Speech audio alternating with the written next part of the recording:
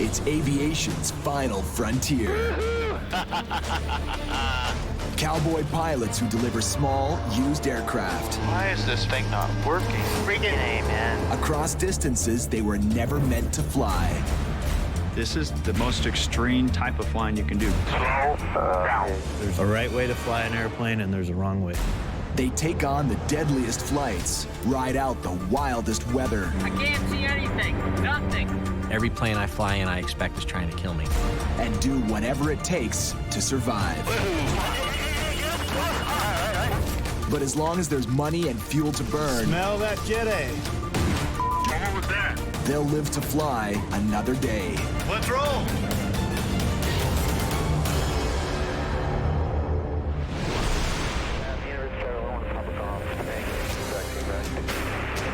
About 80 kilometers east of San Francisco, CB Aviation, this Corey? a pilot embarks on a risky journey to change his own destiny. No, you don't understand. We're set to depart tomorrow morning at 7 a.m. Corey Benson recently walked away from a lucrative car dealership to follow his passion for aviation. I knew there was a big risk, and I knew there was a very good chance that I wasn't going to make the money that I was making in the car business, but I wanted to do something that I loved. Corey's new job, selling and delivering small second-hand planes. In the industry, it's called ferry flying. And only pilots with nerves of steel need apply. They fly anything, anywhere, anytime. From single-engine planes, through turboprops, and multi-million-dollar jets. If it has wings, they'll take it, no matter how far Well, we're not in Kansas anymore, man. or how dangerous. Bro, that's bad. It's a radical career change, but Corey is committed. I'm the type of guy that when I decide I'm going to do it, I'm going to find a way to make it work.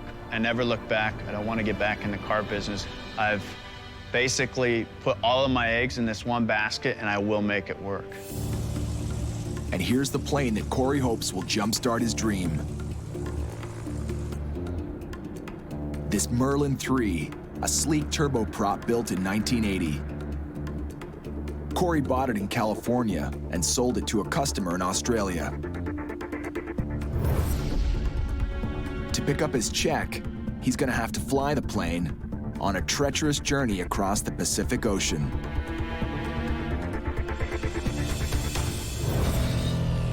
The problem is, the Merlin doesn't have the fuel capacity. So Corey's hired a team of aviation mechanics to install an auxiliary fuel system inside the cabin. A retrofit that will turn the plane into a potential flying bomb. So let's go and check the system out. Now we're gonna stick in the aircraft. Everything's new and unfamiliar, especially this jury-rigged backup fuel system. So let's say that you want to use the right tank first. What you do then is that you open this valve here, and you open this valve here. Okay. The fuel control panel was built with a mix of aircraft, automotive, and plumbing parts. Put this the way it should be, okay? It's gonna be this way. And these two aluminum tanks will be installed in the cockpit, each filled with over 300 liters of fuel. Let's disconnect this one here It really looks kind of rinky-dink. and put it on this side. You're starting to make me a little nervous. You're thinking about that there's going to be 9 hours we're going to be over water, and we've got to control the fuel tanks on top of that. I want to make sure it works. I want to make sure it works right, and that we completely understand how to work this. So what happens if we had something with the airplane go wrong, where we lost power, where it wasn't powering either of the inverters? Let's say you lose these two here. You lose everything on the aircraft and pressurization. You don't want that, in trouble. That's one of the scariest part about being a ferry pilot, is you're in an unfamiliar airplane going somewhere very dangerous. Most of the people survive. You know, some of them die, of course, but most of them survive. This will be a steep learning curve for Corey. And it just got even steeper, because he's landed another job. Perfect. Okay. In the aircraft delivery business, you never know when the plane's going to be ready. Sometimes there's 2 or 3 flights that come together at the same time, which has happened here. Corey was hired to move a single-engine Cessna 206, but this one is over 35 years old. So he's hired a top-notch team to take on the flight for him. Well, you get a good feeling to see if she's ready to go across the water, which we need her to be ready to go across the water, so. Bob Rasky has logged over 23,000 hours in every kind of flying machine, from commercial airliners to fighter jets. I'll let you get up. Okay. You're younger and more agile, so. His co-pilot, Yasmina Platt, has a fraction of that experience. Just 600 hours in small planes. That looks good there. But she's hungry for more. Be here and going flying? Awesome. There's nothing better in the world than to go flying. Yeah, baby's gonna treat us well, right? You're gonna treat us good? This will be the trip of a lifetime. A flight over 10,000 kilometers long, from California to Poland, across the frigid waters of the North Atlantic. And they've never flown together. Clear, bro! This first test flight will be a great way to break the ice.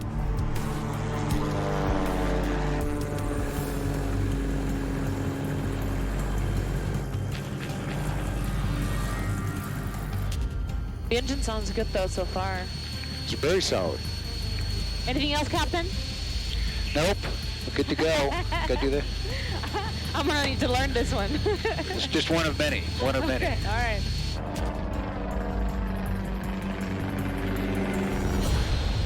Whoa. But just minutes into the test flight, Look at that thing. It doesn't respond. the old Cessna is misbehaving. Oh, it's not working? Nope. Uh-oh. The left aileron trim is not responding. Well, we tested them on the ground. They did work then. The aileron trim is a hinged flap on the edge of the wing. It controls the plane's rolling motion. With the left trim stuck, the plane is rolling to the right.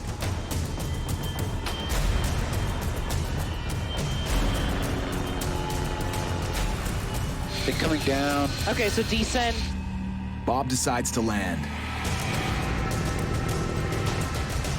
But he fights to control the plane.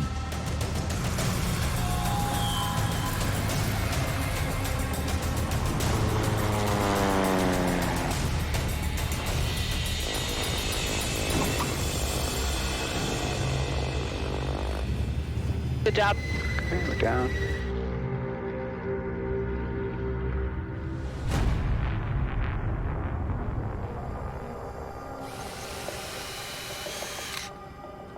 Could just be old.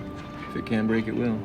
Back in the hangar, the mechanic discovers serious evidence of neglect. You know, it could be caused just by the age of the aircraft or just the fact that it's been sitting for so long. We thought we had a safe airplane. It will take some detective work to figure out why the aileron trim got stuck, and whether this is an isolated incident or a sign of even bigger problems. Either way, this old lady is grounded. You want me to keep running it? Yeah.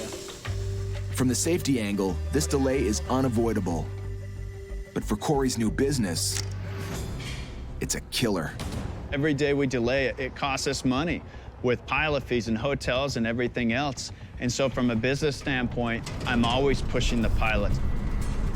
With the Cessna in the hangar, Corey is pushing hard to make sure his mechanics keep his first delivery job on schedule. The Merlin 3 turboprop. They're away anything. Be careful when you walk out. The auxiliary fuel tanks are ready to be installed. Just hang on. Flying this tricked-out aircraft is going to take a special kind of pilot. Someone who won't get spooked by a couple of fuel tanks sitting where the passengers are supposed to be. And someone with enough experience to help Corey on the tricky Pacific crossing. Let's get out of here. It's a job for Captain Randy McGeehee. All right, let's get out of here. Okay. He'll be Corey's partner on this flight. This flight will be the first time Corey and I have ever flown together. Yeah, it's not normal to take such a big, difficult flight together as your first flight. Normally you ease into it with a more routine little flight, but we're kind of going for it on this. Now that Corey's got a real pro on board, the full magnitude of this challenge is kicking in. At this weight and at these speeds, the airplane's going to be very hard to control. So we don't control the plane, we've got no chance at all.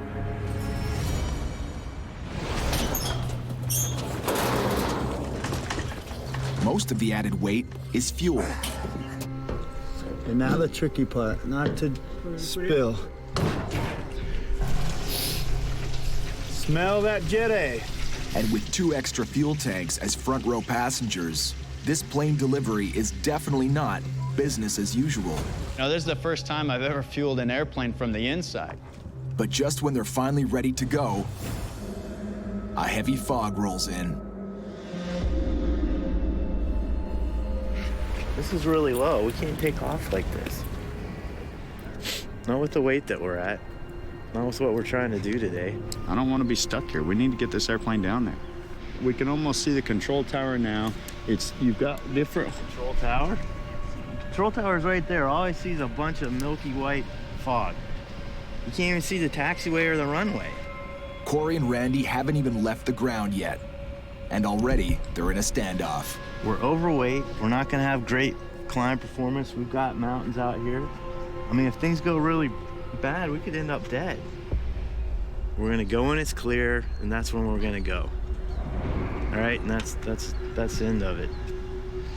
All right.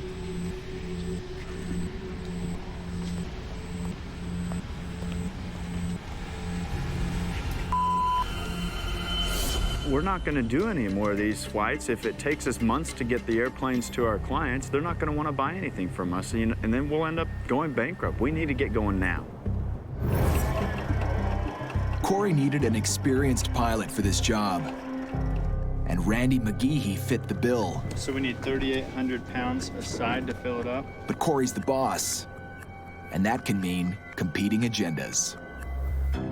When it's outside of the airplane, then Corey's the boss, and he's making the decisions.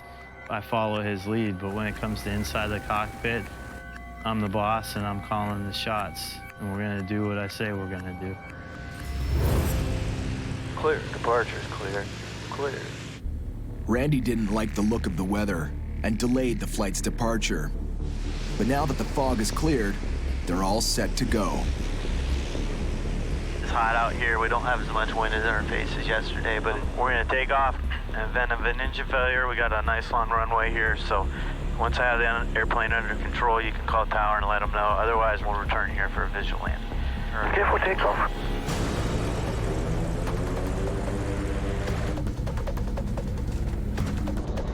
Just going to use all the runway we can. Normally, they'd be in the air by now, but they're halfway down the runway, and the plane isn't lifting off. 100.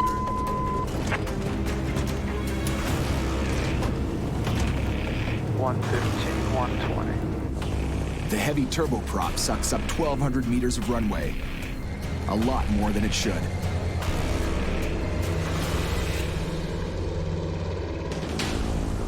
Plane is just a pig, you know? No, that's not fair. We're just always so overhead. Yeah, we're 15,000 pounds right now. They should be climbing 4 times faster. The winds down here are actually less. Our fuel flow is higher because we're so much lower than we thought, but we don't have the performance to climb up there. At this lower altitude, the denser air puts more drag on the plane, which burns more fuel. They'll need to climb up to where the air is thinner and keep an eye on the fuel gauges if they want to make it all the way to Australia.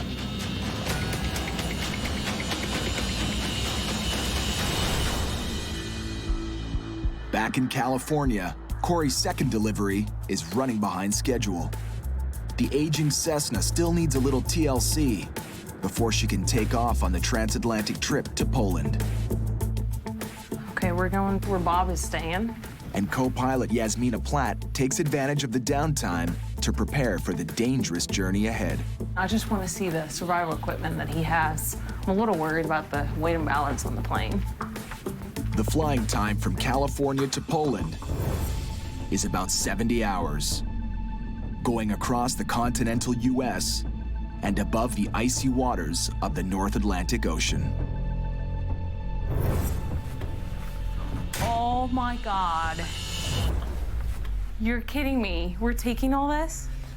There's more. I just don't want to scare you. There's more? Absolutely, absolutely. Bob Rasky flies commercial airliners. But for 25 years, he was a U.S. Air Force instructor pilot, an F-16 flight lead, and a combat search and rescue pilot. Sure, okay, so like... He believes in coming prepared. See what we got here. I want to see, like, if we can prioritize some of the stuff. Okay, I understand some of the stuff is required, right? Like the rafts and stuff, which we don't even have here, which that's going to take up a lot of weight and space, too. Because if it was single engine over the Atlantic, there were no options, you know? I think he is a little bit obsessed, but that's what he's trained for, and he got military training, which I didn't, you know? And he's probably been in situations where he might have gotten scared. We have to take the required items. Sure. And that's actually, a lot of these things are required items. Even a U.S. flag. Yes, even the U.S. flag, because this can give you motivation out there, give yourself a sense of, I'm going to live, Wave it. I'm going to make it, you know? Her concern is the airplane gets there on time, meeting a delivery schedule, and that's a very valid concern. My concern is the plane just gets there, period. In the North Atlantic, you know, with 10 to 20-foot seas, I mean, it's going to be not easy to get that plane stopped straight ahead and just get out. I'm envisioning something hit, and we may even go upside down. Right. And that's the training we've gone through. It's really kind of scaring me. For Yasmina, the idea of a crash landing in the North Atlantic has just become chillingly real. Once Bob started talking about, you know, we really need to take this, and, you know, we're going to use this here, it just kind of started making me really very nervous, to be honest with you.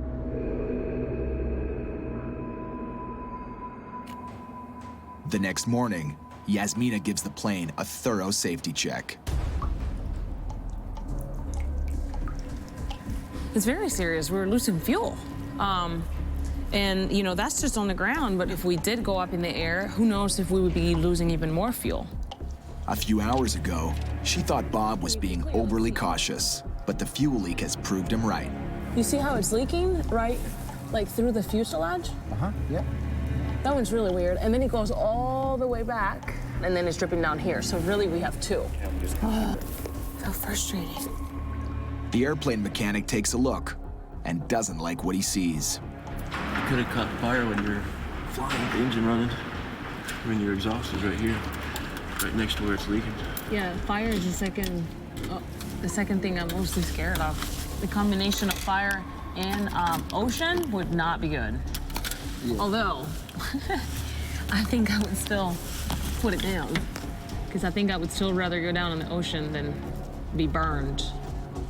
Fixing this new problem means more delays. That's okay with Bob, because with his kind of experience, he's got nothing to prove. You know, fuel, hot, metal, not a good combo, so we don't play around with that. The plane's not going to move until it's fixed. I'm not under the clock. I don't have any pressure. We want to get plane, us, there safely. #1 goal. Almost 2,000 kilometers away, off the coast of California, Corey and Randy are fast approaching the halfway point on the first leg of their journey. So, it's time to make a critical decision. Our fuel burn is higher by 500 to 600 pounds, which is half our reserves. One more strike and we're pretty much out of the game. We're really gonna have to consider turning around. Ferry pilots call it the point of no return, when there's enough fuel left in the tanks to turn around, but if they go any further, there's no coming back. This is literally the point. We gotta get it right for real. They've burned more fuel than they expected, and the auxiliary fuel tanks don't have gauges, so Corey estimates the amount of fuel they have left by checking the tanks manually.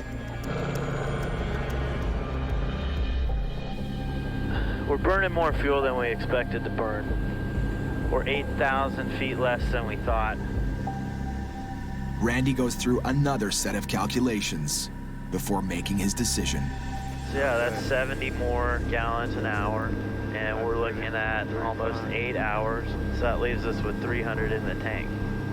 But the winds are gonna die down, and we're gonna do better on this. We're gonna make it up. We're good. We're going. We're going.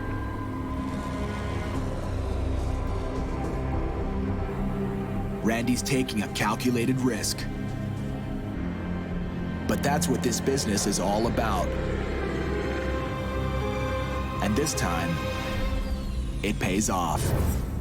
Today, at least, it looks like the Sharks won't be chowing down on ferry pilots for lunch. We're gonna make it, man. Nice job, El Capitan. And now, they're dropping into their first pit stop. Hawaii, here we come.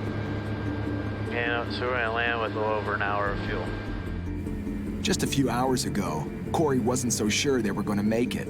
Now, he's happy that he put Randy in the driver's seat. Gear coming down. Got the runway in sight. Slap set. Hydraulic pressures in the green. Prop sync is off.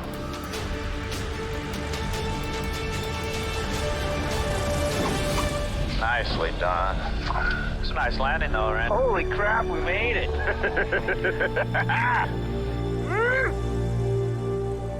Congratulations. All right, thank you. In Hawaii, they get the traditional greeting. But Corey and Randy are on the lookout for the gas man. I don't care if we got fuel spilling out. We don't care if you spill a little bit. We're gonna measure, and we wanna get a precise amount of how much fuel he's putting in, both tanks, so we can then subtract how much fuel we burned over the first leg, and so we know exactly how much fuel we burned. They made the first leg from California to Hawaii with just 1 hour of fuel left in the tanks. Next stop, Pago Pago in American Samoa. And this time, they want to be dead sure they won't run out of fuel before they get there. Yeah, let's get out of here because I can tell the way the air feels, it's really hot and humid. So as the day progresses, that air's gonna heat up and those thunderstorms are building. Yeah, let's get the hell out of here.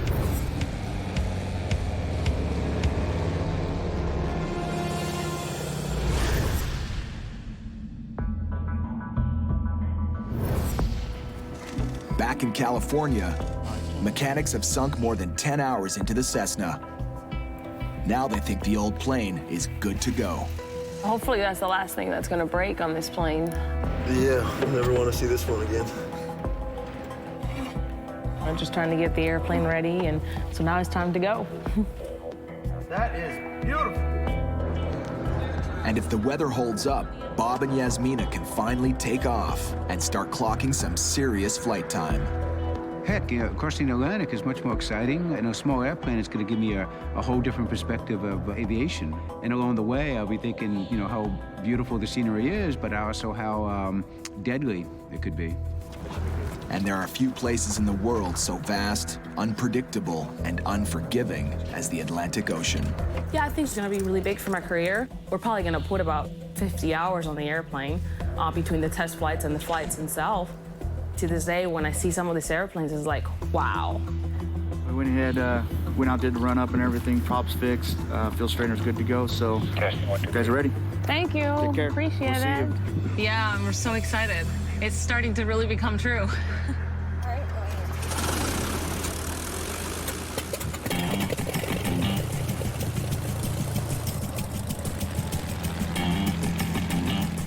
All right, we're good. Good to go? Good to go.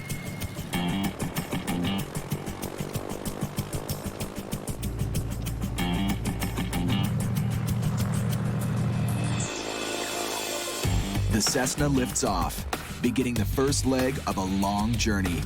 Destination, Poland, via the east coast of the United States. So engine sounds pretty strong, right? It does, I like it. It's gonna be like 7 hours, 6 hours, 7 hours of it. Yeah, so there's the Golden Gate. Wow, absolutely beautiful day in San Francisco Bay. Now look, if guys can make it from Alcatraz and swim to the shore and survive, then we can make it in the middle of the North Atlantic if we need to. You right? want to try it before we go? Like you would. 399 can take off from center 1. Oh. Whoa. 20 minutes out, the old Cessna runs into a patch of rough air. Whoa. We're getting this turbine. Whoa. The first sign of trouble ahead. Whoa. Any rougher, these winds could do some serious damage. Okay, your seatbelt on? Good? Yep. Okay. Oh. Bob decides to climb higher, hoping to escape the danger above the clouds. Hang on. Okay, going up to 1,000, right? Yes. Oh, hold on. Oh. This plane just can't climb, you know? I think after we top this one, we'll get a little better ride. Overweight and loaded down with fuel, the Cessna struggles to reach clear skies. Come on, baby. Bring us up there. This nice old machine. Hang in there. Cool. Okay. There we go. In the clear, in the clear. At this altitude, the aircraft is out of the danger zone. No, whoa, it's clear ahead now. Woo! I like it. 6,000 miles to go, okay? Yay! But all it takes is one short moment for everything to change. Oh, what's that, man? Okay, here, I got the airplane. Oh my God. As soon as they reach their cruising altitude, a heavy stream of fuel starts flowing out of the right wing. Hey, Center, this is 2192 Quebec. Go ahead. Yeah, we're gonna need to divert to Santa Barbara, the nearest airport right now. Is this an emergency? Yeah, we have, looks like a leaking fuel tank, 1-2 Quebec, unable forward, your soul's on board. 2, souls on board. 1-2 Quebec, roger that. Heading's gonna take you to the south and for the airport. The leak, it's still running. I wish there was a way that we could stop it from coming in. The closest airport is in Santa Barbara, 10 minutes away.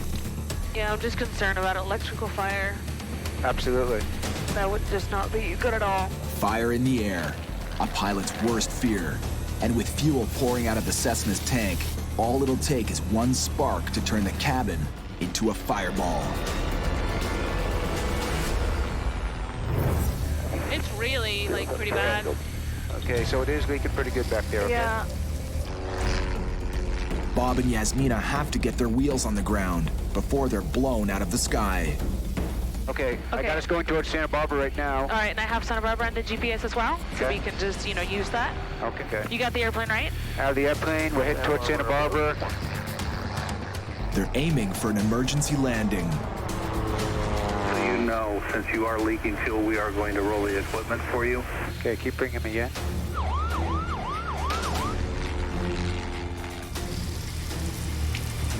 Wow, it's coming to the door. Okay, so what's the distance to Santa Barbara right now? 20 miles.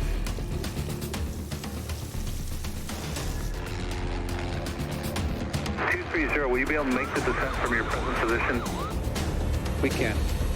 On the ground, emergency response units rush to the airstrip, preparing for the worst.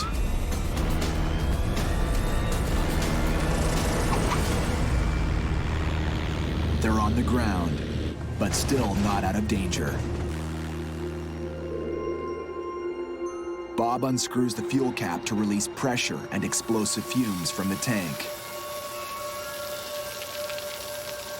As the emergency crew takes over, Yasmina finally allows herself to think about how close they came to total disaster. This could have been really bad. We could have had an electrical fire in in a second. And imagine on top of that, it would have happened over the water. Now we're really screwed. Now we have an engine on fire, and the only place we can go is the water. That's all that you're thinking, really. Halfway across the Pacific Ocean, just south of the equator, Corey and Randy are flying straight into a dangerous roller coaster ride with a very scary name, the Intertropical Convergence Zone. This is really dangerous. Turbulence down here is extreme. There are like little bombs going off everywhere. It's like a deadly beltway that circles the globe, where warm sea temperatures lower the surface air pressure and create a massive, violent mixture of wind surges, clouds, and rainfall. So we're either gonna have to punch through, or we're gonna have to divert a couple 100 miles, and I don't think we got the fuel for that.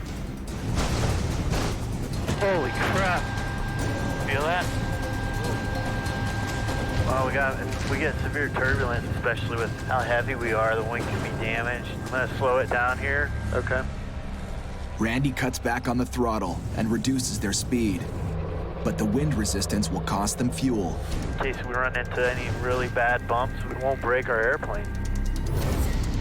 They've traveled more than 6,000 kilometers since leaving Hawaii, and after a quick refuel in American Samoa, they're nearing their next pit stop in New Caledonia. So Corey tries to contact the small island's airport. Damn it. Why is this thing not working? But the signal goes dead. There's no one out there. Freaking A, man. His last option is the satellite phone.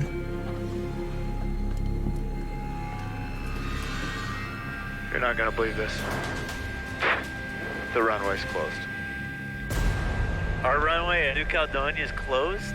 Are you messing with me? No, I'm not. She said that the runway's closed and it's not gonna be open until at least 0530. You're serious? Yeah, I'm dead serious. All right. I can't believe this. It's starting to look like Corey and Randy are flying on borrowed time. On the other side of the Pacific Ocean, back in California, the tired old Cessna with a leaky fuel tank is going in for yet another checkup. You can bring it over this way a little more.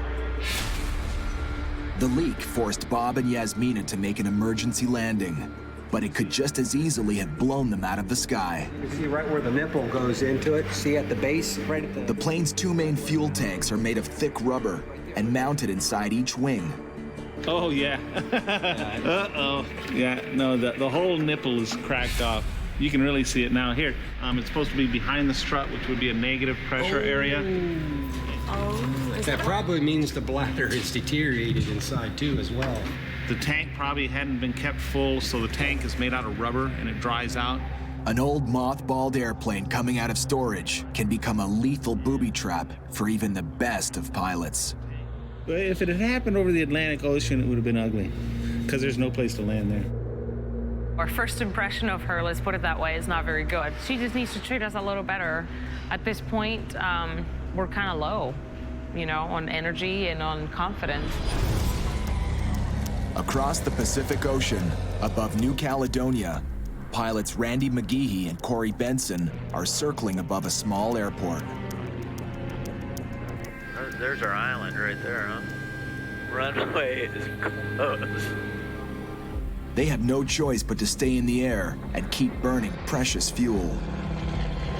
Close the runway in the middle of the ocean where we have no other options for maintenance. It didn't tell us until now. I don't want to sit out here and hold for an hour and find out that they're not going to open it. Randy and Corey have no idea why the landing strip is closed. If there's a problem with the runway, ground control is not saying. Really puts a lot of stress on us. I mean, with this runway down, we have to divert. All of a sudden, fuel, where we're sitting nice and fat with it, all of a sudden it becomes a major issue. So Randy radios in a request. We'd like to descend for landing, 300 Alpha Lima. So, what are your intentions? We'd like to descend for landing, 300 Alpha Lima.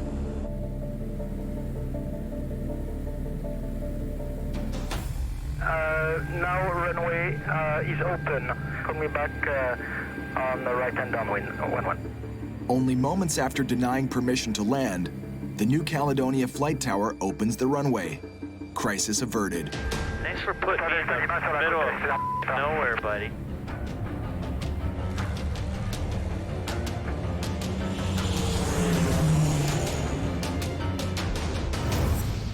An ocean away on the west coast of the United States.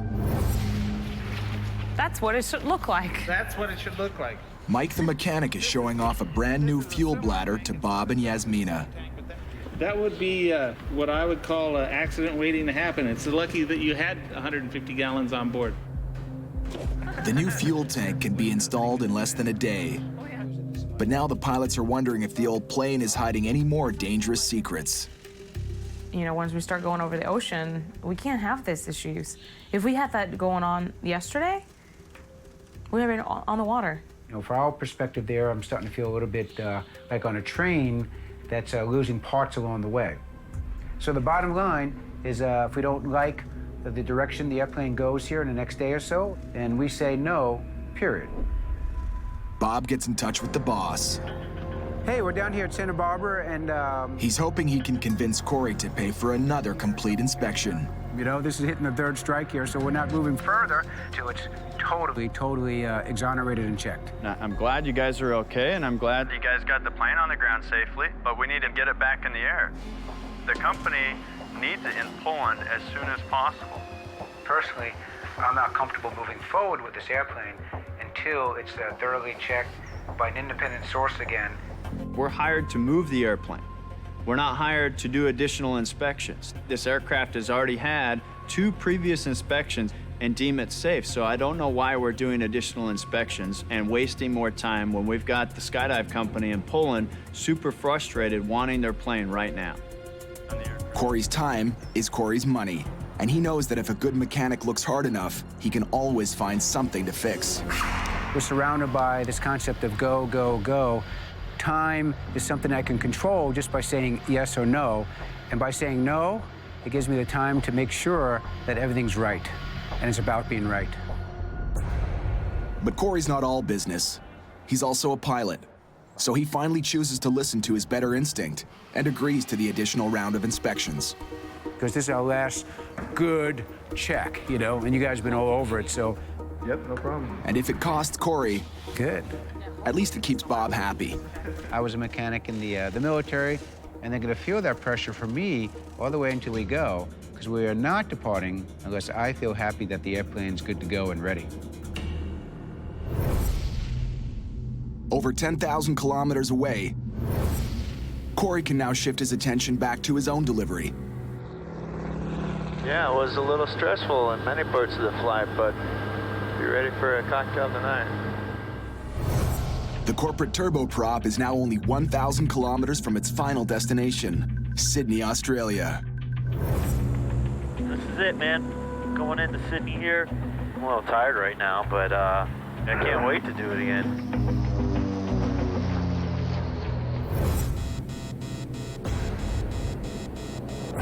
Holy crap, that's not good. That light means we have 10 minutes left of fuel. Holy shit.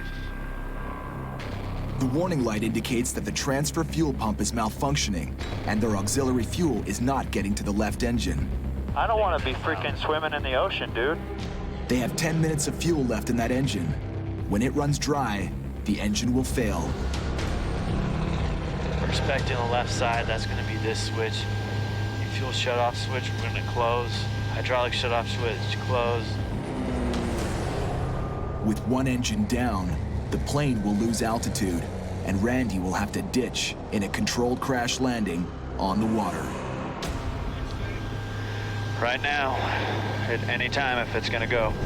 It's been 10 minutes.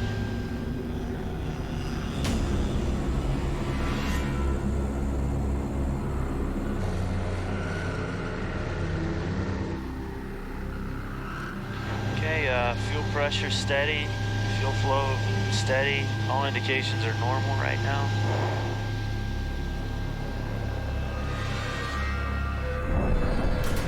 Feel that?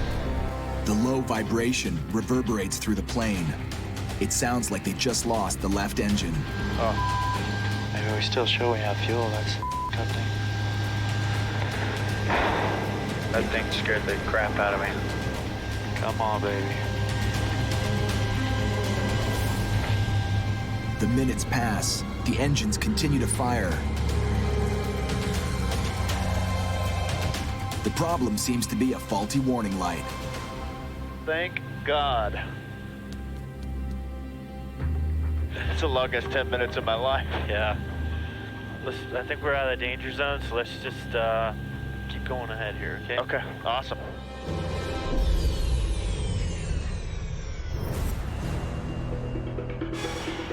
Back in the United States, a leaky fuel tank has been replaced.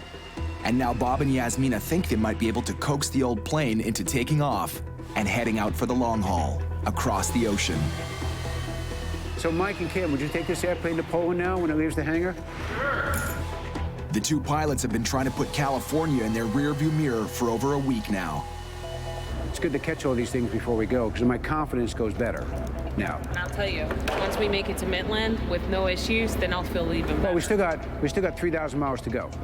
It's a long way. Another issue than this next leg, that's probably it for me.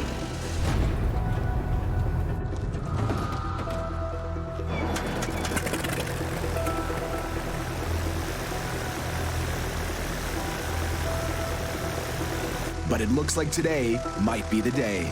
The mechanics have signed off on the plane, and the pilots are ready to take the aging Cessna across the continental U.S. with 2 pit stops, one in Texas and the other in Tennessee. By nightfall, they should be in Rhode Island.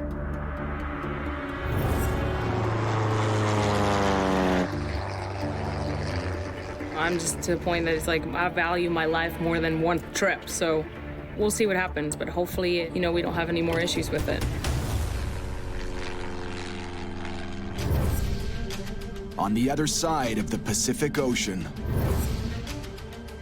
We're over land, holy! Corey and Randy have made it to the finish line of their 12,500-kilometer journey to Sydney, Australia. Thank God. The Merlin 3 corporate turboprop will be Corey's first international delivery.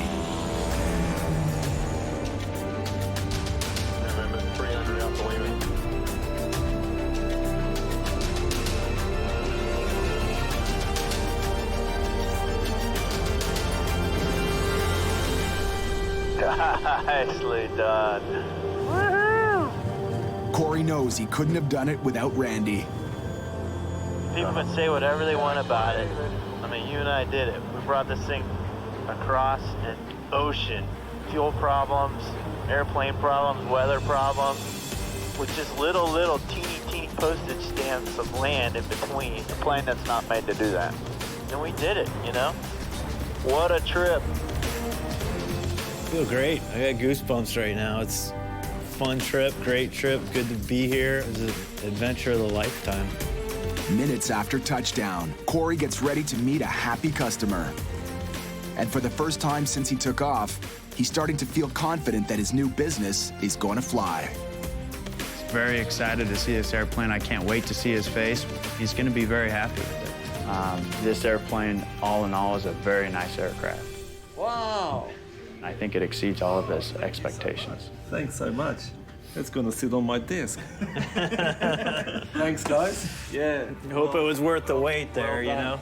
I thought it was just going to be, sit up there and set the autopilot and read a magazine, hang out, and that definitely was not the case. This trip is probably one of the most dangerous trips you can do.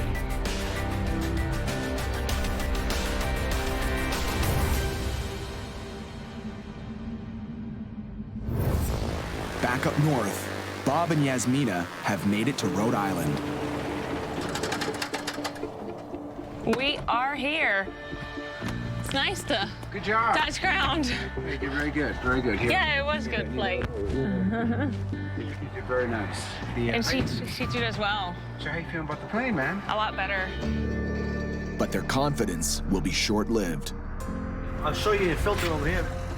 This is all, it's some steel, but most of it's aluminum. There's too much in here. During post-flight maintenance, mechanics discovered the biggest problem yet. Oh my God. I've never seen this much. So where could it be coming from? Well, this steel could be from the cam followers, a part of the cam. Bob asked the mechanic to perform an oil change, and he discovered metal filings in the engine. Okay, because that's where the steel component is, right? So would you feel comfortable flying this across the North Atlantic right now? Absolutely not. So what do you recommend? The engine needs to be taken apart, or another engine, period. If I was doing an annual on this would be unairworthy, period. Okay. Wow. It's unairworthy.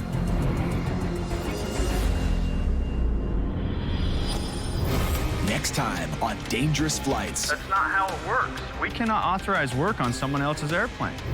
The tired old Cessna becomes too high maintenance, and her pilots threaten to walk. It might be time to hand it off to somebody else. And a new delivery job is heading straight into the path of a monster hurricane. Oh my God, lightning strike. It's aviation's final frontier.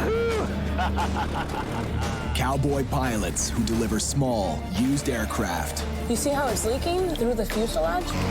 Across distances they were never meant to fly. If it had happened over the Atlantic Ocean, it would have been ugly. That's not good.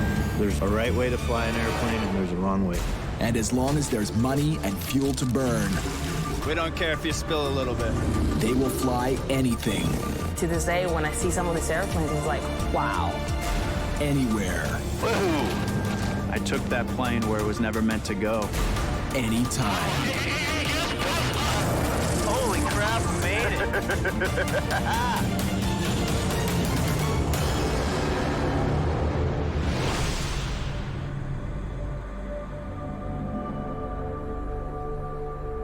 At a small airport in Rhode Island, pilots Bob Rasky and Yasmina Platt have run into big trouble. An oil change is a normal thing. We were low on oil anyway.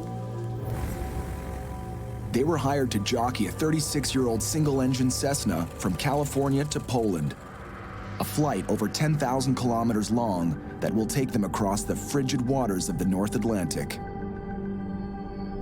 But the job is starting to look like a suicide mission. First, it was the left flap. Whoa. Look at that thing. Oh, it's not working? Nope. Uh-oh. Then, a fuel leak. Oh my God. Okay, so it is leaking pretty good back there. Yeah, I'm just concerned about electrical fire. We're gonna need to divert the nearest airport right now. Now, metal filings in the oil filter indicate the engine is falling apart. Oh my God. Would you feel comfortable flying this across the North Atlantic? Absolutely not. So what do you recommend? It's unairworthy. For Bob, this is the third and last strike. He refuses to fly this plane again without a thorough maintenance job.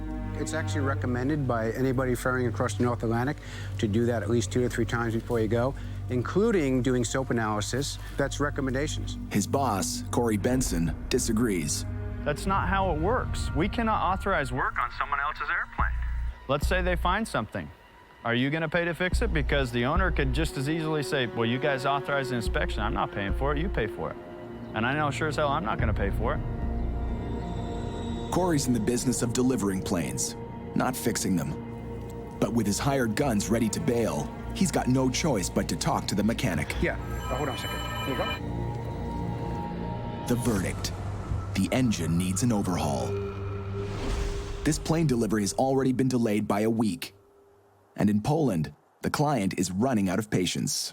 We are paying for the Cessna, and we have to pay also the rental aircraft. So we're paying double. That's why we desperately needed that plane. She'll keep losing money until Corey delivers the plane. But now, his pilots have second thoughts about finishing the job. It's easy enough to acquiesce to the fact that we got it here, we got to a certain point, it might be time to hand it off to somebody else. Heading home. Corey's pilots are throwing in the towel. Bob and I have done everything we can, and we've brought it as far as it would let us. It needs another doctor to look at her. They're calling it quits. And Corey's finding out that running a plane delivery business can be more stressful than flying. I don't know what's going to happen. First thing is it's more delays, period. I mean, it could be as simple as just a new cylinder they need to put on it. But if it needs a new engine, it's at least 2-3 weeks. Worse, the grounded Cessna is just half of Corey's nightmare. Now he's got another job to get off the ground, and another client who wants the plane delivered yesterday. When the plane's ready, the client expects you to be ready and to leave right then. I cannot tell them that they have to wait another week or 2 weeks because I'm doing another flight. They want their plane now, and so we have to have other pilots ready to go that are trained in the airplane that can ferry it if I'm busy. Corey thinks he's got the right guy to take on this new job.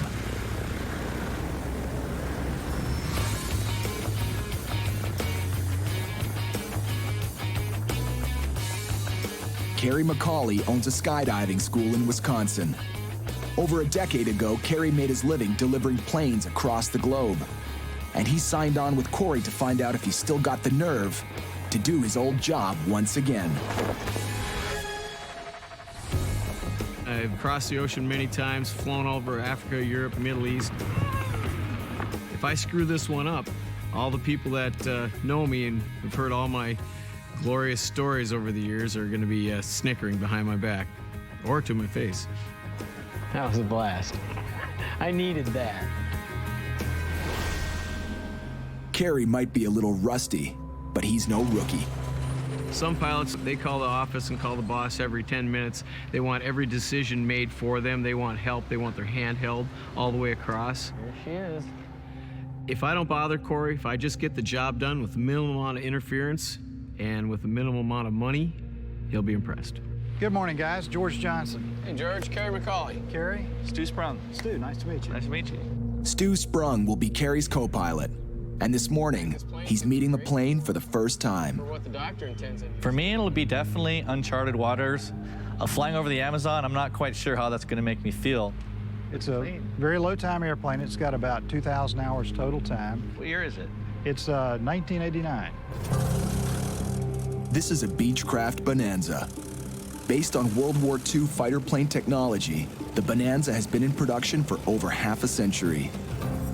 It's a close cousin of the first Bonanza, which killed musicians Buddy Holly and Ritchie Valens in 1959. You know, it's hard to see problems in some of these planes when they've washed them and waxed them and detailed them like that. Flying a plane for someone else is a lot like a high-altitude blind date. The pilots never really know what they're getting into. People have told us this is a great plane, it's in great condition, fresh out of its annual inspection, but I need to see for myself. And sometimes, even the best airplanes have a dirty little secret. You hear that?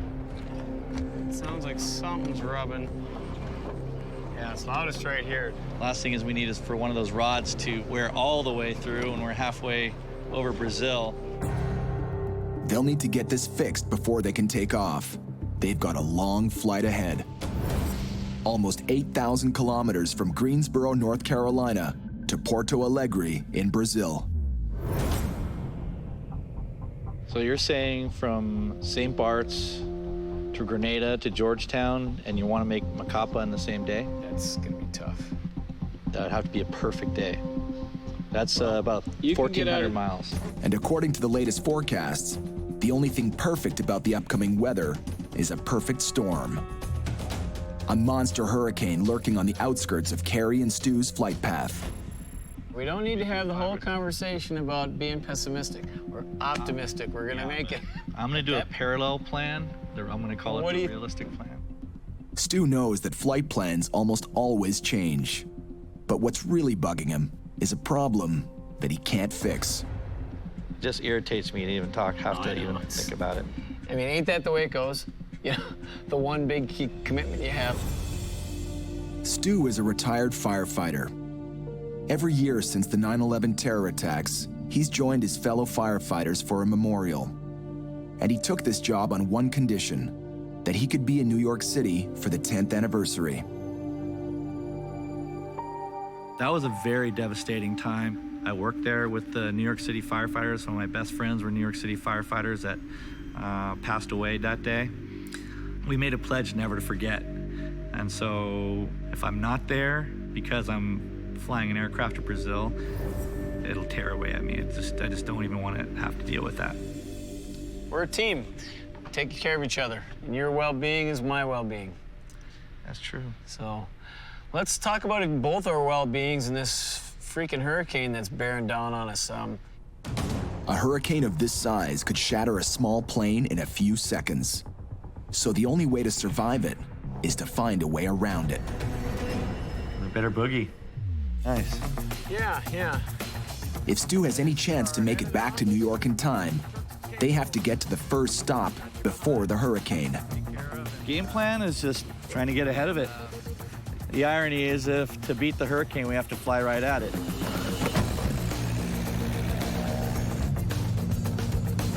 Gear up.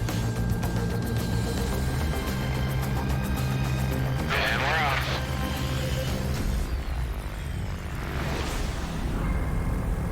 In Rhode Island, the delivery of a 36-year-old Cessna 206 is in jeopardy. And Corey Benson is here because his pilots walked out. Now the boss has no choice but to finish the job himself. I had to drop everything to get out here and finish the flight. So it's frustrating, but my company's reputation is riding on this flight. I got to get the aircraft there. Hey, Joe. Corey Benson. Nice to meet you. Nice to meet Hey, you. Joe. Randy McGee. Welcome to Rhode Island. Nice. Corey's convinced his friend and expert pilot, Randy McGee, to lend him a hand. This isn't the first time Randy has been a lifesaver. He piloted Corey's first delivery, a dangerous flight from California to Australia. Whoa. Slow it down here, okay, in case we run into any bad bumps. We won't break our airplane. Things got a little bumpy over the Pacific. That light means we have 10 minutes left of fuel. I don't want to be freaking swimming in the ocean, dude. They both lived to tell the tale. Holy crap, we made it. And now, Randy's back for more. How's she look? She looks pretty good now. I mean, we've changed the engine in it. As far as used engines go, it's about the best you're gonna get. I did everything I could, test flying it, running it on the ground. It's all yours now. All right. Thanks a lot. Hey, thanks, Joe. Appreciate it. The refurbished engine might give the plane a second life, or turn this trip into the last fatal flight. The plane definitely has some major issues, and that's a big red warning light walking into this situation. But I can't let that cloud my evaluation of the airplane right now as the airplane sits there. When Corey and Randy leave Rhode Island, they'll begin a deadly game of hopscotch to get to Poland, landing on remote airstrips when their fuel runs low over the cold North Atlantic, where even a small storm can turn the little airplane into a cocktail shaker. That's why both pilots signed up for a 2-day survival course before the flight. All right, once you sit down, grab your seatbelt. Yeah, it's a little bit of excitement with some nervousness mixed in there. Yeah, for sure. You're gonna hear me say ditching, ditching, ditching. Ditching is the controlled landing of a plane on water. But for the pilots, it's code for life or death. We're gonna lower down underwater and submerge. Great reference point for you to use to find that jettison handle is the reference right off of your knee. It won't do any good to survive the impact if they can't get out of the plane. And if they don't find that jettison handle, they might never get out.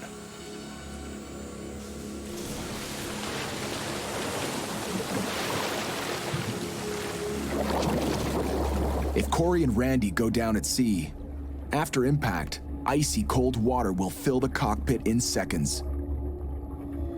It was a very eerie feeling. Your sinuses fill up, you're disoriented, you have no idea where you're at, you can't see anything.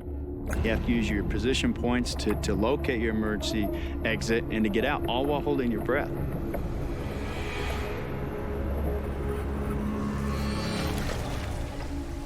And if you got in there and didn't have a plan, didn't know what you're doing, I don't think you'd make it.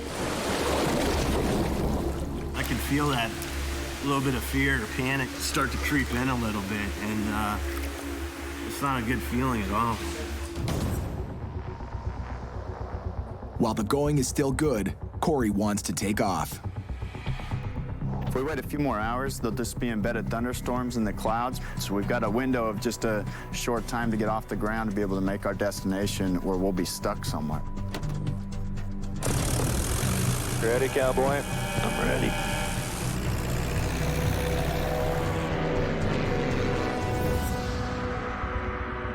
Today's flight to Goose Bay, Canada will be overland. From there on, it's do or die. Back down south, over the Caribbean Sea,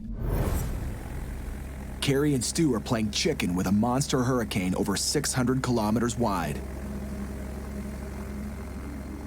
Just off the right of her nose, that's not good. 1 hour till hurricane time. Carrie's gambling the Beechcraft Bonanza can outrun the storm and leave disaster in his rearview mirror. Got a couple of lightning strikes on the storm scope, yep.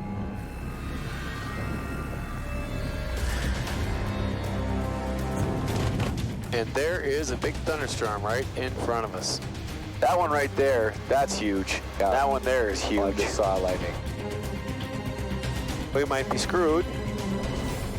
If they can beat the storm, Stu has a chance to make it back to New York for the 9/11 memorial of the terror attacks. If this hurricane delays us by a day, then I'm going to be left with having to make a very difficult decision on whether I can complete the trip or possibly not go to New York. There's some pretty serious airplanes that have been destroyed in the air just by thunderstorm stuff, not a category 2 or 3 hurricane. We got to be careful too, though, because we're losing daylight. Yeah. If we go off course too far, we're going to get there after dark. The 6-cylinder engine powers the Bonanza to a top speed of over 300 kilometers per hour, and they're knocking off some serious mileage. But their flight path is starting to look like a kamikaze mission.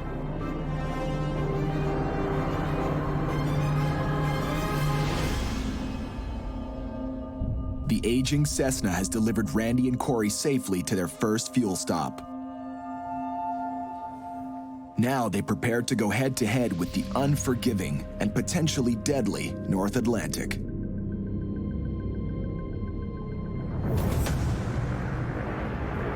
Well, Capitan, here we go. Here we go. Dude, my stomach's turning a little bit. What do you mean by that? You feeling all right? Man? Putting on these survival suits brings home the danger. Reality's setting in. This is a big flight. This is by far the most dangerous flight I've ever done. I just want to stay dry. If the crash doesn't kill them, the cold water will, in about 15 minutes.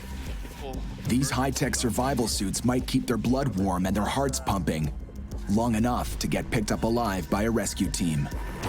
It's gonna be hard to zip these up sitting down, you know?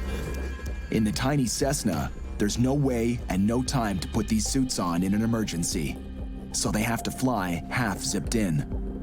The suit is like a full dry suit, and plus it has a liner in there to help keep your body warm, and so they're very bulky, they're hard, they're sweaty on the inside because it doesn't allow any water to get in at all. I mean, all the way from your toes up to your neck, you're trapped in that suit.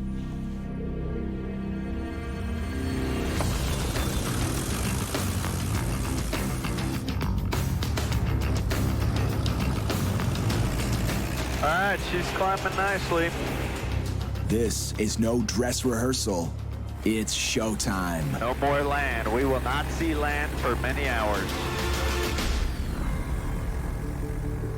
Probably 99.9% of the people in the world say they've never taken a single-engine piston across the Atlantic. You know that? What's that say about us? We're badass mofos. The first leg goes without a hitch. Just get us there, old Cessna. They dropped in on a Greenland airstrip and refueled. Now they're back up, looking at more than 1,000 kilometers of white-knuckled flying before their next stop, Reykjavik, Iceland. Headwind's picking up. We just lost 5 knots in the last 5 minutes. Down to 122 knots ground speed.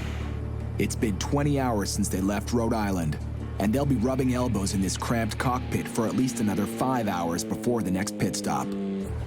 Your speed just keeps declining.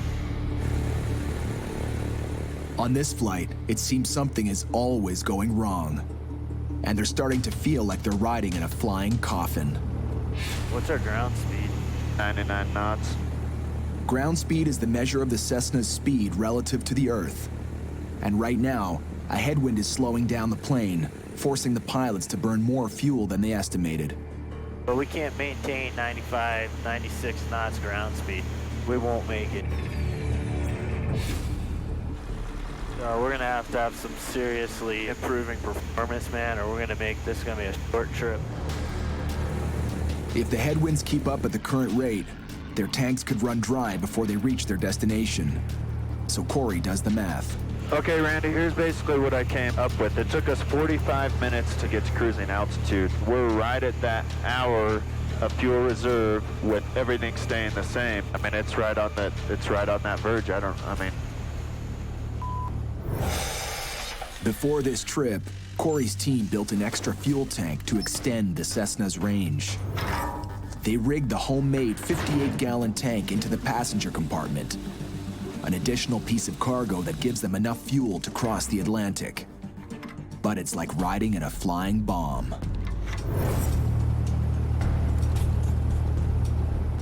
Can only go out this way for about another 20 or 30 minutes, or we're gonna have to turn around and go back. I got no choice. But now, even with the extra tank, the fuel levels are running dangerously low, and Randy's getting worried because they're approaching the point of no return. I think whatever we're gonna do, we gotta do it now, figure it out now. The point of no return is a go or no-go decision for a pilot. You only have the fuel to go forward, so even if you want to turn around, you can't make it. I want you to look in that tank and tell me what you see. Or maybe I should do it, because I know I've been looking back there. I'll have a better gauge of how much fuel's in there. Okay. I'm gonna transfer control to you, okay? You have the airplane, I'm gonna unbuckle and go mess with this fuel tank. You have the airplane? Got the airplane. The auxiliary fuel tank doesn't have a gauge, so Randy has to eyeball what fuel is left. This is really difficult with these suits on, man. They're a pain in the ass. What was that? Okay? I'm taking off the cap. All of a sudden, that thing just flies up. It was like an explosion, man. I took a huge whiff of fumes, man, and I don't feel too good. Fuel under high pressure just blew out of the tank into the cabin, and now it won't take more than a tiny spark to explode. If I could choose one way not to die, I don't want to be burned to death. I think it's awful. And in an airplane, if you have a fire, it's something that can kill you very quickly, and there's nothing you can do. Those fumes were nasty. All the electronics we got in here, fuel will burn, the vapors explode, and geez, we gotta be careful, man. We gotta keep this thing well ventilated. Randy cracks open a window to clear out the gas fumes. Do you need to check your pants, man? Did you hear me yell? I screamed like a little schoolgirl. When the fuel tank blew in my face, I was able to, for whatever reason, keep my cool and keep operating that airplane. If you panic and quit thinking, you're dead, period. But it's still a long way to the next pit stop. Back down south in the Caribbean, pilots Kerry McCauley and Stu Sprung are avoiding a fight they were guaranteed to lose by steering the Beechcraft Bonanza around a deadly hurricane. It's gonna add about an hour or so onto our trip. Kind of stretch our fuel a bit. But we kind of got to do it now, because that looks pretty nasty. I don't want to wait until we're right in it. Let's run away and live to fly another day. They veer off to avoid the monster winds and violent rains. Boy, I'm really glad we got that hurricane behind us. I mean, that was a real stress builder. It says St. Martin at 6. Would you say what sunset was? 7:30. So if we can turn and burn in an hour, be there by 7. No, we'll be there. Wait, it's only 3 hours to St. Martin. 3.5. The good news is Hurricane Katia won't win this fight by a knockout. The bad news is the detour puts them in St. Martin after dark, and flying blind is never fun. What really gets screwy with these islands at night is completely surrounded with blackness and just this little tiny strip of lights.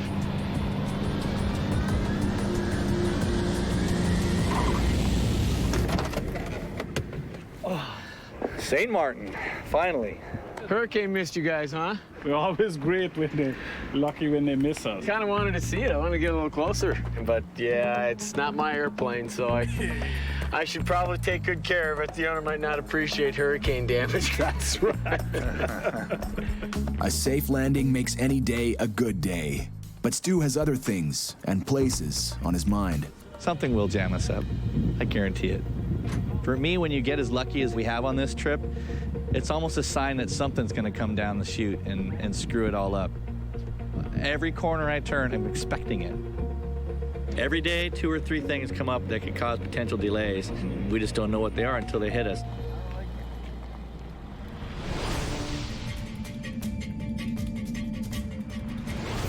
Back up north, Corey and Randy are approaching Iceland with 30 minutes of fuel to spare and enough fumes in their jury-rigged tank to blow them halfway to the moon. Wow, Corey, you come a long way on your fuel calculations since Australia. Go yourself. If Randy is unimpressed by his co-pilot's flight skills, he's not saying too much, because the co-pilot on this flight is also the boss, and he's signing the checks. Let's get out of here, huh? That flight did not disappoint. The wind was terrible. Fuel problem. That just makes it interesting, man. That's right. Makes for a good story later, yeah. Right? As long as you make it. Yeah. Small businessmen like Corey don't survive long without learning how to cut a few corners. But there's something about flying a single-engine plane across the ocean that can make even the toughest men think twice. This vent is supposed to be attached, and that starts to give me a clue to some of the problems we may have been having while we were having the explosion. Something not right with that. We gotta get a mechanic to take a look at that.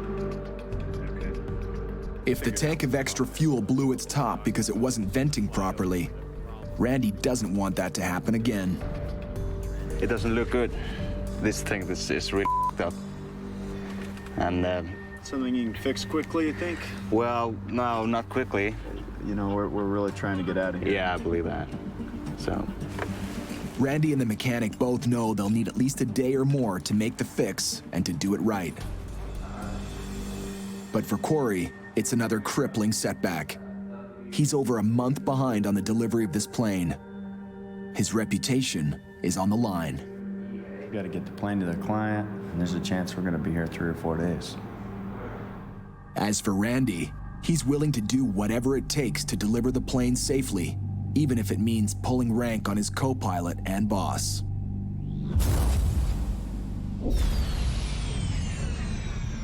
Way down south in the tropics, close to the equator, Carrie and Stu's Beechcraft Bonanza is 24 hours away from reaching their final destination, and their spirits are high. Is this an old ferry trick, ferry pilot trick that you have with the GPS? If we got a ditch in the ocean, I would like to ditch in front of a cruise ship because we'd be in the hot tub with a margarita within the hour. Where do I shut off the gas? These pilots only met a few days ago, but the adventure has already turned them into old friends. It doesn't always work out that way. Hey. Two pilots are flying together and their personalities don't click. It's really going to be a problem. 36 hours shoulder to shoulder with another guy will not be a lot of fun if you don't get along. You have a great sense of humor, shrug off the problems, and just keep flying. You'll have a great trip and you'll make a great ferry pilot. Well, what we're gonna do now is we're gonna get some gas, file a flight plan, and hopefully make this stop less than an hour. They're halfway through today's flight plan. If things keep going along, they'll reach Brazil by sundown. All right, fueled up, ready to go. Flight plan's filed. Not so fast. They're having issues with the registration for this plane, and they can't get permission for us to land in Brazil, so we can't take off. On any other flight, a delay like this would be no big deal. But Stu has made it clear from the start. He promised his firefighter brothers he would be in New York for the 9/11 memorial, even if it means abandoning his captain today. Hey, Corey, it's Stu. How you doing? So nothing from even the FAA, right?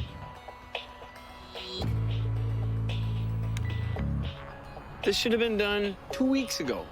Why do they wait till we're moments from entering Brazil to say, oh, hey, by the way, we... Literally about to take off.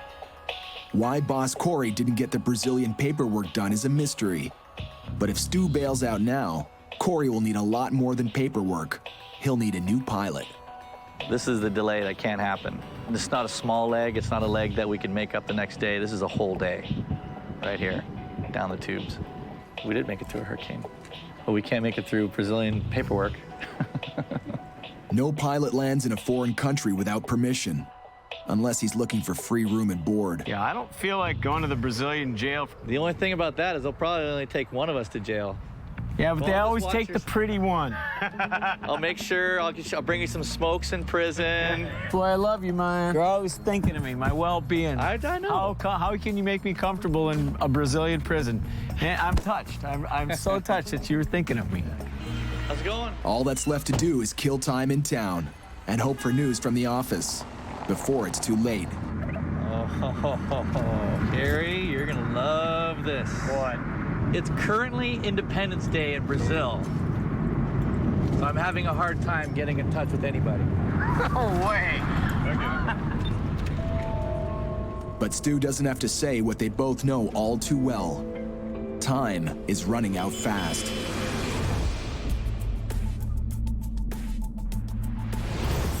Corey and Randy have flown more than halfway across the frozen North Atlantic seas.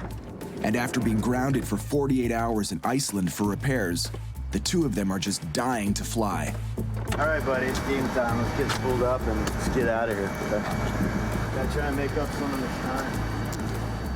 And Corey's got a lot to make up. It's game day. We need to get this plane down to Poland. We have a job to do. The clients are waiting for us. Assuming that the weather is cooperating, we'll be in the air early and we'll get going. The next leg will stretch the range of the old Cessna 206. Once again, they'll be relying on that homemade fuel tank. And Randy wants to make sure it doesn't explode again. This flight's no joke. We've got about 600 miles of open ocean. We can't let down our guard now, because if this flight's taught you anything, the unexpected is gonna happen. The next leg is a 6-hour journey to Scotland across the unforgiving North Atlantic. It's a lot of time in a single-engine plane, with no place to land if anything goes wrong. We should already be there by now. Corey's flying the same plane, but he's being driven by a different kind of engine, the money machine. You gotta move quick, the wind's getting stronger. Let's go, let's do it. To Randy, Corey sounds less and less like a co-pilot, and more like a nervous businessman. He's got to realize that flying, there's no mistakes. We got one shot at it. Hey, listen, I'm gonna fly this leg. You haven't been taking this flight seriously enough. I want to drive that point home with you, okay? So you're not gonna fly this leg, I'm gonna fly it until you start taking it a little more seriously. Whatever you want. Corey might be the boss, but Randy puts his foot down. This is one business where a shortcut can lead to disaster. Got our checklist? Seatbelts, doors, and locks.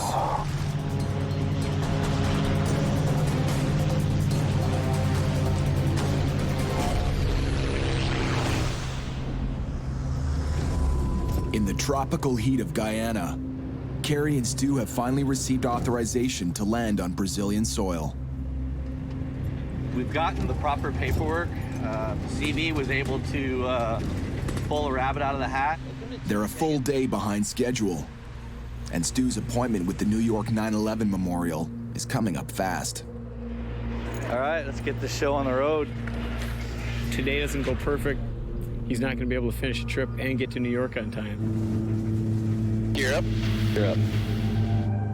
Carrie is determined to do whatever it takes to make Stu finish the job.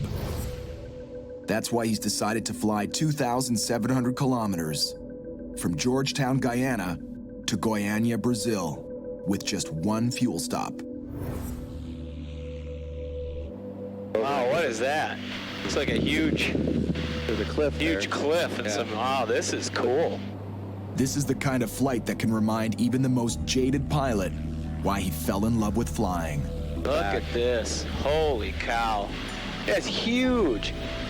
The whole thing just looks like it's out of the Lost World or something. Look at that. Wow. Unbelievable. Pretty impressive. Oh my God, awesome.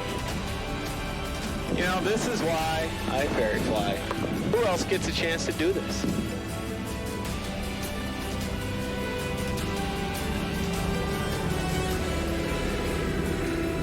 I got a new high point in my life. That was, woo, that was cool.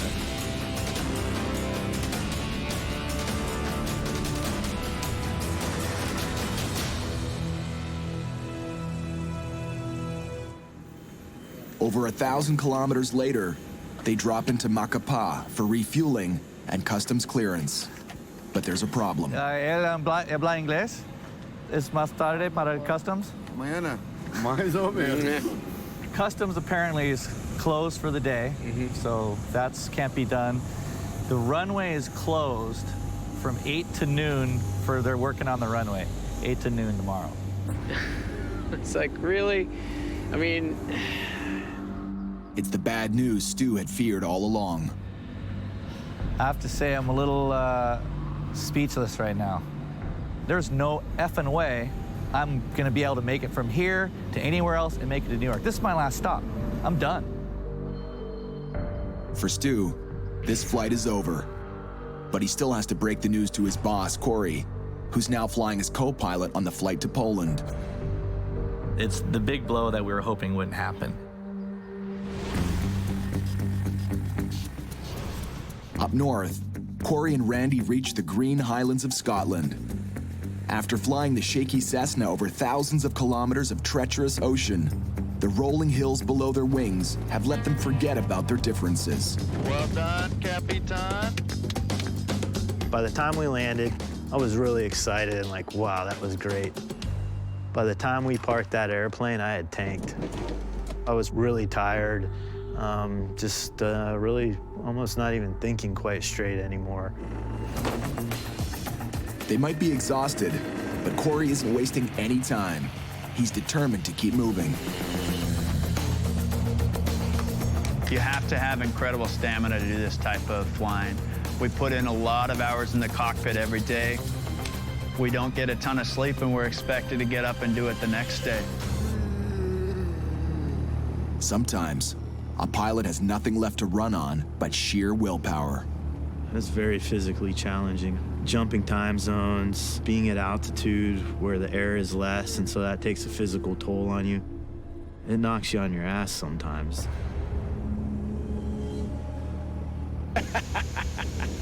That was a good one, dude. Man, I'm like fighting it hard over here. Corey wants to be in Poland before sunset.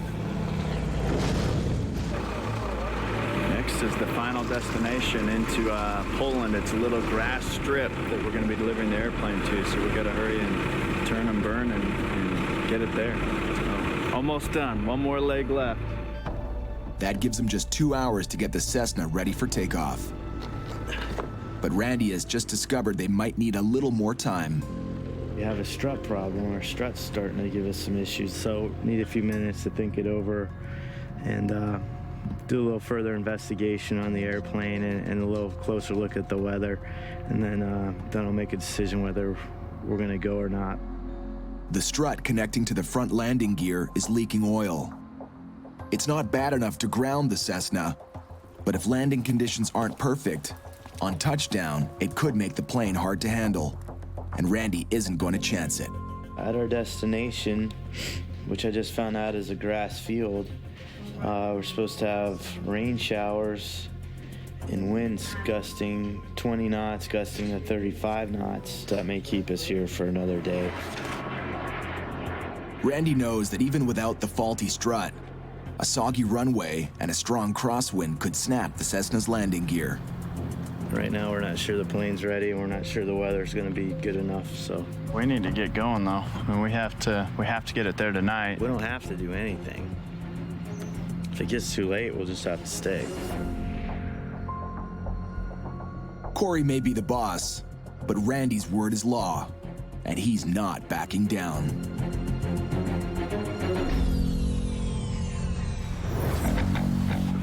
A few hours later, Corey catches a lucky break.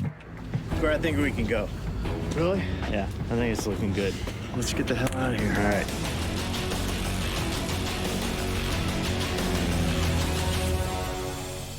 The weather cleared, so Randy said okay to setting out on the final leg to Poland. Randy, it's going to be interesting when we land here in a couple minutes. I know, man. We don't know what to expect. I mean, she could be really upset with us.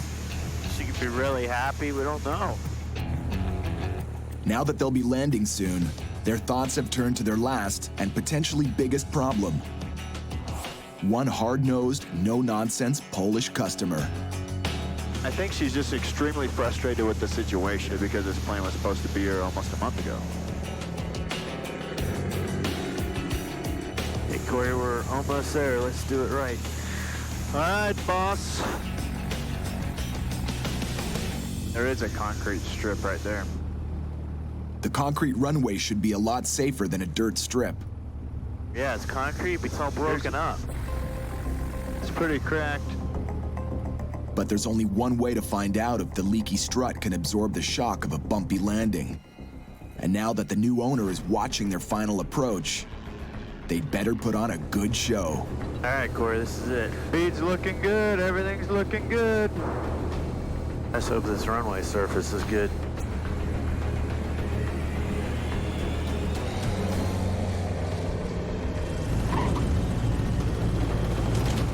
Pretty bumpy. Yikes. It's a good thing the customer's only watching from a distance, because it's one rough landing. But the gear holds up. Well done, bro. Well done.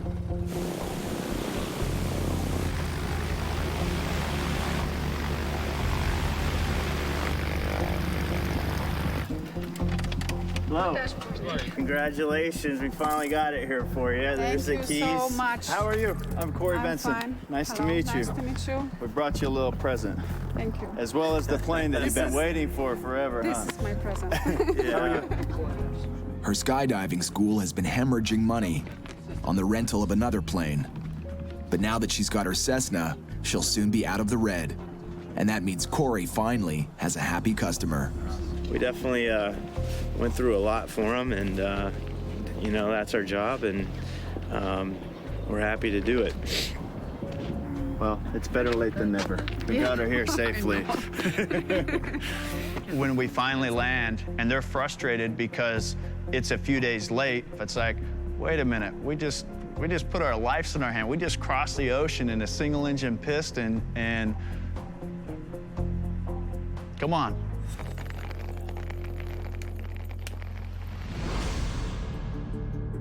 Way down south in the tropics, Hey, Corey, it's Stu. How you doing? Carrie and Stu's mad race against time has come to an abrupt stop. We just landed in Macapá. Customs was closed early, so we can't do any customs until tomorrow morning at 8. And the runway is closed for maintenance from 8 until noon tomorrow.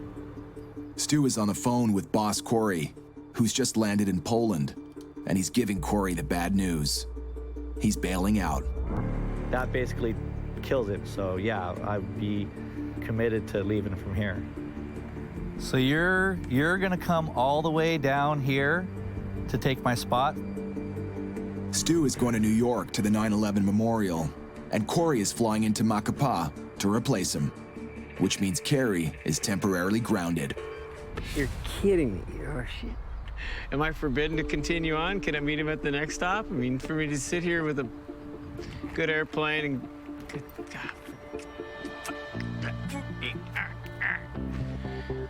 The way Stu tells it, he held up his part of the bargain, but he's still splitting up the team and leaving a job unfinished.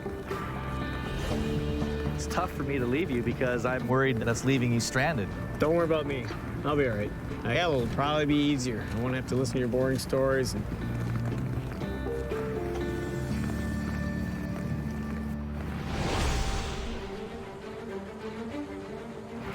All right. I've done tons of trips like these, far more dangerous, far more difficult by myself. To have someone come down here to help me for the last third of the trip is really unnecessary and just drives me nuts to have to wait.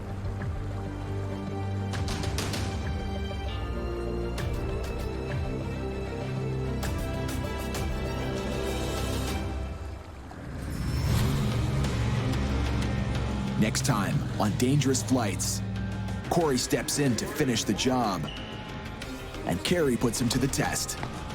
This is definitely not the job for a would-be pilot. while Randy takes on his toughest challenge yet, flying into war-torn Africa in a type of plane he's never flown before. Company operations manual is there. That's a lot of reading. You're an airline pilot, man. You'll figure it out. It's aviation's final frontier.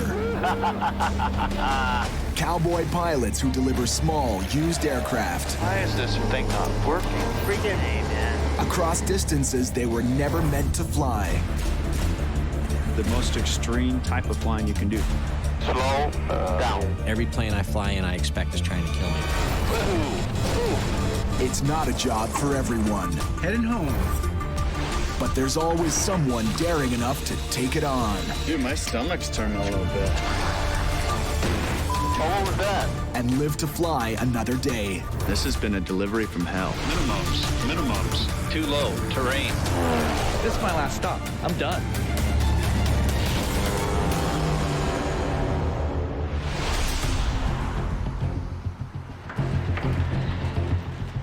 Kerry McCauley is where no ferry flyer wants to be. Grounded in Brazil. Dang it. With the clock ticking, waiting on his co-pilot. I'm gonna be meeting Corey for the first time this morning. He's supposed to be down here at 5:30 so we can get a good and early start, but so far, no Corey.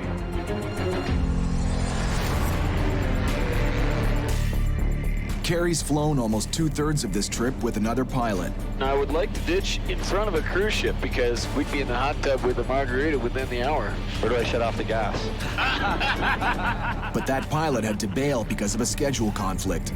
I'm done. This is the end of the line. And for Kerry, the only thing worse is finding out the replacement is a guy he's never even met, his boss. You're gonna come all the way down here to take my spot? I've done tons of trips like these all by myself. And far more dangerous, far more difficult. To have someone come down here to help me, it just drives me nuts. Hey, Good morning. Speak Corey. How we doing? Pretty good, pretty good. As company owner, Corey Benson's priority is keeping customers on side by delivering on time. And Kerry's already one step ahead. The airport closes at 8, from 8 to noon.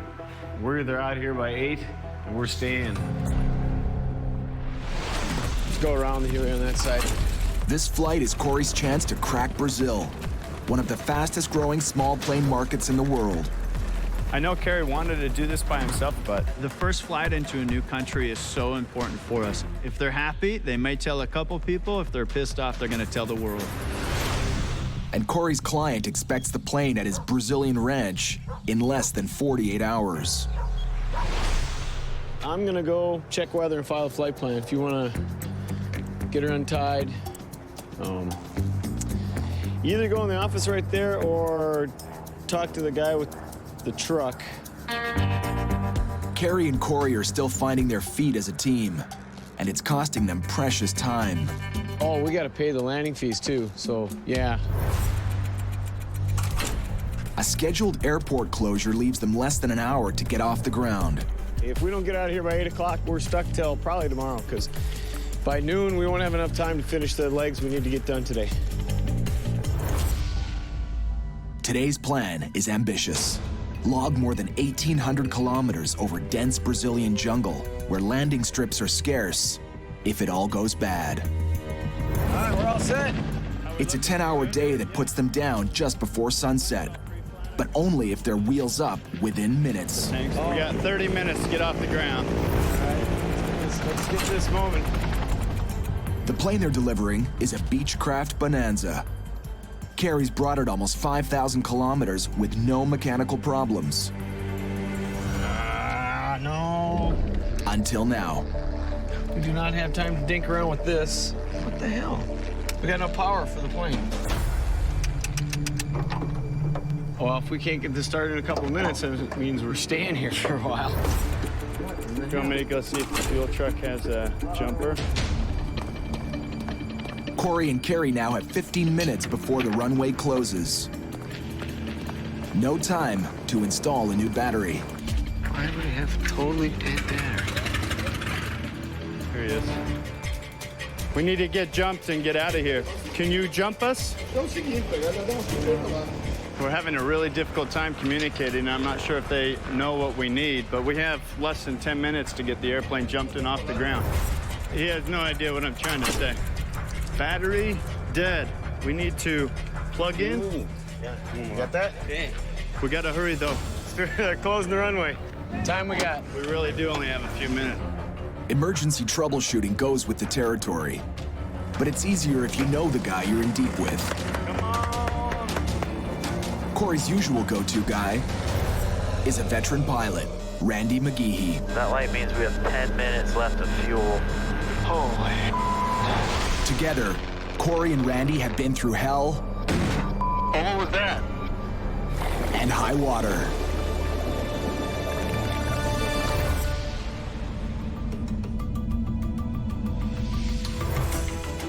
But right now, Randy's on another mission in Canada's far north. He's here trying out for the ferry flight of a lifetime. Dave? Sir. Hey, Randy McGeehee. Randy, nice to finally meet you. Nice to meet you, too. The United Nations needs this plane in Africa to help save lives in South Sudan, the world's newest country. And the twin-engine Dornier is perfect for the job. It carries twice the cargo of other turboprops and can nail a short runway, paved or not. Ideal for the rough and tumble world of UN relief missions. You can land this thing fully loaded in 500 feet, so you can get her stopped pretty quick. Wow. If you come in slow. That's impressive. Randy's at the bottom of a steep learning curve. I haven't seen anything like that. He's never flown a Dornier, and he's got just 2 days to learn. And even though he's racked up an impressive 10,000 plus hours of flying time, the Dornier will force him to up his game. When I learned he was an airline pilot, I had concerns. Randy flies a 767. I mean, that's a big jet. But if you even talk to Randy, how much does he actually fly the aircraft? Well, not really. You push a button and it sort of does its magic, right? To jump into something like this now, where you're actually hands and feet back to old school, what he used to do, if you haven't done it for a long time, anyone's gonna get rusty. Aircraft flight manual here. Your standing operating procedures. The company operations manual is there. Looks pretty bad, man. It is a lot of info. That's a lot of reading. There is, but you're an airline pilot, man. You can figure it out. It's like a fire hose in the mouth. It's a lot of information, and you got to take it in as quickly as you can get it. We'll give Randy as much assistance as we can, but he's going to have to pick up the ball and run with it himself. I've got 9 other airplanes I'm worried about all over the world. Sure. After your guys are all done for the day? Done for the day. Yeah, I'm feeling the pressure on everything I got to learn. It's a lot, and it's a big responsibility. It's a big step up for the Dornier 2. Its latest posting was hauling passengers and cargo around Canada's north. But for its new war zone tour of duty, the Dornier got a nose-to-tail upgrade. UN branding, the latest in navigation systems, and a brand new coat of armor. The main gear's got clamshell doors that clip up and seal it right in. We have a Kevlar coating on the belly, so this is bulletproof, basically. So we got all our markings on it, United Nations under this wing and on the top of the left wing. They're very specific on where they want it. There's also a UN under the belly that hopefully means don't shoot. I wonder if that gives us much protection at all, though. I guess for those who can read and don't have a problem with the UN. The last part of this trip, we're going into a really unstable part of the world. There's a lot of areas that we want to avoid overflying and definitely don't want to land in. So this is your basic layout. We got our normal checklist here. All right, so where's the autopilot at? We don't have autopilot, so. There's no autopilot on this plane? So we're gonna hand fly this thing like 9,000 miles. I didn't know that. On top of having to learn all the emergency procedures, normal procedures, and everything else, now I've got to be reverting back to my old flying and having to concentrate on just flying the airplane. I don't think I've flown a plane like this without an autopilot or flight director since 10, 15 years ago. It's just a different style of flying. This is all hands and feet, so you do get lazy. I mean, I flew for the airlines, and yeah, you lose your hands and feet flying. And here, it's all we do. We don't have autopilots, so, we're landing on some, sometimes a 1,500-foot ice strip. So you're really flying the bus. You know the old saying, you can make, hundreds of errors, but you just can't make any mistakes. Now, if he can't do the job, then he's not going. It's as simple as that. For ferry pilot Randy McGeehee, it's all or nothing. His rare shot at delivering a United Nations plane to Africa all comes down to these next few minutes. Company 207. 207, this company, go ahead.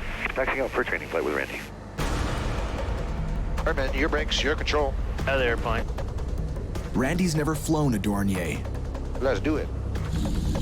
How this airplane lands and flies will be just a little different. You want to have that finesse and good hands, but it's not always that easy. Power set. Airspeed's alive both sides. You have 2 good engines.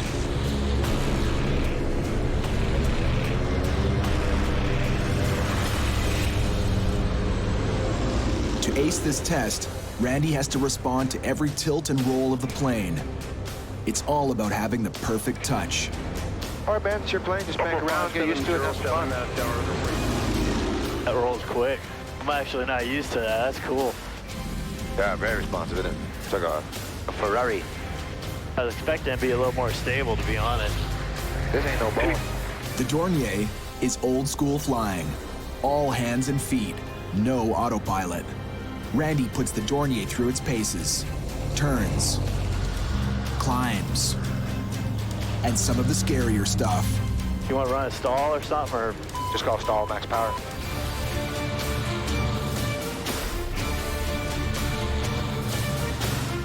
Stall max power? We're set. Climbing right out of it pretty good. Yeah, you don't need to pitch for it at all. It'll just power right through it. Let's go. Way overpowered. This airplane's off. All right, sweet.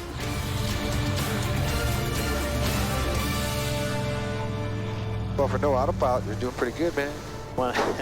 No V-bar, we're talking about no flight directors. I'm like, I'm actually going to have to start flying again. Not having any issues with this thing. For all the airline pilots, though, he's terrible. He's terrible. I was expecting him to be rusty, especially on his altitude control. He was nailing his altitude, even in a steep turn. I'm looking, and he's got it just on the rails going around the corner. Randy's hand flying is impressive. But the most challenging part is just ahead. The Dornier was built for balance. Heavy cargo in the rear, and passenger bags in the specially designed nose. Putting that nose down gently takes a skillful hand. The nose is going to want to drop out on you. So you got to really catch it, okay? Don't let it just go bang. Just feel it. The nose will come down, let it just sort of drop by itself, and then just check it back hard. All right, I'll try, man. And use as much as you want until you can figure out where the wheels are. All right. Thrust plus 15, looking good. I'm looking sweet.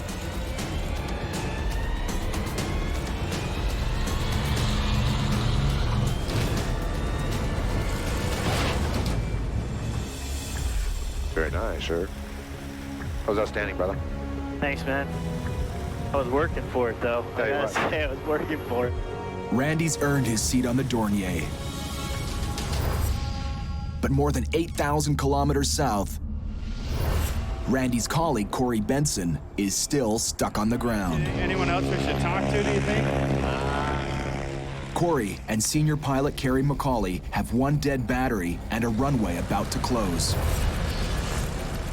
Others scramble to beat the deadline. Corey and Kerry's chances of getting a jump start for their Beechcraft Bonanza are slipping away. I don't know, I think they're broke down too. Oh, maybe he's gonna pull the battery? Yeah, this is too close. Oh, man. Somehow, despite a serious language barrier, the locals have figured out the foreigners need a boost. Oh, you're just gonna swap them? Or no? Okay, I see. They've pulled a working battery to jolt the Bonanza out of its coma. Good.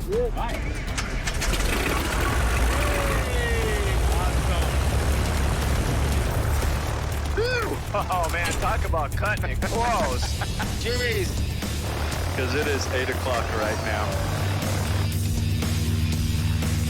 Where? A good co-pilot is like a relief pitcher. always ready to take over the game. Gary, with this being the first time that we've flown together, what do you want me doing? How do you want the cockpit etiquette to work out? You know, I do have quite a bit more experience. I guess, you know, I'd like to be the captain, but I always work as a team. And Kerry needs to know what kind of a teammate Corey's gonna be. Within the first minute, we got to get it figured out. We don't have time to get to know each other and time to figure out how each other flies. You really never know what another pilot's gonna be like till you fly with him. I need a guy that's gonna, you know, keep his cool, be good in an emergency. A good way to find out what your co-pilot's made of is to see how he handles an unexpected adrenaline rush. Like buzzing the Amazon at treetop level. Okay, let's drop her down here a little bit and do a little yeehaw. Woohoo! Yeah, baby.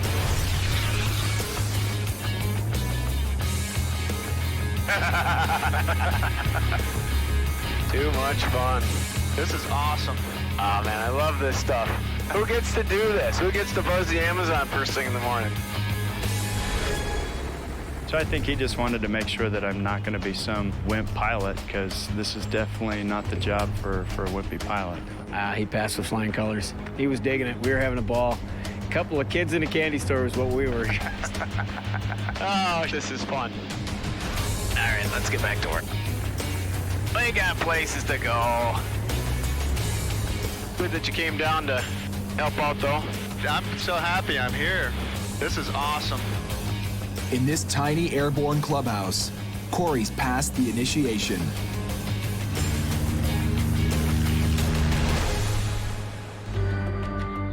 Far north of the equator, in Canada's Northwest Territories, Randy McGee's also made the cut. We're ready to hit the skies.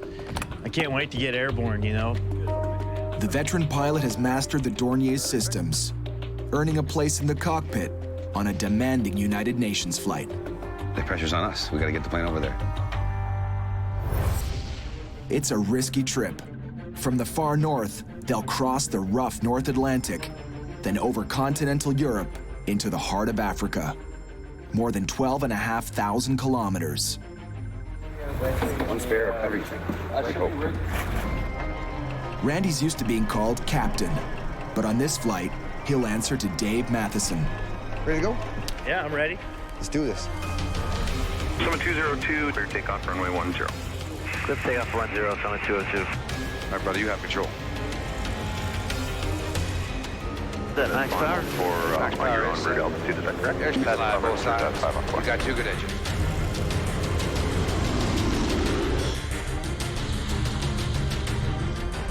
Goodbye, Yelnats. I love this machine, man. From position director Kellett, maintain 9,000 control from the 202. The first leg stretches nearly 2,300 kilometers to the remote northern community of Iqaluit. Well, we're not in Kansas anymore, man. There is nothing around here but tundra and water. We're 15 miles. I've got some type of light ahead, but that could be anything right now. Got it? Yeah, sit down. It's kind of blurry, still some clag in the way. I don't even worry about it, though. I just flies the numbers. Calvert radio, good evening. Summit 202. They're putting down for the night to refuel the plane and themselves.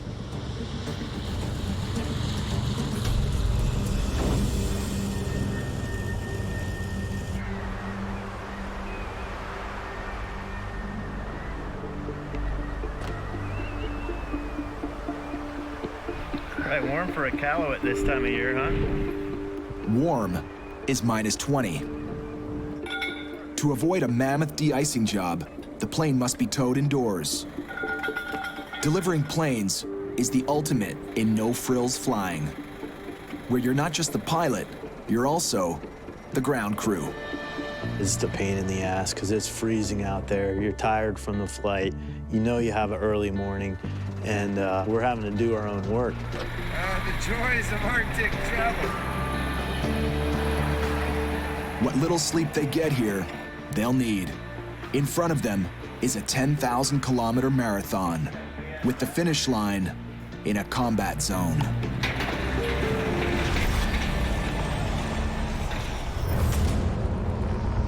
By the next day, sleep is a distant memory.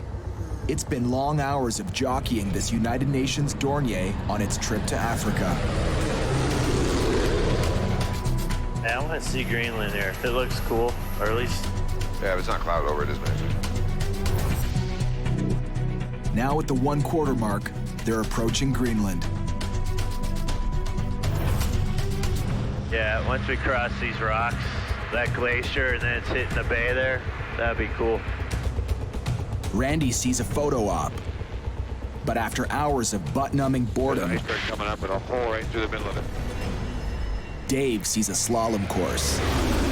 Minimums. It's just for fun. Still, skimming this ice field requires absolute precision. Too low, terrain. Here, the nimble Dornier shows what it's made of. Quick and responsive. So is Dave, who honed skills like this competing in aerobatics. The most fun I can do in an airplane really is aerobatics. That's a real test. You know, it takes a lot of discipline, a lot of practice, a lot of training. Dave has great hands. He can manipulate that airplane and make it do whatever he wants. I have a lot of respect for that.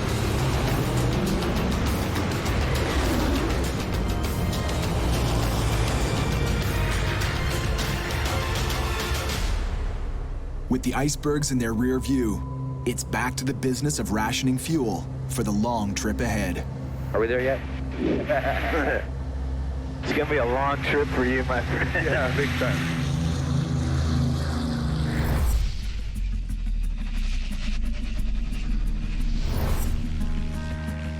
In the lower latitudes, above Brazil, Corey Benson is learning that the co in co-pilot is short for cooperate.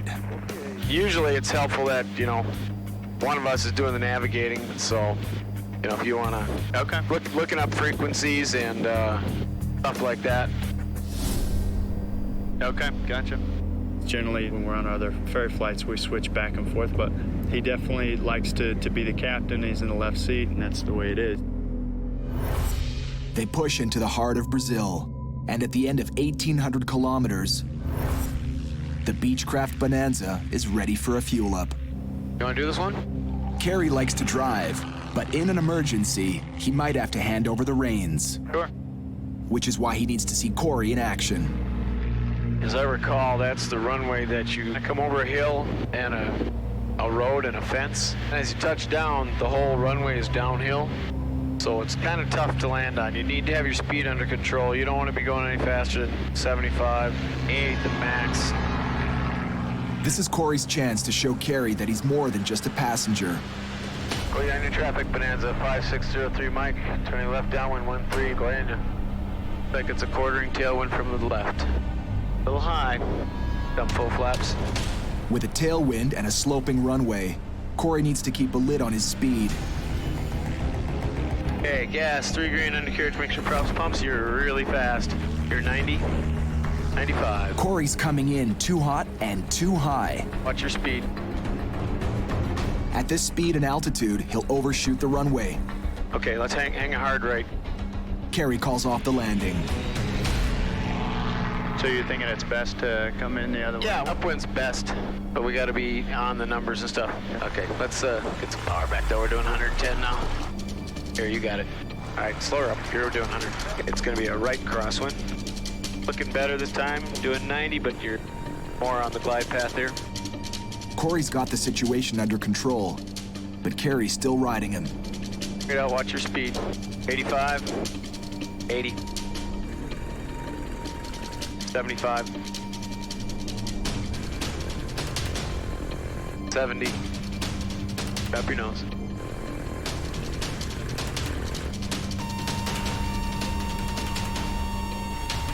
At the last second, Kerry cuts the power and takes control of the plane. Flaps coming up. I got the brakes. I have the plane. Nicely done. You got the door.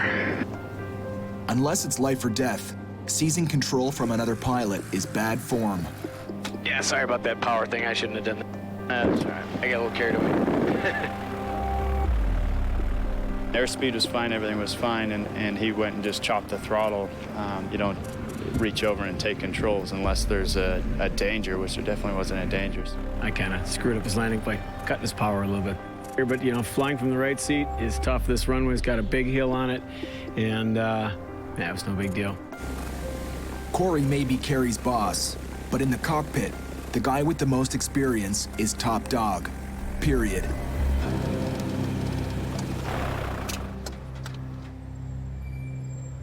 Why is the power still on? Yeah, let's get out to the battery quick. So this morning, the plane needed a jump start. Now, a reverse problem. They can't power down. Battery will drain in no time. It's like pulling the keys from your car ignition to find the radio still on. You want to hand me my knife? Carey suspects a critical electrical wire is somehow stuck. Oh, did that do it? Something went. Because I turned on the master, and then I turned it off, but everything's still lit up. Try it again. Everything's still lit up, huh? Well, that's not good. Beats the hell out of me. Handing over damaged goods is bad for business, especially when you're trying to break into a hot new market like Brazil. The first thing that's going to go through the new owner's mind is it something that our pilots or that we did? And we definitely don't want that. It's a new one on me. Yeah, I've never seen that before. There's not much time to solve this mystery. The owner wants his plane in less than 24 hours. Now, in Egypt, Randy and Dave are facing trouble of their own. Morning, dude. Super Dave. How's it going, bro? Good, man. How'd you sleep? Really great, actually. How about you? I've been up since 1, crunching numbers. In 4 days, they've come 9,700 kilometers. But it's the last 3,000 that they're really worried about. Flying over war-ravaged South Sudan. Flight planners have us taking 6 hours and 37 minutes. And we have 7 hours of fuel. 23 minutes reserve, which is not enough. Yeah, that's not gonna work. Even with a full tank, their assigned flight plan from Egypt to South Sudan leaves them barely enough gas to finish the trip. Pilots call it fuel critical. So if we get any kind of a headwind, basically we won't make it. So I've been racking my brain all night, trying to figure out how to make it work. If we can get any kind of a tailwind, it'll increase it to probably about 40 to 45 minutes of fuel, which is perfect. But a headwind, we won't make it. What other options do we have? I checked, didn't even land the cartoon. It's not an option. They said don't bother. It takes 48 hours to get permission, and it's sketchy. Yeah, it's not my first option. We don't have any other place to go, though, huh? There's no friendly place to land between here and there. It's almost 1,200 miles of batteries. And when we start up, we need an immediate taxi and also an immediate turn on course. Yep. Otherwise, they could vector us out 100 miles before they get us on course. We don't have. So hopefully they play ball. From the moment they switch on their engines, they're eating into their already slim fuel reserve. All right, man, fuel's critical. We need to take off as soon as possible. Roger. Summit 202 requesting position. We're ready to take off. But the guy in the control tower has other ideas. Negative. Damn it.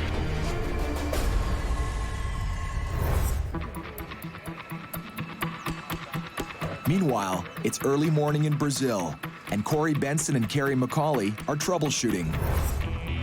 Hours later, they're no further ahead. Here's the starter. Make sure not to burn this battery down. Their plane is sucking power, and not even the mechanic knows why. I'm hearing the clunk, so something's working. Something's happening. But it's not happening fast enough. Right now, the only way to turn off the power to the plane is to pull the plug on the battery. It ain't perfect. Definitely unhooking the battery every time you shut the plane off is not an ideal situation, but especially delivering it to the new owner and have to get out and disconnect the battery. That's gonna kill me if I gotta say, it's got one little quirk. You gotta disconnect the battery every time you shut the plane off. It's a safety feature, though. Safety. It's an anti-theft device. Yeah. The plane's owner is expecting delivery in just a couple of hours. I'm gonna call the owner real quick, just give him an update. Just gonna send the owner an email. I tried to call him on his numbers and couldn't get through. I think he's a little anxious to get his airplane. Delivering a temperamental plane is better than no plane at all. Corey decides to push on right after a quick refuel. Huh, it turned off. Master switch, when I turned it off, all the power went off, so everything's cold, huh? Yeah. Cool. We fixed it. You gotta love it when a plane comes together. When something breaks and then it fixes itself. For me, that's the scariest part because you never know when it's gonna break again, but it is gonna break again. And it's generally at the very worst place when it stops working again. This is looking really good. We got guys giving us gas. The master switch is working again. We got a beautiful day and only 2 hours left to go. We're golden, baby. We're not even gonna be late. That's like the first time. Hey, Kerry, we're not in the air yet. Huh? We're not there yet. We're not there yet. That's true.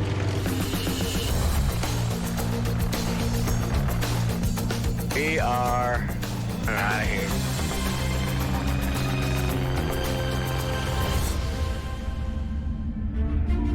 In Egypt, Randy McGeehee and Dave Matheson are wasting fuel, desperate to get off the ground. Sierra Uniform 202, line up via Charlie, runway 17. Accept? Sure. Accept, sir? Yeah, accepted.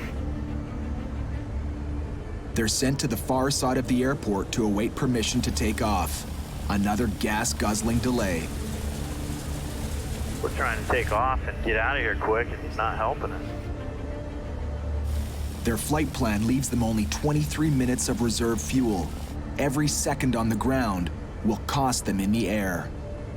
Sierra Uniform 202, clear for takeoff. Clear for takeoff, Intercept 212 from Alpha Sierra November, VOR, Summit 202. All right, buddy, you ready, hotshot? All set, let's get going. Finally, they get clearance to take off. Sierra Uniform 202, airborne time 18. Have a nice day. Their plane, a Dornier, is a strong climber. But in the desert, the air temperature is 40 degrees Celsius. The plane's engines are having to work harder, burning through the gas. So hot, man. Our performance is, we're getting killed. Worse, the guys in the control tower have assigned them a flight plan that looks more like a cow trail. Dave radios air traffic control, asking for a more direct route to save on fuel. Sir, Summit 202, is there any chance you could approve us direct Golf, Oscar, Papa, Delta, Alpha, just because we're fuel critical on this leg, sir, and it would help us out a lot. Be nice to us, buddy. Please, after contact with Sky Radar, you can take this clearance, Sierra Uniform 202. It's bad news. Yeah, by the time we get to 110, it won't matter. We're fuel critical.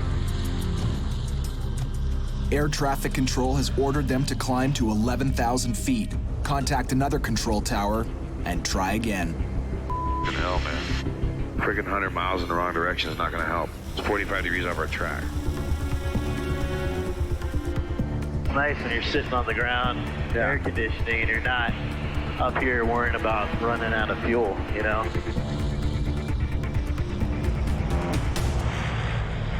30 minutes later, they're in airspace controlled by another tower.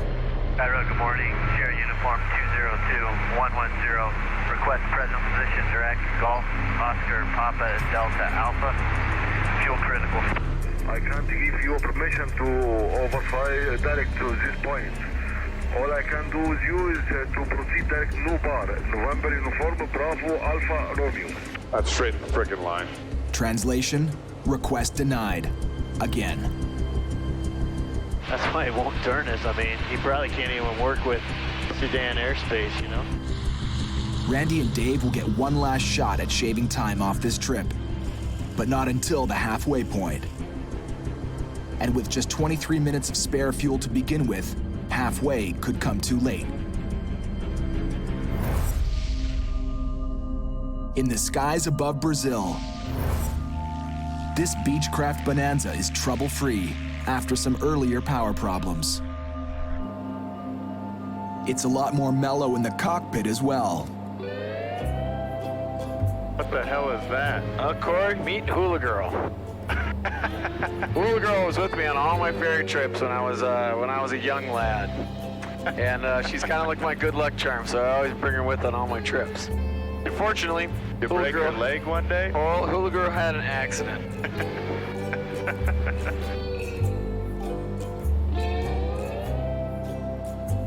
Pretty interesting there, buddy. Yeah, well, we've all got our quirks. You gotta have somebody to talk to on the long flights. Oh, that is funny. Kerry prefers flying solo, and he's been adjusting to a co-pilot who's also the boss. But after tens of thousands of kilometers with Hula Girl, Kerry's beginning to appreciate the live audience. Have you had any emergencies, Kerry? Well, yeah. Lost an engine in a 182 hauling jumpers. Lost an engine in a Queener hauling jumpers. Lost my alternator at night over the Sahara, ferry flying. Was lost over the jungle in the middle of Africa, ferry flying. Lost my ferry tank fuel pressure system in the middle of the Atlantic at night while ferry flying. Yeah, So I've had some emergencies. You've had a couple. Wow. Should read my book. Do you really have a book? Yeah, I'm almost done. Oh, this is going to be like a whole new chapter now. Oh, I know. I can't decide if I'm going to add this to it or have it a second book, you know? Oh, my God. It's like, my life doesn't stop. I can't finish the damn book. Just keep it. After more than 8,700 kilometers over stormy seas and dense jungle, the Bonanza is now within sight of the new owner's ranch. All right, how's my mixture is good, gas is good. All eyes will be on them. The landing needs to be perfect. But the runway is far from it. That's definitely not a international airport runway. Gonna be a little challenging. Yeah, remember here, Kerry, no pressure, but the owner's watching you. Ah. Oh, good. At least I got that going for me. No pressure and all.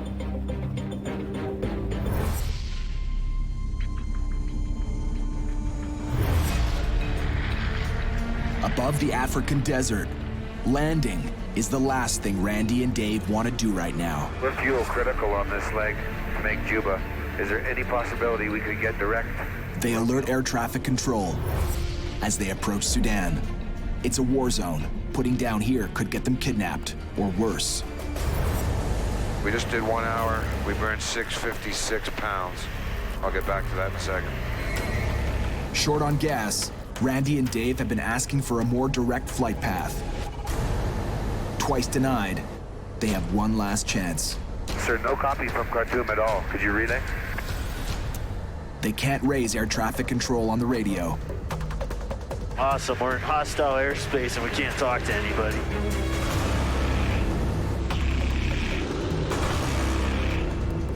After several attempts, finally, they make contact. Sierra Uniform 202, radar contact. Would you say again your request? And sir, from Sierra Uniform 202, any chance for direct Romeo, Alpha, Bravo, Alpha, Kilo? We are fuel critical. I say again, we will be fuel critical. It is imperative we get a straighter line than this. That means go ask your boss, diphead. Come on, baby, give it to us. Negative, military area. Thanks for no help. What a dick. And he knows we're fuel critical. You know he could give it to us. And we're a United Nations flight. We're not there to bomb anybody. Out of options, they're banking on a smooth flight with no surprises. And in ferry flying, that's asking for a miracle.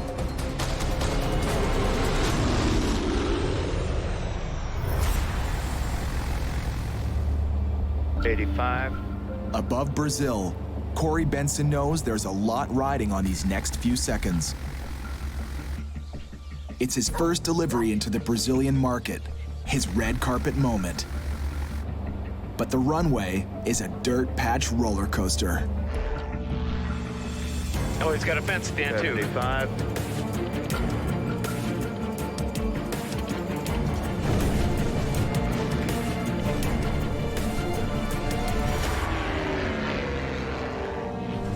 Flaps coming up. Well done, well done. Whew. What an entrance. Look, that was a little more nerve-wracking than I was anticipating. That was sporty. Excellent. Wow, this is beautiful here.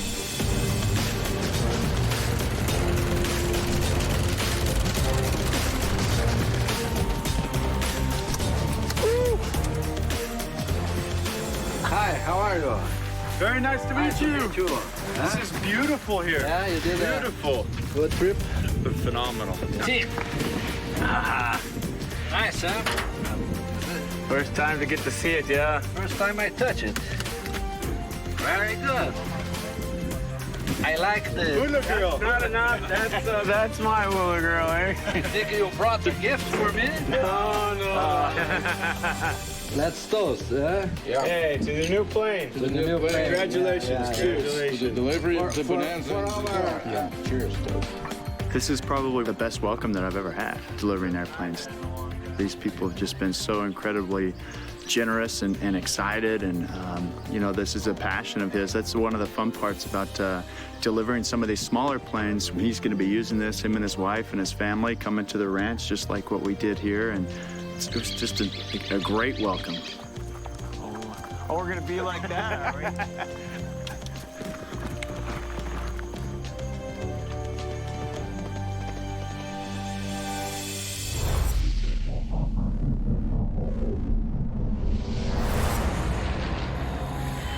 Over Africa, a run of bad luck has finally turned around for Randy McGeehee and Dave Matheson. 195. We picked up a couple knots. Not great, but I'll take it. They started this flight with just 23 minutes of fuel to spare, what pilots call fuel critical. But Mother Nature's thrown them a bone, a tailwind that lets them ease up on the throttle and use less fuel. Every knot helps. Try to squeeze 200 knots out of this thing if we can. 197. To bleed every ounce of mileage from the Dornier, Randy and Dave need to work this plane super efficiently. I mean, we look like we're trimmed out perfect, so our drag's as low profile as possible. We got up as cool as we can, gives us cool engines, less fuel flow off our engines, so that gives better range and endurance. I can't think of anything else we can do right now. We really got to start calculating that fuel. We're already losing our tailwind. Speeds dropped to 193. Damn it. That's not what we want to see. Damn it. We're down to 300 pounds reserve right now. But that's doing direct. That's not with all this horse that got us going. Even with every fuel-saving trick in the book, the detours ordered by air traffic control have been sucking the gas. 300 pounds of fuel left, which means we have 15 minutes. 15 minutes of spare fuel leaves them no margin for error. We've lost another 3 knots already since you started this fuel calculation. Everything's trending against us right now. We're losing time, we're losing airspeed, we're burning more fuel. It's not looking real good. And the view out their front windscreen is worse. Look at this, man. Damn it. In Africa, storms can be sudden and fierce. Randy's about to get his first taste. We can't go around that. We're gonna have to pick our way through it. The plane is too low on fuel to dodge this storm. They have to hit it head on. Bro, that's bad. That wasn't felt that bad. Dude, that is lightning.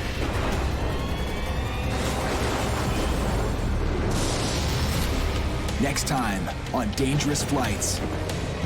Fireworks at 11,000 feet. Dude, we're in all sorts of trouble right now, man. Randy and Dave's Desert Storm isn't done with them yet. While in the far north, there's another rough ride into one of the most dangerous airports in the world. It's aviation's final frontier. Cowboy pilots who deliver small, used aircraft. Battery dead. Across distances they were never meant to fly. The joys of Arctic travels. To the most isolated spots on the planet. Losing an engine over the jungle is definitely something that you want to avoid. Weather is the enemy. Dude, that is lightning. That risk is real, and it's waiting for you. But as long as there's money and fuel to burn, If it has wings, we'll fly it. they'll live to fly another day.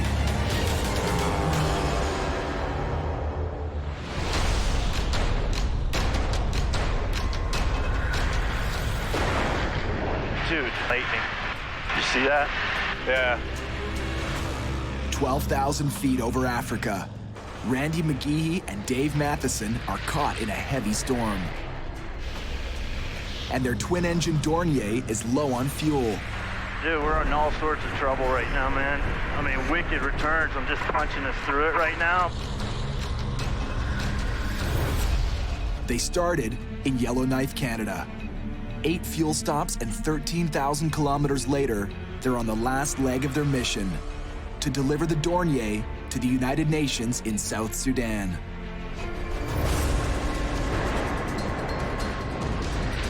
This thing just came out of nowhere. A storm eats up fuel. Randy and Dave have asked permission to fly around it. But in this part of Africa, nothing's that simple. All right, Speed, come on, pick up now. You know, man, storms in Africa are legendary, and this one doesn't look good.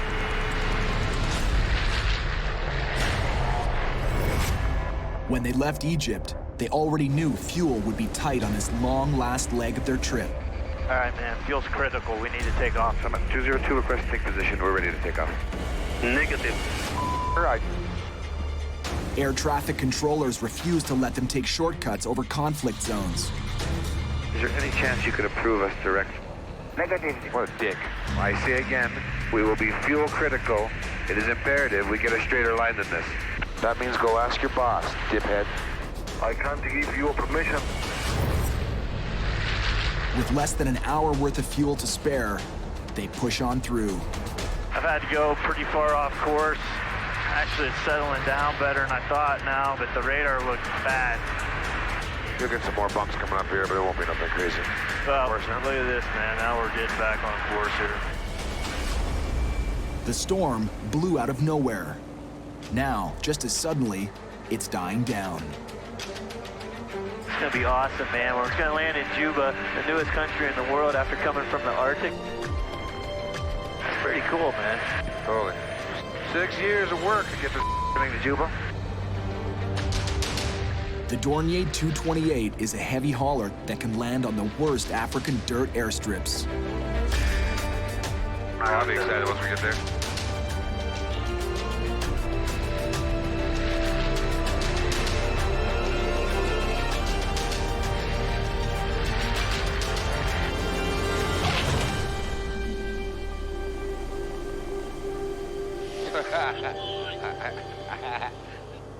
Hi guys. How are you? Welcome to Juba, South Sudan. Thank you. This is Carlos. Hello. Carlos, Randy. Nice to meet you. Work especially with him and his people. The plane will join the fleet of the United Nations World Food Program, transporting aid workers and supplies all over South Sudan. This flight was like none other that I've ever done because I honestly believe this airplane being here is going to save people's lives, and it's going to help people and make their country better and make their lives better. And it meant something to me to be a part of that. Randy and Dave's job is done. For the Dornier, the real work now begins, helping the world's newest country get on its feet.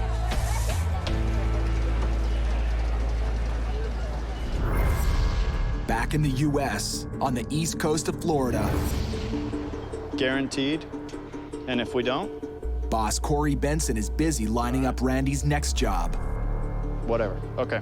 Bye. Now we can't leave tomorrow. We don't have insurance. They guaranteed me I'd have it yesterday, then they guaranteed me we have it today so we could leave tomorrow morning, and we can't go. Corey's a pilot, but lately he's become a risk-taking entrepreneur, selling and delivering planes around the world. Looks pretty good. It looks like they just updated and put a Garmin 530 in it, which is a much nicer GPS. Corey has a lot riding on this delivery. Oh, master on? Yeah, master on. For the second time in as many months, he's tackling the world's hottest market for small planes. Brazil is really hot right now. Their economy's doing really well. There's a lot of people buying airplanes, so we put a big emphasis down there. It really gives us the edge, and it's helped us build this company very quickly. Nav light. Strobe. Corey has less than 48 hours to make sure this plane is ready to go before Randy shows up. And this is not the only delivery Corey has on his books. He's got another job lined up across the Atlantic. And he's hired 2 new pilots to take on this flight. Hey. Hey. What's up, Rockstar? What's going on? How you doing, Show man? some man love, brother. How you doing? Good. Pete Zaccanino comes highly recommended. There's nothing better than being the business owner and knowing that you have pilots like Pete that can fly anything and has flown everything. He was a test pilot for half the planes out there, it seems like. So it's an incredible, almost a bragging right to be able to say that Pete's one of my pilots.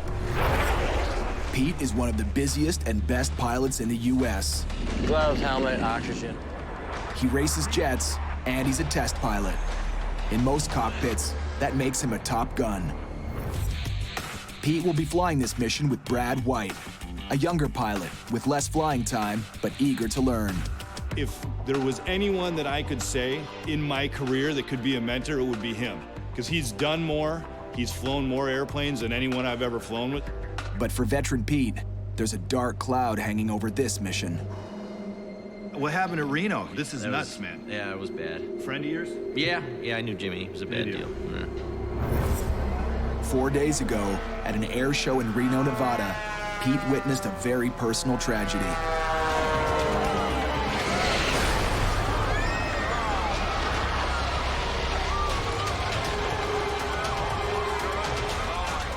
One of his friends crashed his plane into the stands, killing himself and 10 spectators. This is a catastrophic failure. This is bad. Oh man, so but you're feeling okay? You're Yeah, got to move forward. And it sucks, but you know it happens. yeah, it does suck. It was pretty horrible. A tragedy at Reno, as sad as it is, and unfortunate as it is, does not shake me. You have to move forward from it. You cannot be looking back at it, because fear will kill your mind. And if you're establishing fear in your mind from a tragedy and observing a tragedy, you shouldn't fly. So this is it right here. Hey, I like it a lot. Hey, it's actually, I was a little concerned about it. I didn't know if it was in good shape or if it was an old beater that we had to move. It looks pretty nice.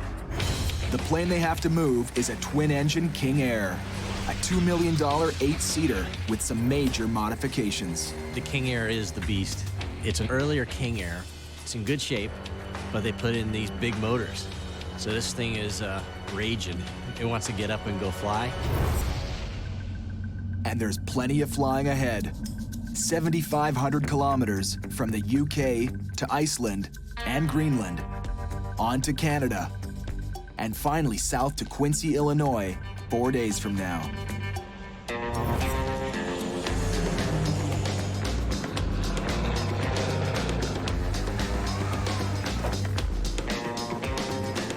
And our flaps are up.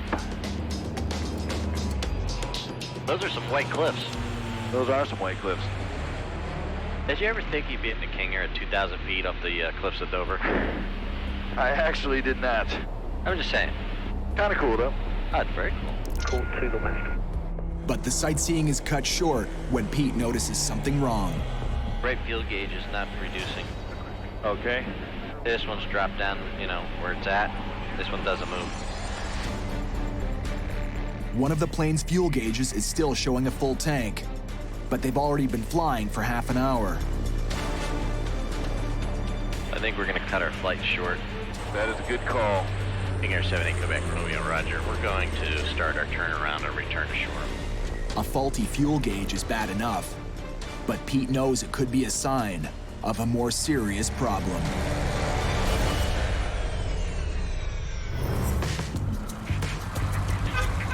Capitan! Corey B. Nice ride. In Florida, a tired but upbeat Randy McGehee shows up for his new mission. How we doing? How's it going, man? Good. It's hot. Corey Benson gave Randy short notice on this delivery job. So how you doing, Randy? I know you had a long all-nighter to get here. Man, I haven't slept much. I haven't eaten for like 16 hours, but I'll be all right. I owe a lot of the success of my business to Randy. He really helped me get this company off the ground and delivering these planes. There's no way I could have delivered some of these planes without him. Plane looks good. It's just been this insurance nightmare. For the last week, it's been complete bull, but we finally have it settled, so we're ready to go. There she is. As Corey's designated expert pilot, Randy's job is to get the plane and its crew to their destination, alive. My part of that process is to move this airplane and make sure the airplane gets there safely. If we don't deliver the plane, we didn't do our job either. The plane is a 1991 Beechcraft Bonanza, a high-performance aircraft with a deadly reputation for killing inexperienced pilots. These are the doctor killers, huh? That won't be a problem for us because I barely made it out of high school, man, so. In the late 40s, the first Bonanzas came with a V-tail that reduced the drag on the plane. But the design also came with a high fatality rate. A lot of guys died in this, but really the theory is that doctors are very confident and put themselves in situations that they thought they could handle, but obviously couldn't. And Just in over their head, get their pilot's license, and then go buy a high-performance, complex plane. After the V-tail got too much bad press, it was discontinued in 1982. I think we gotta take it flying here. I mean, it definitely looks like an old plane. If Randy sounds skeptical, it's because he knows what lies ahead. A 6,000-kilometer-long trek from Florida to Cuiabá, Brazil, with 6 pit stops and a treacherous pass over the dense jungle of the Amazon. The only way to find out if this Bonanza is up for it is to get it off the ground. Clear. Clear.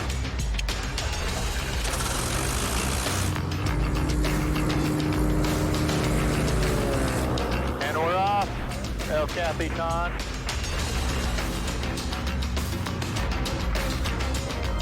All right, Corey, everything looks coupled up pretty good there. You're coming up. That gear's not. I didn't hear the gear, did you? That's not coming up. The gear's not coming up. We got a gear problem. The landing gear should retract into the belly of the plane, but it won't budge. Is it stuck down? That doesn't make any sense. Rather it be stuck down than up, but this isn't good. Jammed landing gear is especially bad right now. Corey doesn't have time for repairs. The insurance issues already have him behind schedule.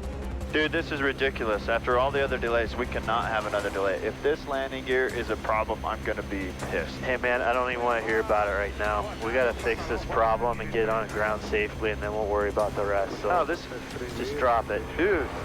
This isn't the first time Corey and Randy have butted heads over their competing agendas. We need to get going, though. We have to get it there tonight. If Randy thinks Corey is putting his deadlines ahead of crew safety, we don't have to do anything. He doesn't hesitate to pull rank on the boss. If it gets too late, we'll just have to stay. And Tower 91 Whiskey Echo would like to return for landing with the possible gear failure. Making that delivery deadline now looks impossible. This is ridiculous. I understand, man. Let's just get it on the ground here first.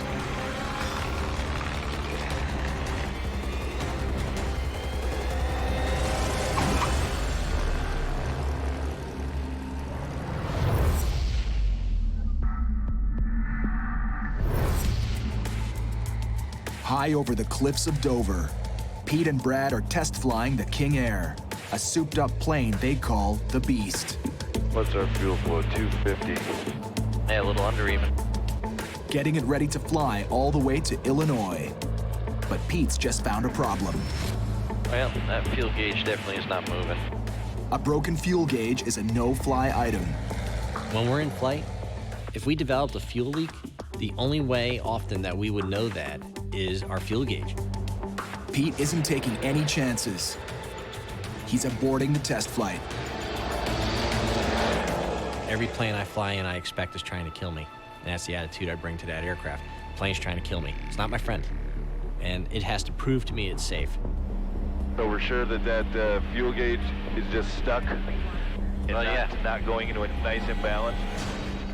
If the fuel is flowing to just one engine, the plane will be dangerously off kilter when they try to land. Yeah, that's what I'm looking at right there. Yep. Pete banks the plane back and forth to rule that out. I just wanted to make sure that we didn't have a fuel imbalance going on and have to land with this massively heavy wing. That is a good call. Fuel imbalance would be bad enough on a test flight, but a disaster if it hit them on their longest leg. If we had that over the Atlantic and turned out to be a genuine fuel transfer issue, that can turn into a serious emergency where you could lose fuel to one engine. Okay, runway in sight. And we'll keep our eyes open for birds. Pete's first landing of the Beast is a rocky one. Not like that bird right there. Nope. He and Brad have a long list for the mechanics. Gear doors on the left side, the co-pilot's audio is poor, and the right fuel gauge is sticking at 685 pounds. And also, it was a crappy landing. The Beast handles a little bit differently than other King Airs because of the modifications. It's got bigger propellers up front, and that changes how it lands. It has a different feel to it. So I got a leash on it right now, but it still bites at my leg every now and then. Malcolm, what do you think for all those items to be up and running, ready to go? Well, we'll take a look at the fuel system straight away. Okay. The plugs, the socket's not going to be a problem. That's probably a connection there. We'll take a look now. Okay. And then come up with a plan. Okay. Yeah, that sounds good. The Beast will be a full day in the shop, a delay that won't sit too well with boss Corey Benson. I can't stress enough, guys, the urgency to get this plane to the new owner.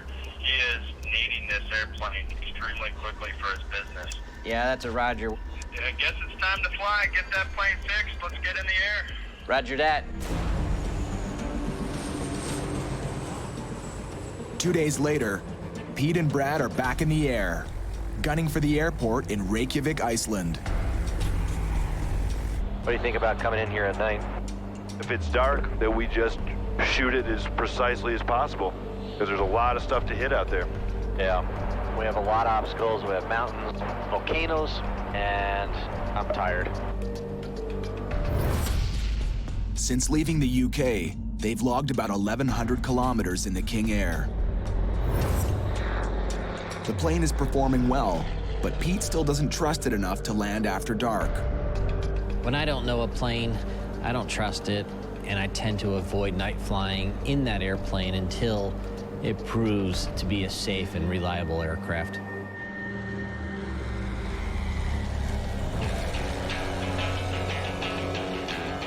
Well, what we're gonna do is turn everything up as fast as possibly to make this plane go. Even 5 minutes faster to get there is gonna help, and hopefully not land in the dark. Not the landing, it's all the obstacles and mountainous terrain. Pete opens up the throttle, pushing the King Air up to top speed. So he just gave us right there 2 knots by pushing the prop levers up to red line, and we're just coming up with ideas on what we can do to get there as fast as we can.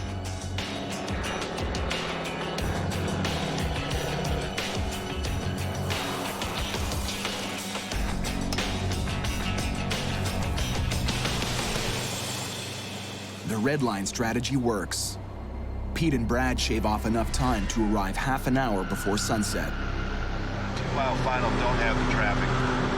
Turn left heading at 290, maintain 4,000 feet. To make this landing, they have to come in high, or risk slamming into a mountain. Maintaining 4,000 feet with the field in sight. Check your altimeter setting. It's showing at 3,000 feet. Oh, we totally blew that. They're 1,000 feet lower than they thought. Too close to the ground. How many times do we brief that? That's what fatigue does to you. They've set their altimeter wrong. If it were dark, After sundown, this simple mistake could have killed them both.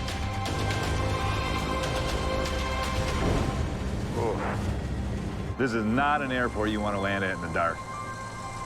It can be a brutal journey, and fatigue is always a factor. You're flying through time zones every day. You're tired. You're eating at different places. You're at different hotels, and that adds to your fatigue. Some people disregard that, and there are ferry pilots that crash every year. Today, Pete's in luck. Their next stop is Greenland, but the airport is closed on Sunday, so they'll have a day off.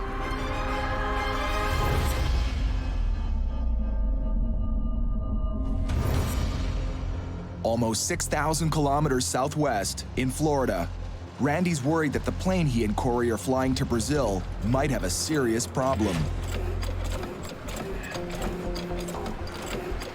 There we go. Access is the killer. Always is. The landing gear retracts perfectly, some of the time, but that's not good enough for Randy. No other red wire going to No, relay. white's up at pin number 5, and red is down. Corey makes an average $15,000 for each plane delivery, if it's trouble-free. Every day we delay it costs us money with pilot fees and hotels and everything else. And so from a business standpoint, I'm always pushing the pilots. Hey man, we're gonna be doing this a lot. This is gonna happen. We just gotta, it's important to me too, but it's just part of the business. It's the part of the business that drives me freaking nuts.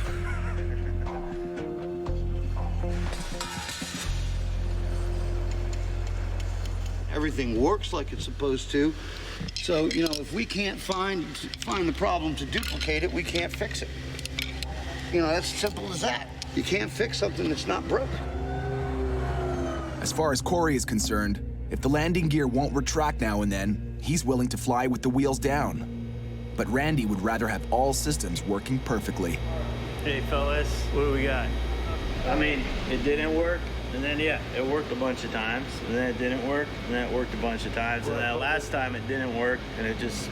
What I'm saying though is as mechanics, if the system is working, I can't find the problem. You know, we're gonna be launching into the Caribbean, and if it happens again, and we don't have real mechanics around, I mean, then we're, you know what I mean? Start changing switches. I mean, I don't know. I mean, that's gonna be Chuck's call. I mean, you know, what are you gonna replace? 1, 2, 3, 4, 5 switches, 2 relays. You're talking thousands of dollars. Replacing all the switches because they can't find the bad one is an expensive call that no one wants to make. the gear is working, but not at the level that it should be working at. We can fly the airplane as is, but we have to know that the system is a little quirky and it's not working, in my mind, entirely correctly. Randy finally gives in. If the landing gear won't retract, the bottom line is the plane can still fly and land. So they're finally off to Brazil. Goodbye, Florida.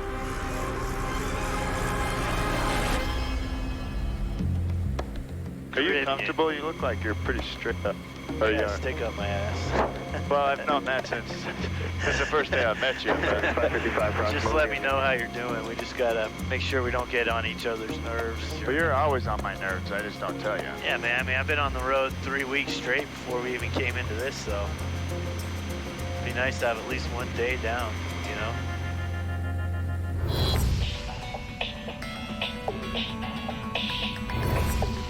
Far up in chilly Reykjavik, Pete and Brad are supposed to be taking the day off. We'll be taming the beast a little bit more, you know? Kind of getting used to the feel of this guy. But both pilots would rather be flying. So Pete's going to train Brad for a dangerous landing that's coming up in their trip. Oh, we got like 20 knot winds or something right now, so we're just gonna go and bust out some practice crosswind landings.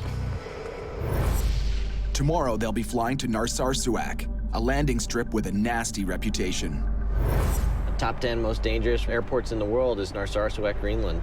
And you need to be experienced and have your knowledge of your aircraft all set up before you get there.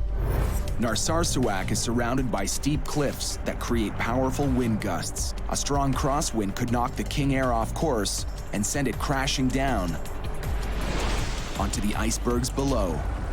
These crosswind landings, the wind is hitting you from one side of the airplane instead of right down the nose the way you like it. The plane likes to turn into the wind at all times.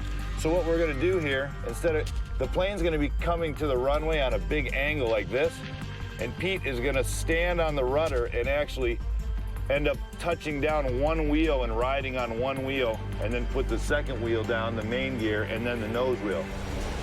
It'll be good practice for sure.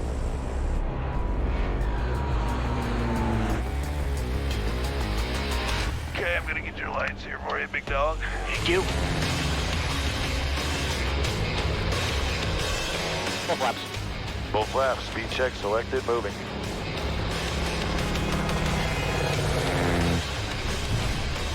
The first try for a one-wheel landing doesn't impress Brad. It kind of felt like they both touched at the same time. Well, you know what? You had this great slip going. It seemed right at the last minute you flattened it out. Had to put that wing down. That sucks.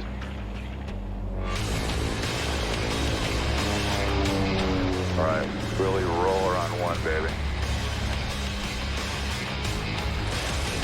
Pete blows the next one. It won't do it, dude. Nope. Left moving. Full flaps. Full flaps. Engage. But number 3 does the job. Oh, that was buttery, dude. Yeah, baby. That was buttery. Man, that was awesome. That was kick ass. That was fun. You were killing those things. Good job, man.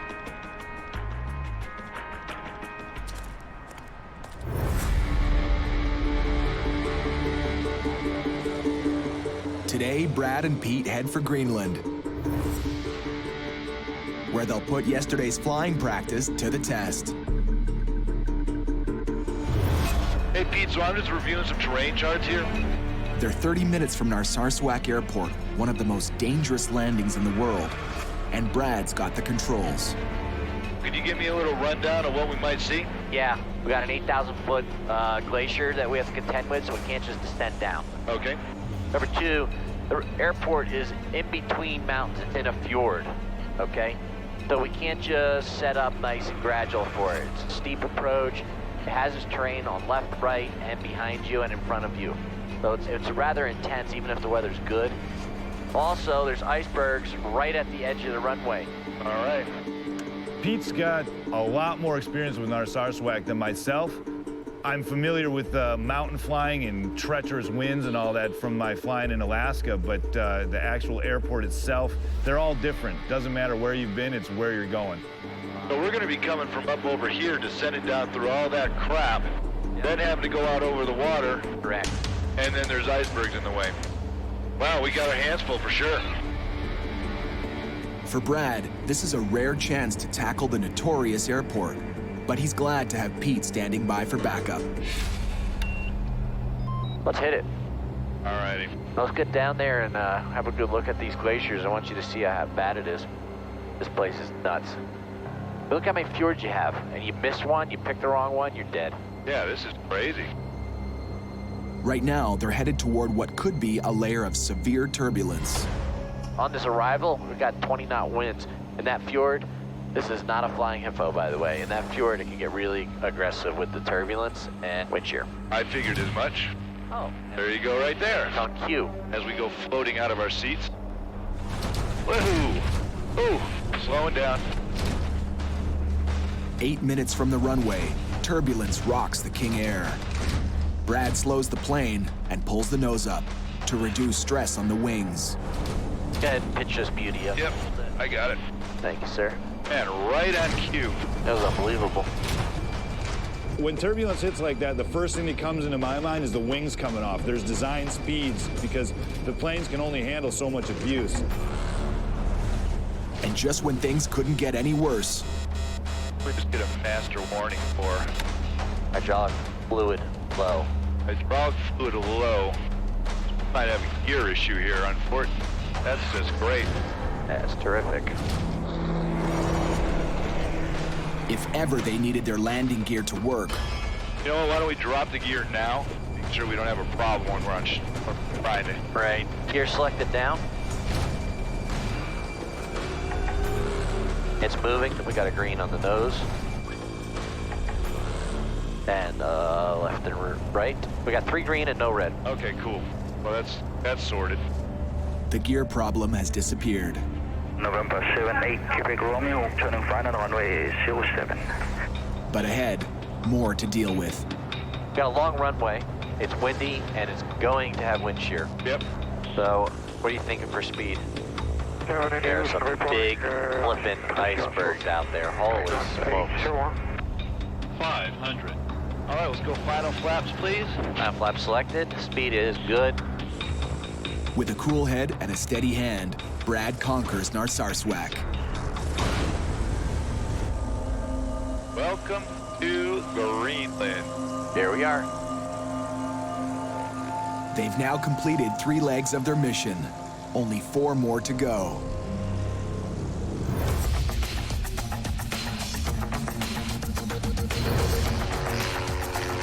Far from the land of icebergs and glaciers, Corey and Randy fly over the turquoise Caribbean on their way to Brazil, with working landing gear that hasn't let them down so far. Yeah, there's a ton of people on that beach. Stay focused, but make it look good. Got a big audience down here in Hollywood. They're coming into St. Martin, dead tired and in desperate need of some shut-eye. Nice one. Good day, 317. They might get some forced time off right now. Turns out their pint-sized Bonanza is too small to rate immediate attention. The handler said that there's a bunch of big airlines that they have to fuel up first, some of those 757s and whatnot. It's a problem ferry pilots know all too well. They only need 300 liters of fuel, so they have to wait for the big planes that might be buying 200 times as much. They're gonna get the big guys out of the way before they'll come fuel up a little guy. Corey isn't happy, but for once, he isn't worried about his delivery deadline. He even decides to take advantage of the delay for some fun. This airport's very well known because everybody can stand right up on that fence, and there's a huge planes that come in and land right on top of them. So it's gonna be fun to see. I've seen it on YouTube and the internet a bunch. I've never seen it in person.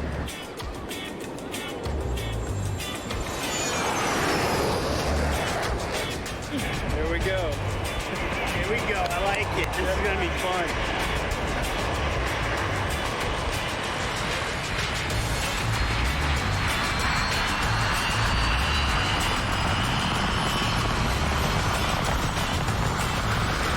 We're at work right now. We're working. Corey and Randy have had a few high-tension moments on this trip, but by now, they've put it all behind them. And that's a good thing, because they're gonna need all the good vibes they can get for the next leg of this journey.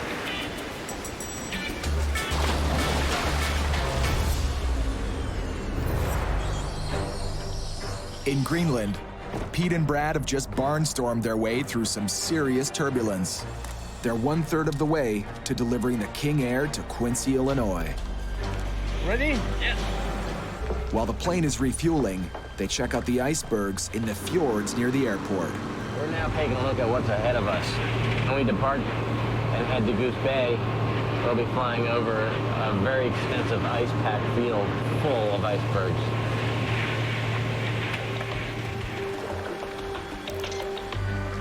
Holy smokers! Imagine having to land the airplane in that. And not only survive the crash, but then you got all that to deal with. I mean, you're done. Look at the size of that.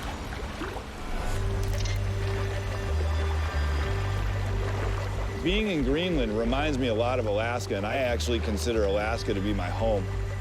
With the mountains and with the glaciers, the animals, I actually got really homesick. Brad was a medevac pilot in Alaska. Now he flies as a contract pilot in Afghanistan when he's not ferry flying. He spends about 8 months a year in the air. Being a pilot is definitely difficult on home and family life. You're traveling all the time, and you lose a lot of friends and you miss a lot of good times with family. Let's roll! Canada, here we come.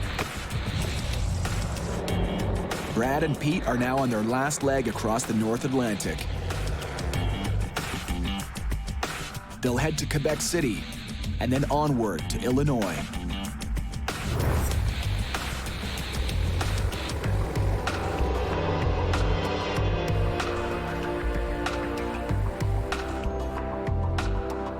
You're writing notes and I'm cruising through a fjord. Yep. Are you kidding me? Is this boring? Brad's like, yeah, that's great. Look at the mountain. This is like an average day at work in Alaska, man. Here we go, the Alaska reference. Okay, when do we stop to hear those? Do I go back in Iraq for on and on? But we're not flying in Iraq. We're not in Alaska right now. I know, but it looks exactly the same. Minus the animals. It's a neat place. It's special. It is special. You're special. Oh, for the love of Moses.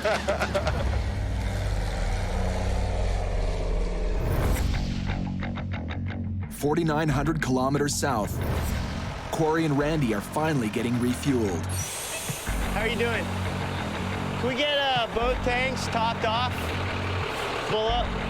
Yeah, thanks, buddy. And Corey's anxious to take off because they still have 4,000 kilometers of flying ahead over the Caribbean Sea and across South America to deliver the client's plane within 4 days. Hey, Corey. Yo. Yeah, let's get the hell out of here. You got her. Yeah, let's get out of here.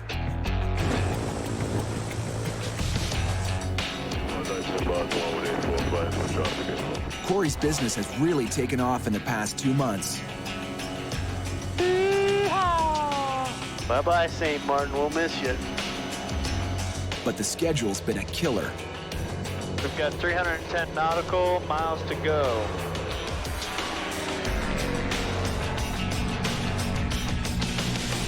I'm a little tired right now. We've had 3 long days, and we're constantly being challenged in one way or another. We're not eating much. I'm sure we're dehydrated because we're not drinking much. We put in a lot of hours in the cockpit every day. We don't get a lot of sleep. We're jumping time zones. Our body's always trying to catch up, but yet the type of flying we do requires the most concentration because something always goes wrong. Corey, I'm going to need your help on this flight. Always be double checking these gauges. Every minute, you should at least run your eyes past them, maybe even a little closer than normal. Okay. This one engine, we have to take care of it, so it takes care of us. Extreme fatigue is dangerous enough when conditions are perfect. But suddenly, thunderheads come out of nowhere and close in on the tiny Bonanza. Whoa. You feel that? Yeah, this is crazy, dude. Corey, this is gonna get rough, man. Seriously, this could be really bad. Make sure you're strapped in.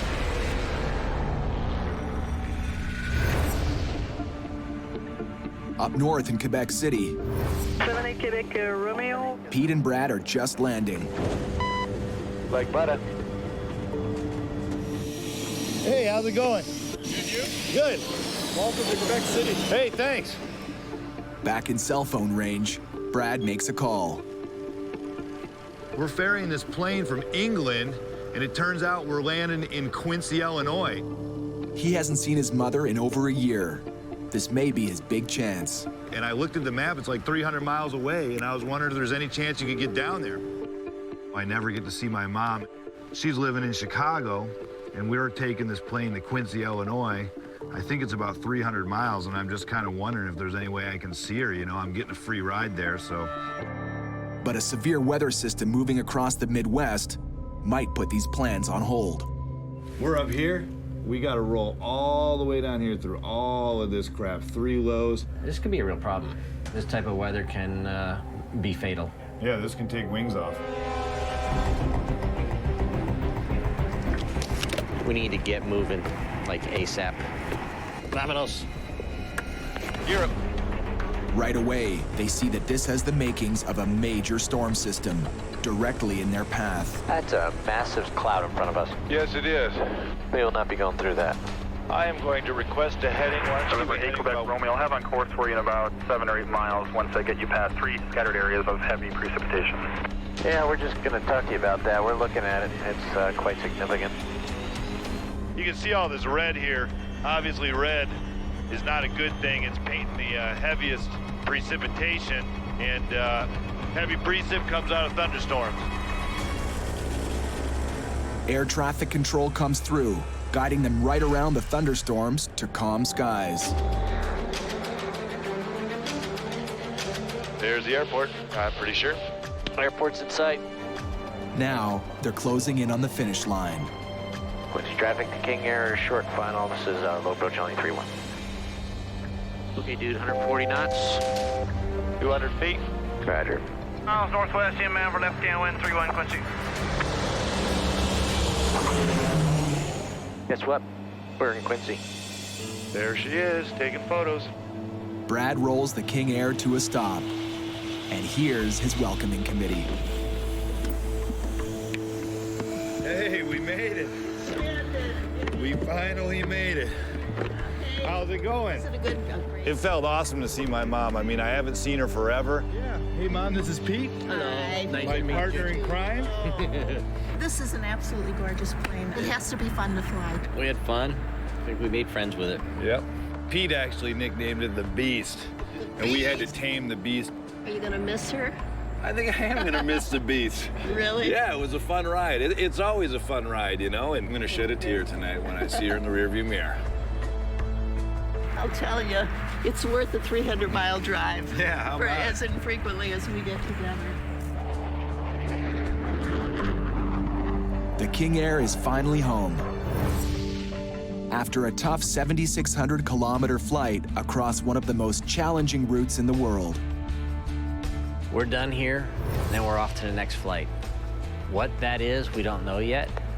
It could be South America, it could be Russia, it could be China. Each one has new challenges. That's part of the excitement.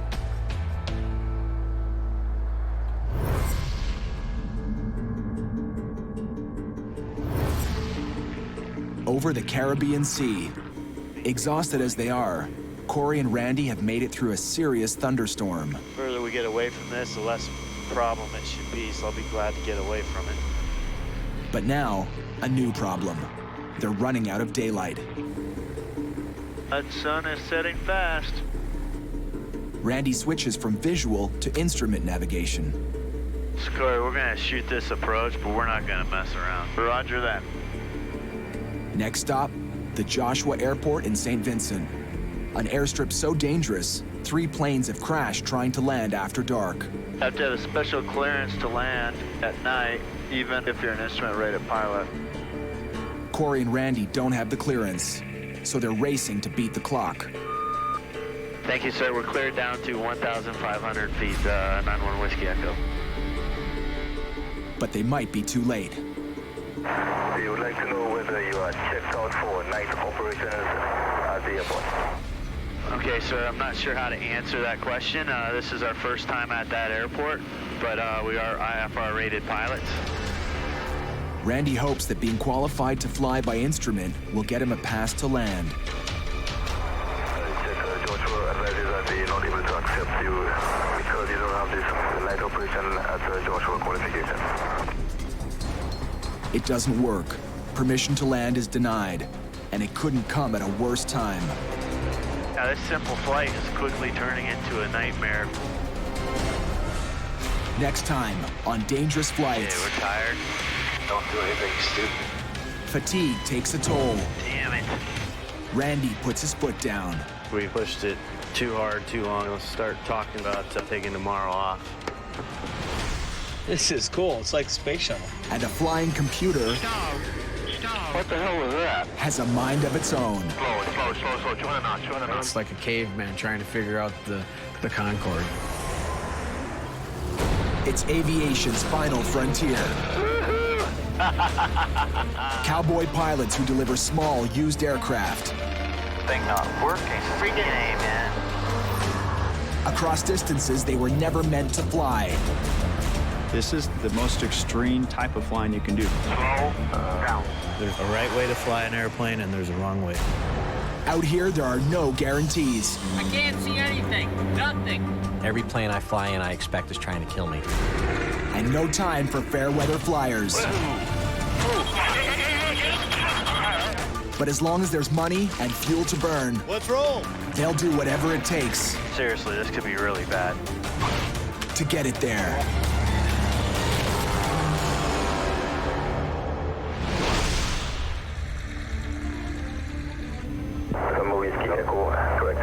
A lot of black out there, Capitan. Black is the color of trouble for pilots Corey Benson and Randy McGeehee. Well, with no moon and a bunch of clouds, we're not going to be able to see much. Well, we really don't want to be here right now. This is not where we want to be at all.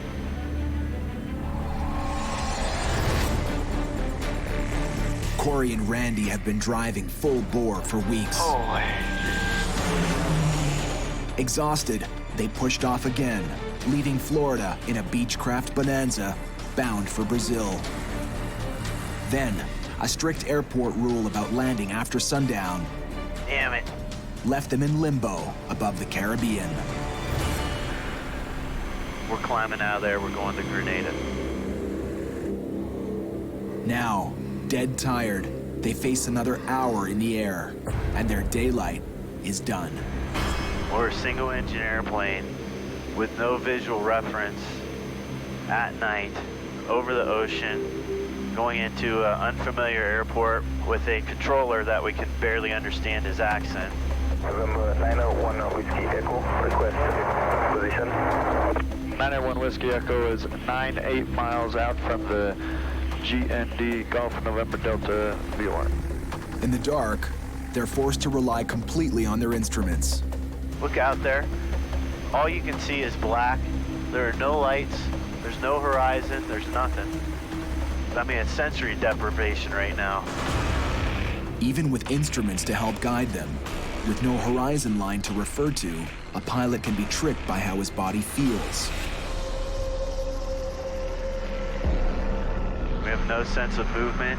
We have no sense of space. We have no sense of altitude. It's just not a real comfortable feeling, you know? There's a lot of pilots that have died just because of that.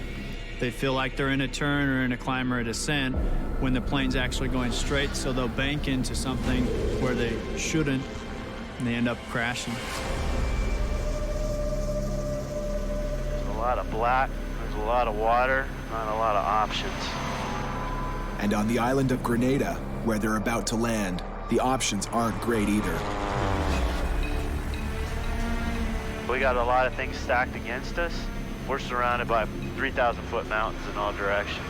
Bottom line, there's no messing around on this, and there's no margin for error. I might ask for information. I need you to really be focused for me. Roger that, Captain. You let your guard down for a minute, and it's fatal. Runway in sight, 91 Whiskey Echo.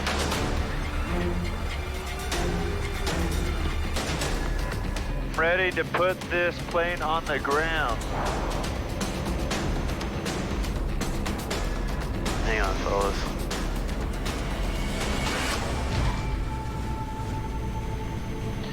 Welcome to Grenada, boys. Well done, Capitan. Holy.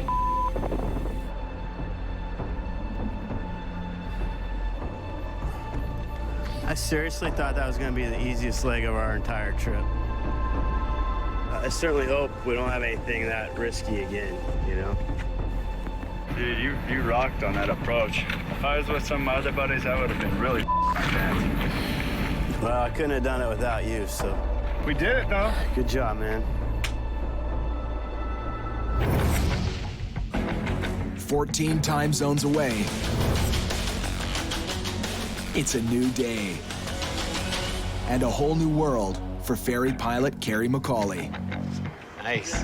This is a sexy looking jet. I can't wait to fly it. This is the Phenom 100, a highly computerized executive jet with a $3.5 million price tag. Very cool. It's aviation's next generation, and Kerry's playing catch-up. Been ferry flying for quite a while now, since 1989. And it's kind of hard to get up to speed with some of the new stuff. You know, you get comfortable with old technology. Get some power back though. We're doing 110 now. A veteran seat-of-the-pants pro, Kerry's like a race car driver. He prefers his ride hands-on. Now this is why I ferry fly. Who else gets a chance to do this? Woo! That was cool. In the cockpit of a propeller plane, Kerry is king. Watch your speed. But on this trip, Kerry's the one taking orders. Oh my goodness. What are the odds? There are two Phenoms in Australia. I flew both of them here, and they're one behind each other. The Phenom master is pilot Marcio Lucchesi. It has its computers to do a lot of things, but the primary flight controls are mechanical. Marcio has flown around a dozen of these birds for Jet Aviva, a high-end delivery firm. But when it comes to jets, Kerry's a virgin. First time flying a jet, first time flying with Marcio or even meeting Marcio. So we're all ready to go. And first time being a co-pilot in almost a quarter of a century, 25 years since I haven't been the one what's in charge. Oh yeah, that is back. Now, together, they're taking this plane on a 14-stop run to Las Vegas. Okay, now we're gonna find out if she's healthy or not. Wow, this is cool. It's like the space shuttle. Yeah, in use, there's nothing more modern than this. Everything is automatic. There's always a computer behind it. Yeah, good. The whole plane is really kind of a flying computer. It's going to take me 2 days to study the manual just to figure out how to turn the damn thing on. So let's start this bad boy, see what she says. Initializing system. TAWS system failure. TAWS system failure. That's not good. TAWS system failure. We're in trouble here. TAWS system failure. In Kerry's world, when the plane won't start, he calls for a mechanic. TAWS system failure. Marcio? He calls tech support. I have the CAS box with a big red X on it. So what do I do? How do I cancel the damn, you know, there's an alarm here going dang, dang, dang. He's spitting out words like updates and multifunction displays. But if the computer's not working, nothing's working. Let's do that. Let's call these people. In the Caribbean, Kerry's boss is working overtime. If everything goes as planned, we should be in Manaus early afternoon. Good morning, sir. Corey has just one thing on his mind right now, his schedule. He and Randy have logged more than 2,700 kilometers from Florida across the Caribbean. From here, they'll zigzag down Brazil to their final stop. Dude, I'm pumped to actually get into Brazil. We've had some long days, short nights, and we're tired. Corey's got Randy on a short leash. Fast turnarounds, no downtime. I mean, we're too tired, we're too beat up, it's too hot. That fatigue's gonna catch up with us, man.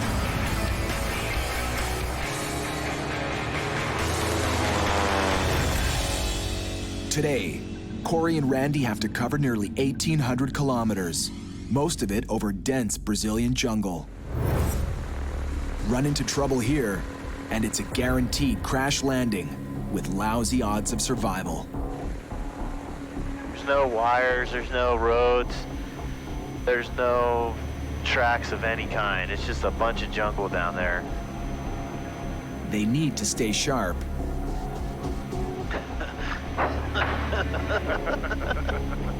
But fatigue is now in full flight. It's like Beavis and Butthead flying the most dangerous missions in the world. All we can talk about is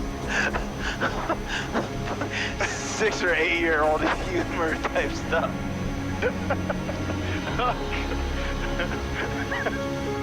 I don't know what else to call it right. Jumping time zones, being at altitude.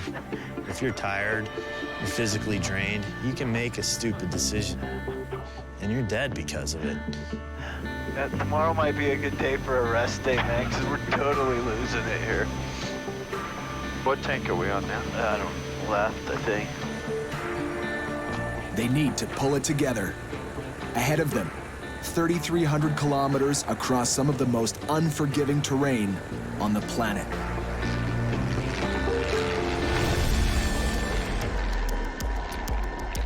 Man, I'm tired, man. I'm hurt. Me too. This has been a long few days. Corey and Randy are out of steam, and now they're also running out of clear skies. I mean, Corey, those things are at least 30,000 feet. Look at that thing, man. All this stuff's gotta be right in the middle of our path. Detouring around these storms is eating up time. They have the fuel for it. What they're low on is daylight. Biggest hazard is just the sun going down, us not making our destination in time, and then not being able to see.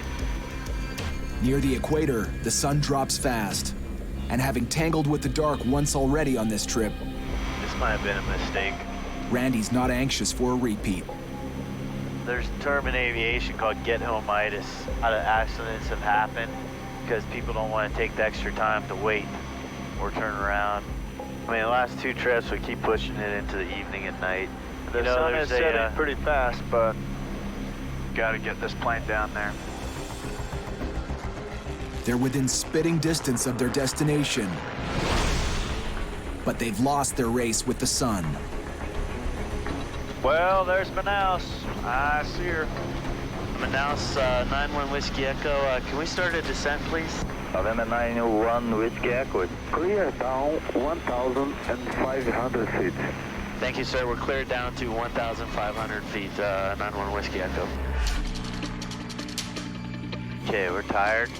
Make sure we get to the right runway. Don't do anything stupid. For the second time in as many days, Randy's instruments are his only lifeline. All right, I'm fast and high. Come on, Randy. Better than that.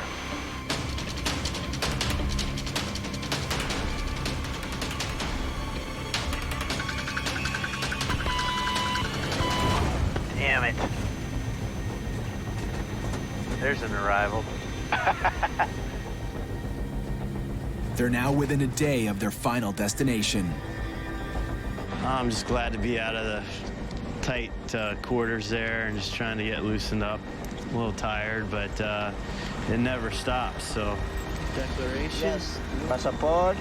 We've pushed it too hard, too long already. Start talking seriously about taking tomorrow off. Corey's silence is loud and clear. To him, a day off is just another delay, one his business can't afford.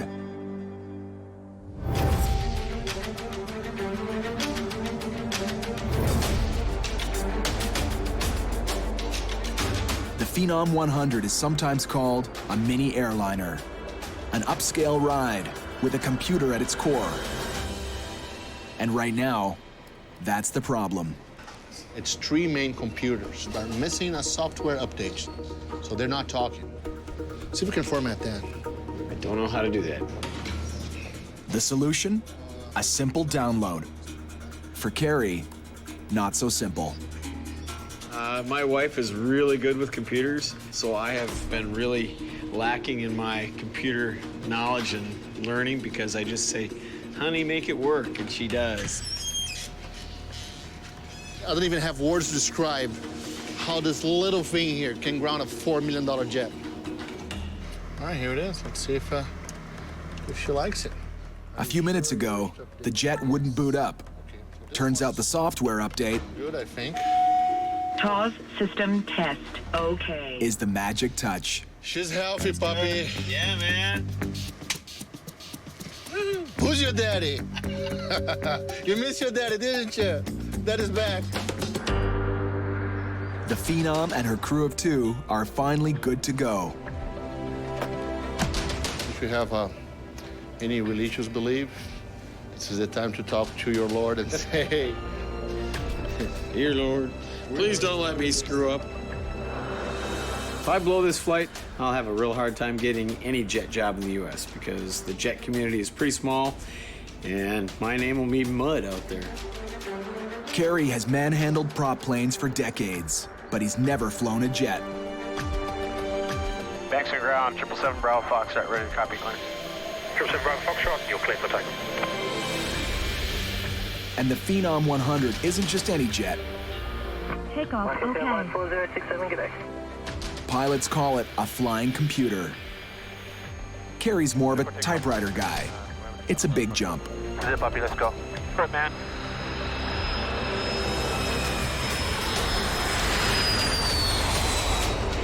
if you are not a good pilot and someone asks me, is this guy a good pilot? I will tell them the truth. And you would be amazed how many careers or jobs that I had to end because of my honesty. He's probably got some high expectations because I talk a big game, got a lot of experience. So it's time to put up or shut up. And I hate shutting up. Kerry will have to hold his tongue for a good long time. The trip, Sydney, Australia, to Las Vegas, USA. A commercial airliner makes the run in under 17 hours. But the Phenom was built for shorter hauls, 2,200 kilometers at the most. So for this trip, it's globetrotting.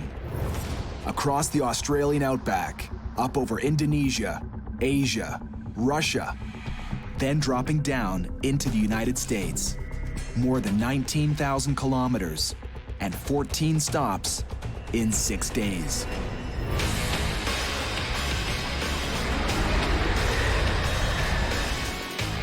We're taking this jet right to the edge. And when I say right to the edge, it's right to the edge.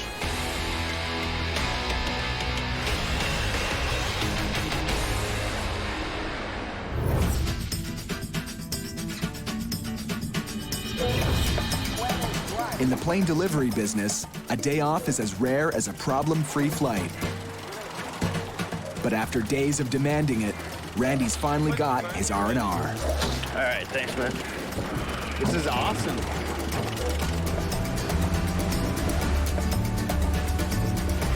Flying is inherently dangerous and it's difficult. But there comes a point where I've got to just put my foot down and make that call. This morning, I was pretty pissed that we weren't flying. I wanted to get the plane down there, but this is amazing. That's your preventer.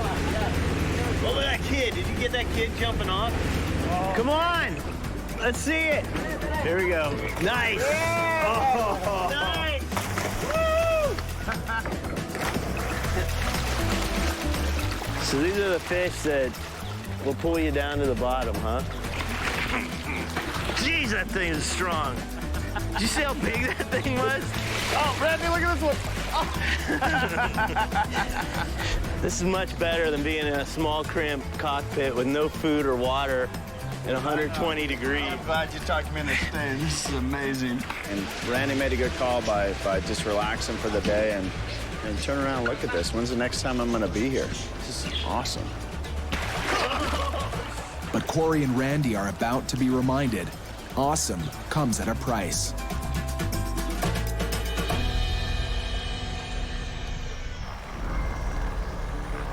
The next day is delivery day for the Beechcraft Bonanza.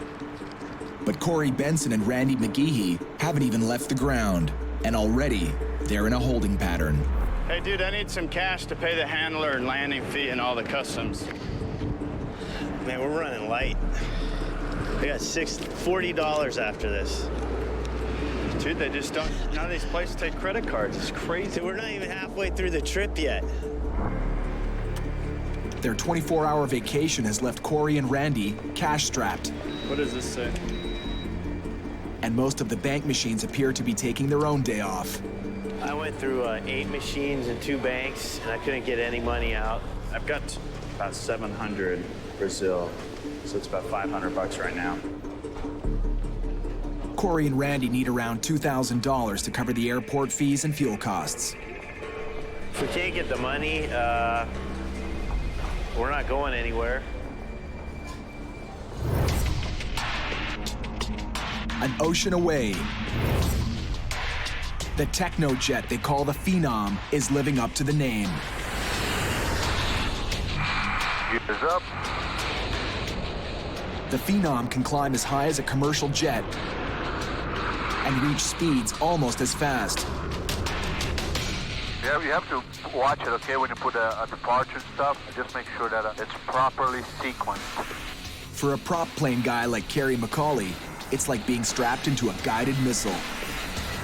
I'm kind of feeling like a dummy in this plane. You know, it's like a caveman trying to figure out the Concorde. Kerry and Marcio blast across the Australian outback, veering up toward Indonesia.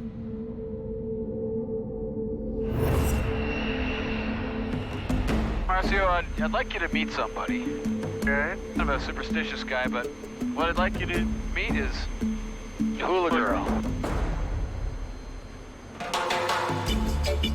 I got her when I first started ferry flying and with me ever since. It's my good luck charm.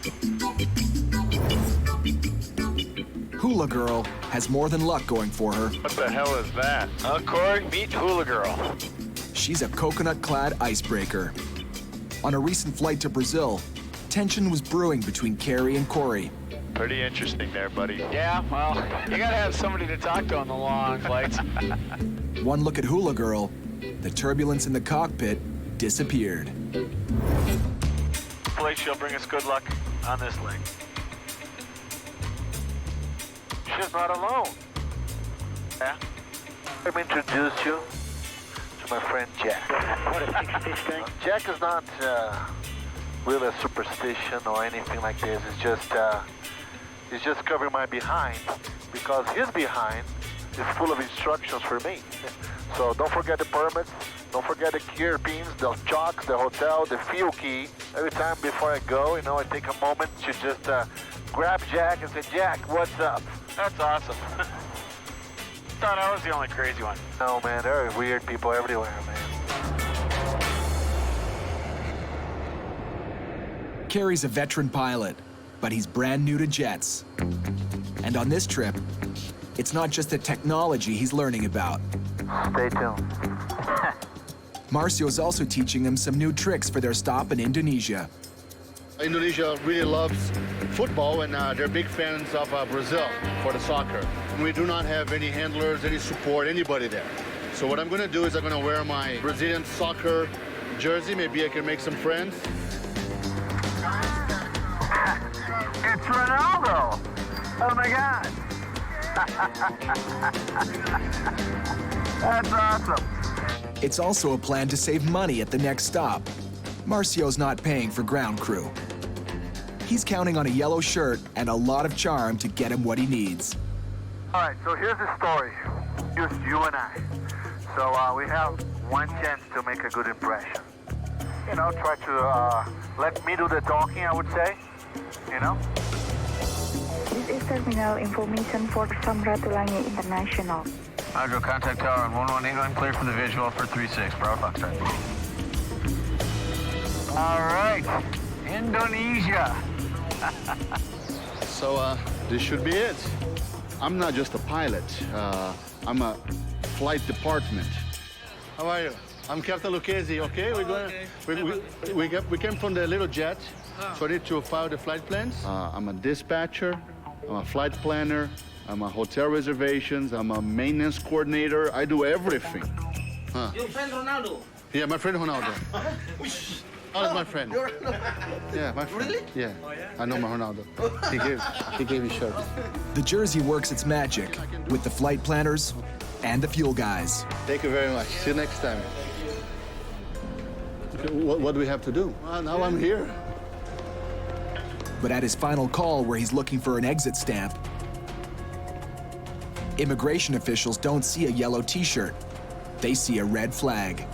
I'm worried about the permit. I'm worried about the paper. Well, we didn't show up with the actual paper copy of our permit. Problem one. Problem two is these guys seem to really wanted us to hire a handler. So on the immigration side, what do we have to do now then to clear? My role, your problem like this, to investigation for you. Investigation? This is a bad place for a pilot. We called the airport authority. Do I need to hire a handler? They said no. The interrogation room of an Indonesian immigration department. Waiting for the big boss, and he's going to be the one that decides what the appropriate punishment is for us. I mean, it could seriously be jail. When he opened the rule book, I said, oh, this is bad news. It seems failing to bring proper paperwork and cheaping out on ground crew is a serious offense. I have to hire ground handling services. Yeah, like this. But when the head honcho arrives, 620. It's nothing that a few greenbacks can't solve. Thank you so much, okay? We'll see you next time. Have a good dinner tonight, okay? Carrie and Marcio are free to go. There are two friends that always get me out of trouble. One is Ronaldo, the other one is Ben Franklin. Halfway around the world, You got one to work. You got some? You got... Randy and Corey are saddled with big airport fees and empty wallets. I'm not the most patient person, and so these delays drive me nuts. Okay, we just landed. It's a beautiful weather. But they just ran into a little luck, and his name is Joey. Oh, did you pay already the land fee here? No. No? Joey gets what Corey and Randy are up against. Over there, it's gonna be like 400 miles, let's say 3 hours. Let's say 3 hours. Because he's one of them. He's also a ferry pilot from the States and has done this route a lot. We need money to get out of here. Let's see how much I have, but I can help you out for sure. I can borrow you money. You give me later. Or deposit my account in America here. Do you have a real? It's kind of like a fraternity because there's only a very select few of us that do it, that have the guts to do it. And so we respect that about each other, and we'll do anything we can to help each other out. Thanks, buddy. 4. Okay. Let's go. That took way too long. When we got here, we had nice, clear skies, and now all quadrants, we got building thunderstorms. If we don't get out of here soon, we're not going. Let's go. Corey and Randy are in the final stretch. It's 1,500 kilometers to the finish line. And like any other marathon, those last miles can be a killer. Look at that, man. Storm, storm, storm, storm, storm, storm, storm. Huge storm. You see that thing? I can't even estimate how many miles wide that thing is. Randy's an old hand at dodging storm clouds he can see. But electricity is invisible and travels for miles. That's the airport. Hitting all those lightning strikes. This lightning scope detects electricity in the air not picked up by regular radar. 6, 7, 8, 9, 10, 11, 12, 13. And the picture is grim. We got about 17 lightning strikes right over the airport right now, so we just made it out. Here we go. 140 to deviation due to weather, sir. Yeah, Corey left. Any deviation either. We don't want to get anywhere near that stuff. This prop kicking with all this moisture in the air, we're just generating negative ionization right now. We're just asking to get hit. Though modern aircraft are mostly built to take it, lightning can still punch a plane out of the sky. It can damage the frame and wiring, shatter a windshield, or spark an explosion. One of the worst times I ever had in an airplane was in an airliner, and we took a massive lightning strike, and we almost didn't make that. If this plane got hit, I guarantee we'd never make it down.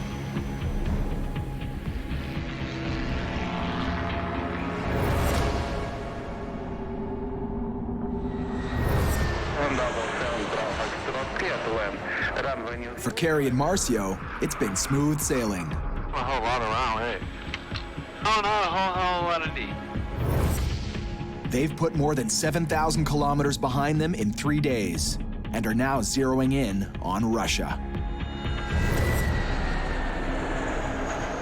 That part of Russia was the primary point of attacking the United States during the Cold War.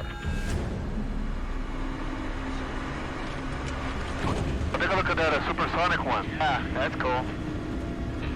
You see the runways and you see the security. It brings you back in time. So wow, this Cold War, this was not a joke.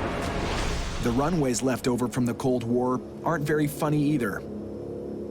An Airbus lurches down the tarmac. He's shaking like a little girl because the road is too bad. X-ray is so up that he cannot exit fast enough. Are you ready for departure from taxiway Charlie or taxiway Mike? After a quick refuel, it's Kerry and Marcio's turn to taxi for takeoff. Takeoff, okay. It's like heading off-road. Well, this taxiway is beat up. Been on smoother gravel roads. I do things differently in Mother Russia. Just a stone about this big hits your tire and whoop, flies right into your engine. You just got yourself a $1 million bill. The runway rocks miss the engine. She's on GPS during the departure, 200 knots. But they may have hit something else. Cabin. Cabin. Cabin. Cabin. Cabin. Cabin. Cabin. Cabin. Cabin.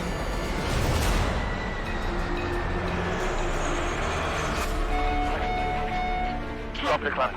Stop the climb right here. Moments after leaving a Russian runway, Autopilot. Level off. Kerry and Marcio are in a full-blown emergency. We lost pressurization. Autopilot. Okay, tell them we need to maintain altitude right now. Slow down. The jet is losing cabin pressure. Autopilot. They need to stop their climb to keep from losing consciousness. But there's an Airbus closing in fast, and the control tower wants them out of the way. Okay, November 777 Bravo. Foxtrot climb initially 9,100 meters. You are being followed by Airbus 330, 10 miles behind. Just forget about him then. Fly the plane for me, please. Maintain altitude and fix this shit. The plane. Kerry's a prop pilot flying his first ever jet, and this is trial by fire. Negative. We have a pressurization problem right now. We need to hold altitude for a minute. We'll advise. Foxtrot, what's the problem? We have a pressurization problem. I'll get back to you in just a minute.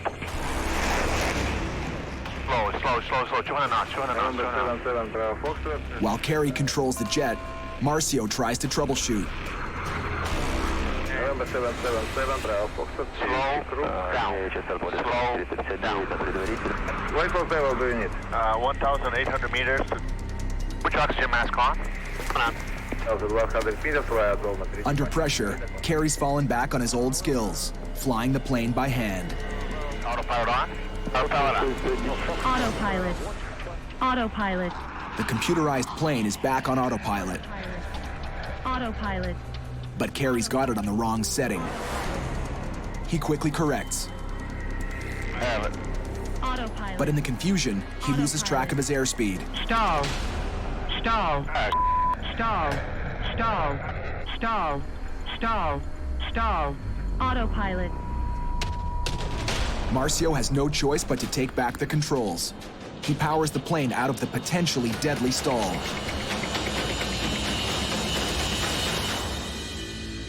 Are you okay? Yeah. Pay attention, okay? What the hell was that? Oh, you forgot to look at its speed. I know. That's what happened. Okay, there you go. Easy does it, puppy. Easy. There we go, that's better. Easy. I screwed up. I've never flown anything like that before. I barely know how to shut the door on the thing, so I've got a little bit of catching up to do. For now, Marcio rides the cabin pressure by hand. Hey, coming to flaps 3. Okay. Carey takes over the landing. Very nice, very nice. If Marcio seems unfazed by all the drama, it's because he's pretty sure he knows what's causing the cabin pressure problem. I know what happened now. He'll soon know if he's right.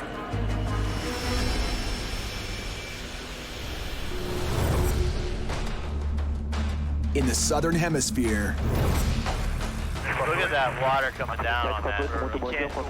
You see that, Corey? Corey and Randy are navigating a minefield of thunderstorms above Brazil. This plane cannot handle anything that storm's gonna dish out, so we want to give it a wide margin. Concentration of vultures on final approach. Vultures, vultures, vultures. Turn right. There you go. You couldn't make this stuff up, man. I'm serious, man. Freaking vultures, thunderstorms. This trip's tossed a lot of bad stuff their way. They've flown bone-tired and been tricked by nighttime illusions. They've had no place to land and been cleaned out of cash. In this racket, a game plan is just a suggestion. Cuiabá approach, good afternoon, November 9-1 Whiskey Echo 080. 5 days and more than 6,000 kilometers after leaving Florida, their final destination of Cuiabá, Brazil, is in sight.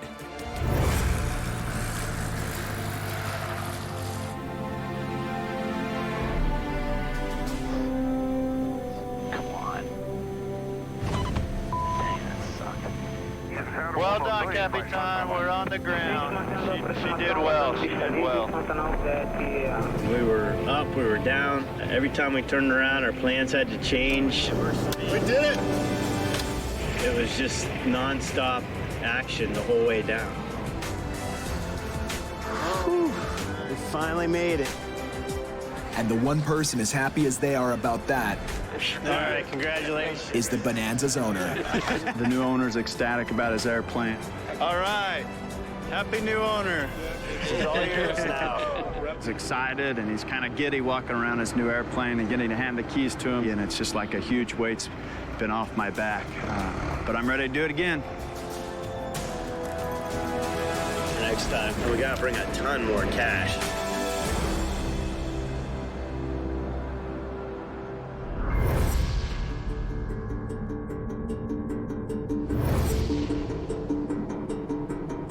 On a concrete Russian slab, Carey and Marcio have one temperamental jet and an even bigger problem. The Phenom 100 is cutting edge. The mechanics, not so much. I'm here in remotest Russia. These guys all their aircraft are baling wire and 2x4s. I mean, they're built to last. They're tough, but they're not flying computers. But Marcio knows his way around this fancy Phenom. He's flown several of them, and he has a theory about this one. Make sure there's no loose wire. Oh, it's right up here. See, it's right up here. This wire is connected to a sensor that automatically adjusts cabin pressure. So it might be bouncing so much that it's just giving wrong signals to the computer. Marcio suspects the rough Russian runway shook it loose on takeoff. I'm not too concerned about it. On the taxiway in, the message disappears, so. Also, funny enough, a lot of the Russian-made airplanes, they have huge tires. And we're asking, why do they have huge tires? Now we know. Now we know. There's a sensor there for pressurization. But taxiway in Russia. So, sensor. After briefing the mechanics, Marcio and Carey turn their attention to their next and most dangerous destination, Russia's Far East. The weather. Weather. Tomorrow weather bureau. And the Russian weather lady doesn't sugarcoat the situation. 1 kilometer visibility, which is not much. Showers, snow, and rain.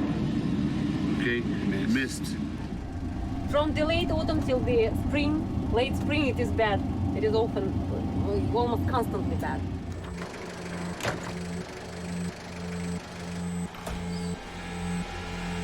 In the world of ferry flying, playing the odds is part of the game. Well, we're gonna give it a shot. Carrie and Marcio are taking a chance on the weather. Hope for the best, prepare for the worst. Visibility 10 kilometers. Broken 1500. They're coming up.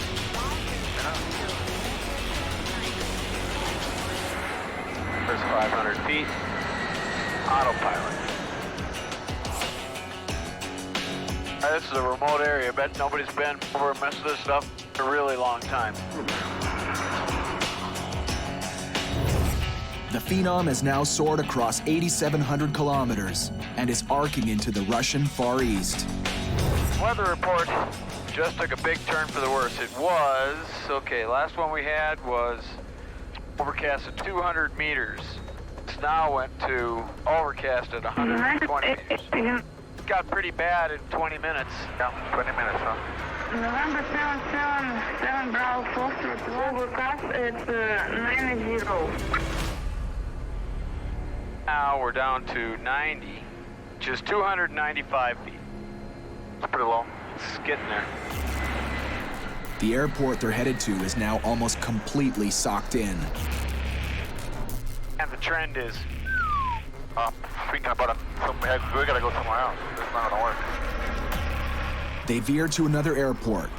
Then, November Bravo Foxtrot confirmation. Aerodrome Uniform Hotel Mike Papa is closed.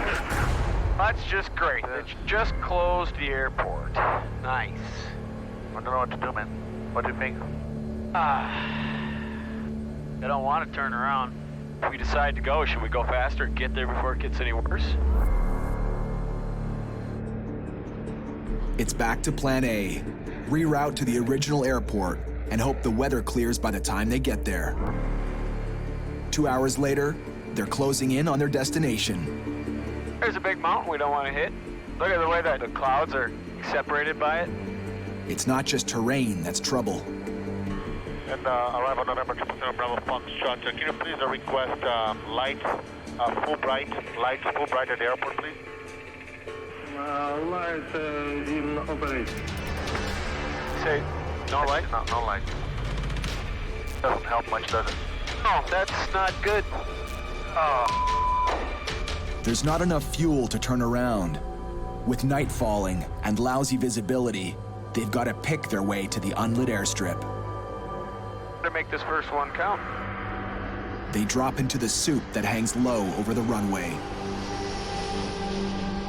777 Bravo Foxtrot, you are clear to land. Surface wind 300 degrees, 6 meters. To the airport? Negative.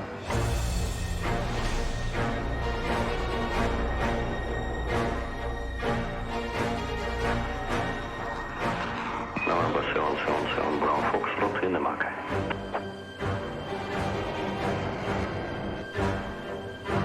Then, just 90 meters above the runway, I see some lights. Okay. On path, you looking good? Yep. the runway lights suddenly blast back to life. 160 feet over actual runway now. Got it? You're good? Are we gonna live today? I think so.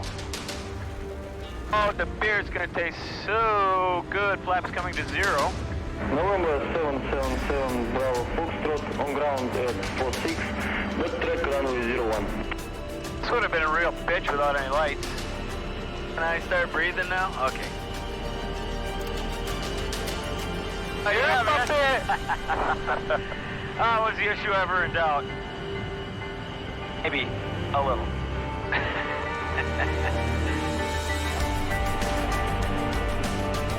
But a flight's not over until the keys are in the hands of the owner. And that's in Las Vegas, more than 5,300 kilometers away. Next time on Dangerous Flights. We need you out here. Corey's chance to turn a fast buck turns to bad luck. That trim is a little funky. Yes, it is. when an old plane comes with a full-blown attitude. We got things freezing up. We got nuts and bolts freezing up. And the guy who loves to fly by hand has his hands full. Who's pumps on? It's aviation's final frontier. Cowboy pilots who deliver small, used aircraft. Couldn't make this stuff up, man. Across distances they were never meant to fly. Woohoo! This is the most extreme type of flying you can do. Cabin. Watch, I got slow down. The planes can be too much to handle. It's like a caveman trying to figure out the Concorde.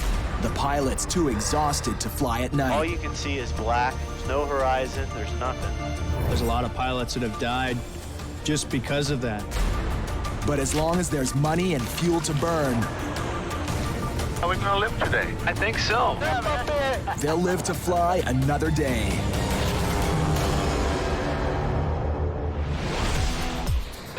On the last leg of a 19,000-kilometer marathon, two ferry pilots race to the finish line in a state-of-the-art Phenom jet. See Vegas?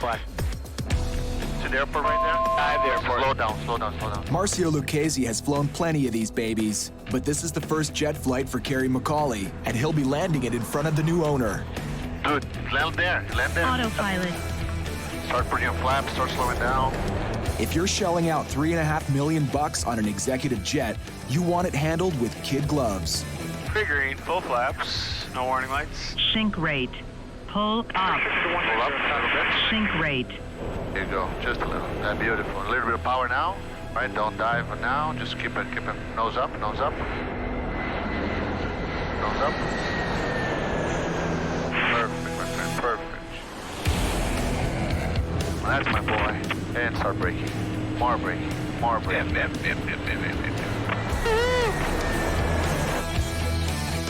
Great big guy. Congratulations.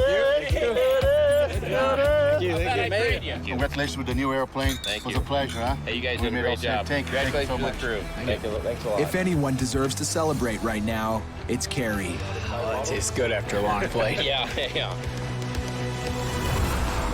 This trip, flying halfway around the globe, from Australia to America, was his trial by fire. Cabin. Cabin. Cabin. Cabin. Learning to take orders from a computer. What the hell was that? Stall. Stall. And trying to hold it together when everything's falling apart. Kerry did really well. I was not expecting for him to pick up as quick as he did. Yeah, man, looking forward to do it again. Yeah, they say you can't teach an old dog new tricks, but you can teach an old pilot how to fly a jet, apparently. Kerry might have plans to cool his heels in Vegas, but he won't get the chance. Yeah, it seems to be a nice plane. I haven't seen it myself. The broker told me it's nice. Back at head office, boss Corey Benson just landed a big contract to deliver a plane to Argentina. And he wants Kerry on it right away. This is Kerry. Hey, Kerry, it's Corey Benson, CB Aviation. How are you? I've got a trip that just came up extremely quickly. I need you to captain a Navajo down to Argentina. Yeah, sure, no problem. There was another ferry company that was doing the flight, and they quit halfway through. So the client called me in a panic and is begging for us to do it. This is a chance for Corey to grow his new business and to succeed where others have failed. I had no idea how I was going to put it all together, but in this business, you got to be able to make things happen. The rush is on.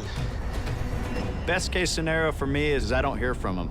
The plane takes off, they handle any issues that comes up, and I get a phone call that the airplane's delivered in Argentina. The plane is a '79 Piper Navajo Chieftain, a stretch limo version of the regular Navajo with souped-up engines. Kerry's back in his element with the kind of plane he's flown for 20 years. Check the oil caps are all secure. 11 in the right and then 10 and a half in the left. His co-pilot on Corey's rush job is Stu Sprung, a guy he's flown with once before. This opportunity came up very last second, but I was able to free myself up and get here. in a day's notice, essentially. Stu's a far less experienced pilot with a fraction of the flying time Kerry's got under his belt. Just about all set? Yep. So on this flight, there's no question who's in the driver's seat.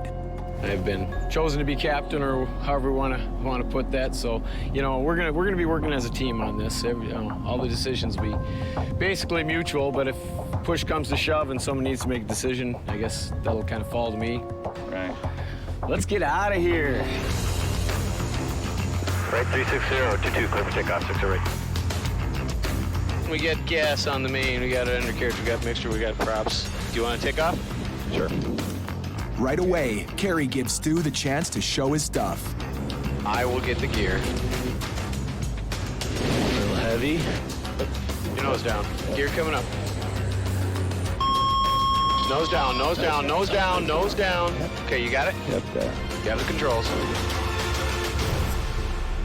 They'll head first to the islands of Turks and Caicos, then fly another 8,000 kilometers south all the way down to Argentina.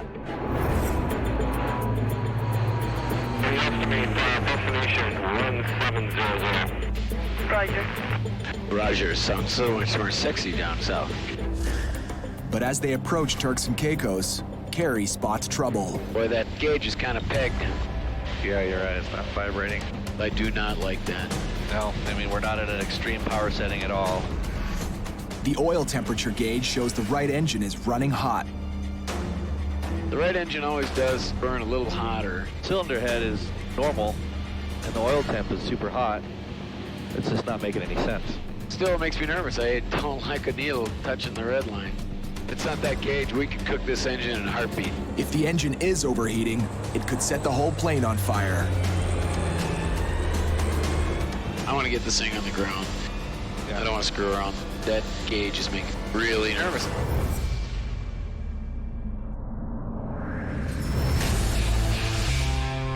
In Florida, two of Corey's other hired guns are heading out on a new mission.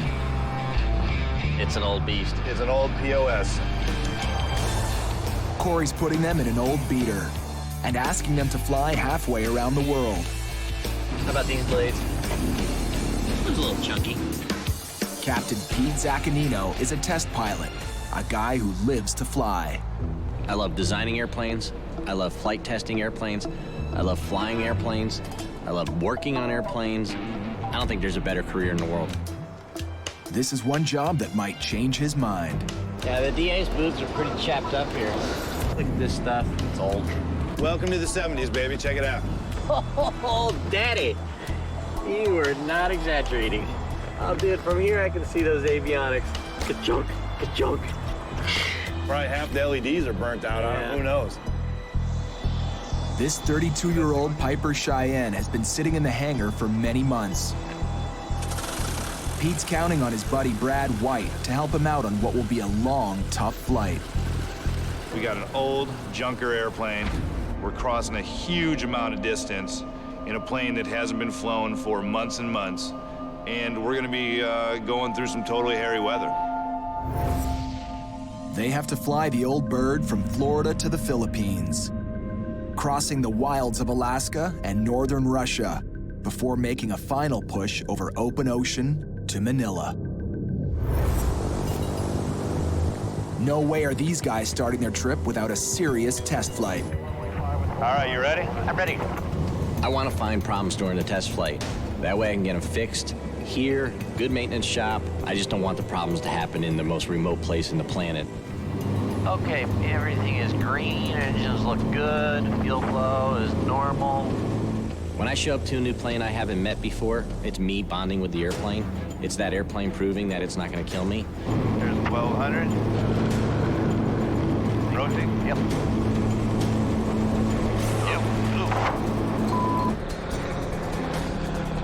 Yeah, that trim is a little funky. Yes, it is. Trim controls small flaps on the tail that are crucial for climbing and descending. Man, that is weird. And this trim is barely working. Try getting yours trimmed up. Yeah, it's sluggish. Yeah, that could be a showstopper if we did lose trim and controllability. That would totally suck. Yeah. A plane's trim can make the difference between life and death. If the trim tab fails, that's a serious, serious situation. Aircraft could end up nose up vertical, nose down vertical, or upside down. All very hazardous scenarios. Pete and Brad cut their test flight short. I'll just start down. I'll just do it. As the Cheyenne comes in for a landing, the trim decides to behave. 3 green, no red, full flaps, we're clear to land. Alrighty. But not many aviators grow old, flying unreliable equipment. Well, we got a major trim problem. Yeah. So until the problem's fixed, this old bird is grounded.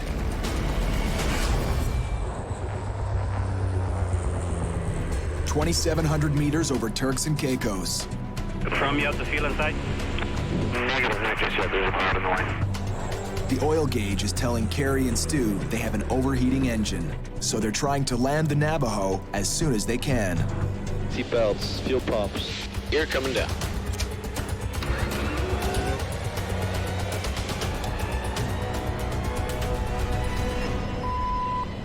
Oh, man. Gotta be kidding me. They're on final approach, but Carrie's not seeing the 3 green lights that indicate the landing gear is down and locked in position.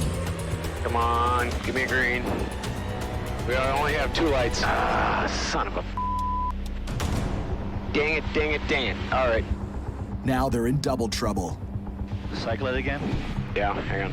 Temple Tower 608, we've got only 2 gear lights. We're going to do a 360 and recycle our gear. Okay, confirm you're going to do a 360. That's affirmative. By jogging the wheels up and down, they're hoping the gear will snap and lock into place. 003. All right, come on, baby. Papa needs 3 green. 1, 2. Start up at the booth. Negative. Oh, wait, we got it. You had it twisted. Looks like it was just a loose dimmer switch. Okay, Polo Tower 60, we got 3 green. Okay, 3 green. 27608, check to the land 1V10. We are clear to land. One problem solved. Now they just have to get the Navajo safely on the ground.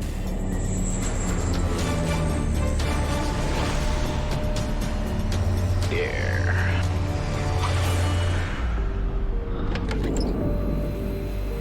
Well, I am really happy that we have 3 actual wheels beneath us.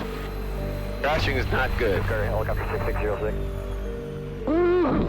All right, leg 1 in the can.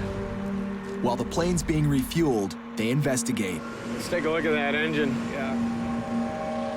I'll record what these guys get on the fuel, too. Yeah. Well, we're gonna see how much oil we got in this girl.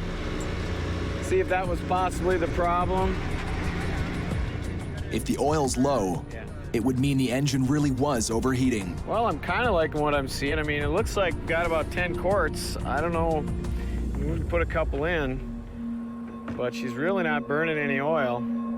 I don't see any obvious signs of overheating on the engine. You know, no, the cowling isn't discolored from overheating. The worst case is that this is a bad sensor and we can't see what the oil temperature is. And, you know, it's a judgment call from here. As near as I can tell, we're still good to go.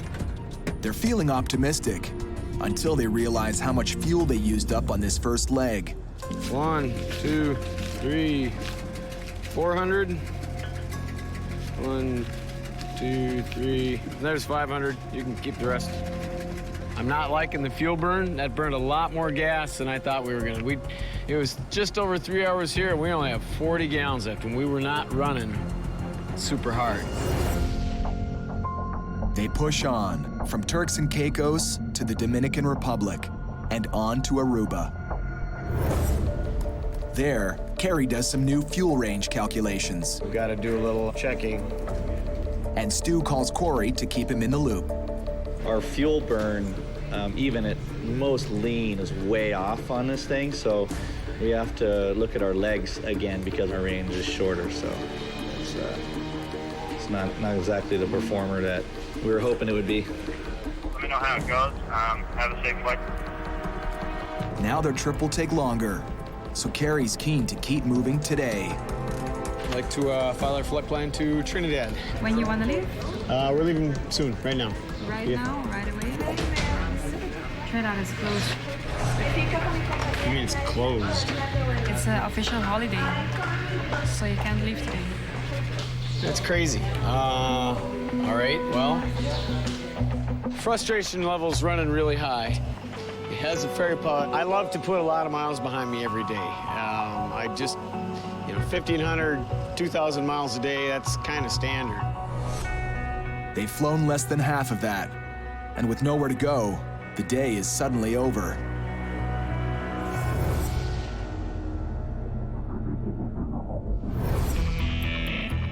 Back up in Florida, Pete and Brad are even worse off. Stuck at 0 altitude and 0 speed, with a trim control they don't trust. I'm eager to hear if we need parts for the plane. Yep. They're stuck with this Piper Cheyenne, an old bird in desperate need of a good mechanic. I do not see anything binding or slipping in the actual mechanical control wheel. You don't see that play where you gotta roll it an inch or two before it starts. Yeah, but that's normal in some airplanes, especially when you have that electric trim. Yeah, I've never seen that before. It's not very common. Flown a lot of different airplanes, never seen a loose one like that. Well, I think that's normal for you to have a little play in your trim wheel. The maintenance manual says it's good. You're airworthy. Gabe the mechanic thinks the trim is working fine, but he's not the one who'll be flying the plane 7,000 meters up in the air. Mechanics have killed plenty of aircraft and their crew and passengers because they've made mistakes. Mechanics are humans and they make errors, just like pilots. There's some old going on in here. I just wanted to get a look at this system. It's old, it's beat up, and who knows what's gonna surface today, tomorrow, halfway around the world. Like it or not, their departure is set for 6 a.m. tomorrow. Yeah, that's what I'm doing with this plane, is getting it to the Philippines. Yeah, I appreciate the help. But as soon as they settle in to catch up on some calls, they get an urgent message from Gabe the mechanic. I see him. I see what I think I see. I see 2 puddles of liquid that is certainly not hydraulic. That is absolutely Jet A. Gabe, talk to us. Yeah. Hey, how you doing? This doesn't look good, buddy. No, it's not good at all, actually. To be honest, the issue we're having now is we've topped off your left and right fuel tanks. Yeah. Tips and as well as the nacelle tanks. And this is your nacelle tank back here behind the engine. And what I see now is you have a leak coming, a fuel leak. I see it. Coming from your left-hand nacelle tank. I see it. And it's running down a wire bundle. Oh, that's great. That's horrible. That's unbelievable. The fuel's running down this wing pan right here, and it's coming into these drain holes in the bottom of the fuselage. Dude, that's a huge fire hazard. Huge fire hazard. It's coming down. Holy horse. What's the fix for this? Our best bet, actually, is to get a professional in here. Fuel tank expert. Most pilots are pretty good with a wrench, but when it comes to fuel problems, even the best like to delegate. If the expert comes in tonight and discovers that we have a bad fuel tank, this trip is not happening. Let's see what you got.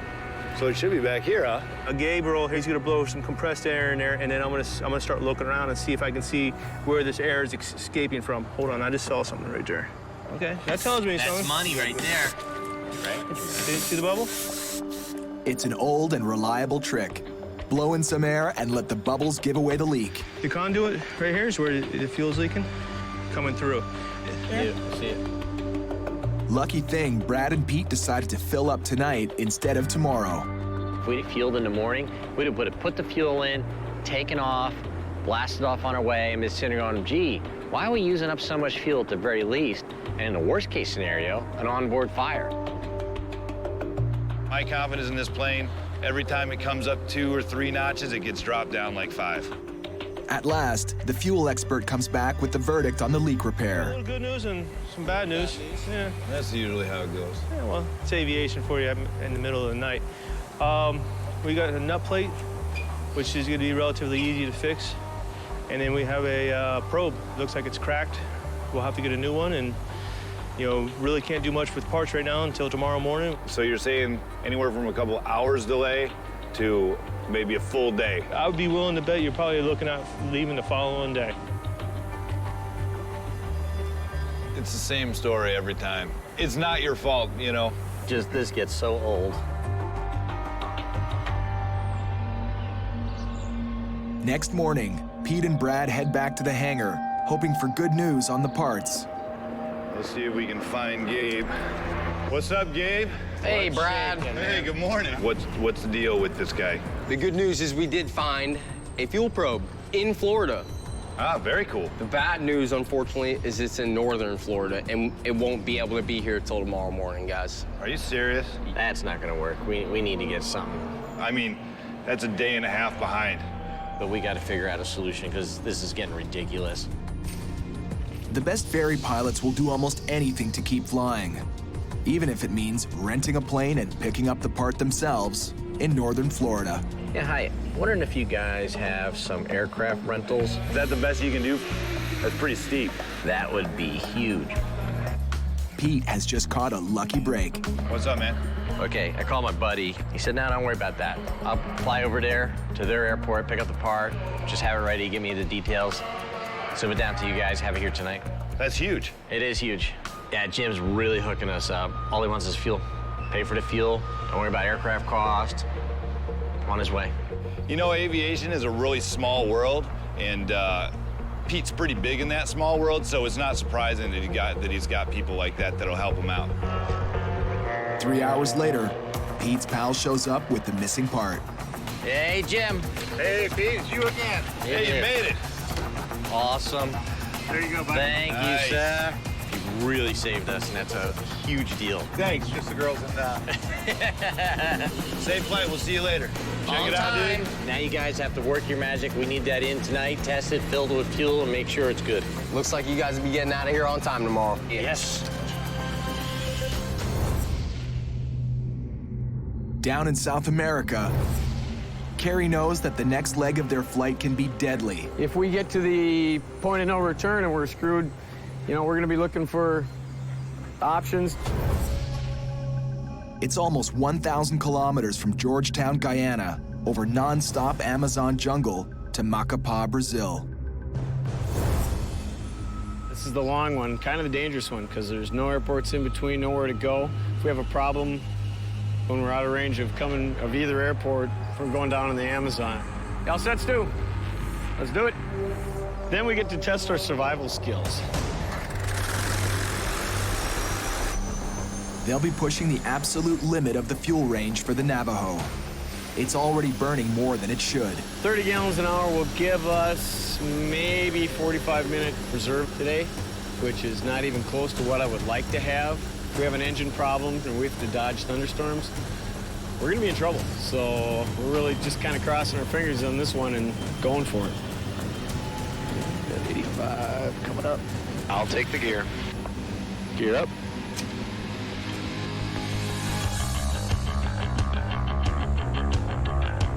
We got some time to make up. We do. An airport holiday yesterday in Trinidad put them behind schedule. That's why they're gunning it today. This thing is turbocharged. It goes a little faster, and we get just a little bit more range the higher we go. So, see what that does. I'd say we just do it. Hang on, a couple bumps. Woo! There we go. The weather isn't doing them any favors. These headwinds get any worse, we're screwed. That is slow. We got to be pushing a 35-mile headwind. They're slowing down and using a lot more fuel than they'd planned. That's not good. Keep an eye on that fuel pressure, because if that thing sputters while we're on approach, we gotta go to those boost pumps right away. Okay. 36.6 miles. Come on, baby. Now the engines are sucking in the tank's reserves. I'm putting my shoulder harness on now. Probably not a bad idea. At least one of the engines should still be running by the time we get there, but they're running pretty low, so I really hope we make it. Oh, there we go. That's one engine sputtering. Boost pumps on. We have fuel pressure. They managed to pump just enough fuel to the engine to keep it going. Macapa Control, November 27608. Like priority landing, fuel critical. 23 miles from Macapa. Right aux tank's dead. Now we're on the right main tank, and that one doesn't have much gas in it either, so. Kerry knows he has to nail the landing, because this time there's no second chance. Come on. Okay, pre-landing checklist. Gas, not much on the fullest tanks. Undercarriage, down, 3 green, 1 in the window. Fuel pumps on. Mixture's fuel rich, fuel pumps on. Just a little bit more.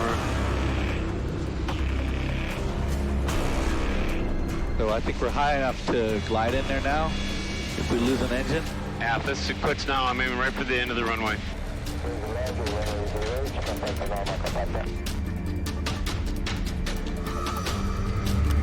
Coming full flaps. I think I got the runway made. Oh man. Yes. Ay.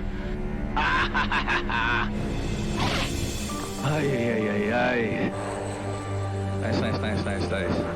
Flaps, not the gear, the flaps. Boost pumps off. Woohoo! Back on the ground. Safe and sound. It's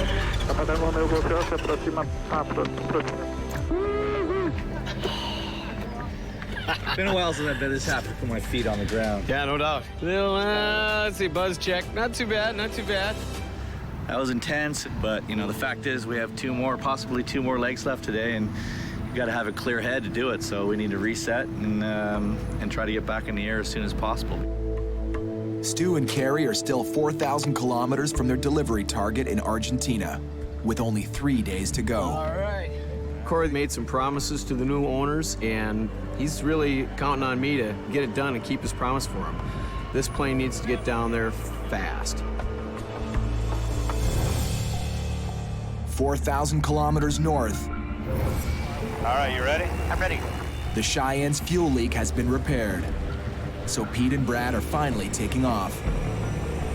Departing runway 5, a caution for birds on us in the airport. They have a giant marathon ahead of them, 16,000 kilometers, from the sandy beaches of Florida all the way to the Philippine jungles. Yes, redoodle. Next stop's only 8 hours away. Today they'll fly 3,300 kilometers and stop in Utah to refuel. At least, that was the plan. Because now, the Cheyenne is showing her age all over again. Got ice all over this windscreen and it sucks. I can't see anything. Nothing. No heater. See the heater? Nothing. There's no heater. Up at 7,000 meters, the temperature outside drops to negative 30 degrees Celsius. And that cold is seeping into the cabin. We got things freezing up. We got nuts and bolts freezing up. We got a windshield that won't defrost. It's just one thing after another. Let me start making a list, dude, because this is crap. Here, why don't we start here with the LEDs you said are burnt out? Okay, LEDs.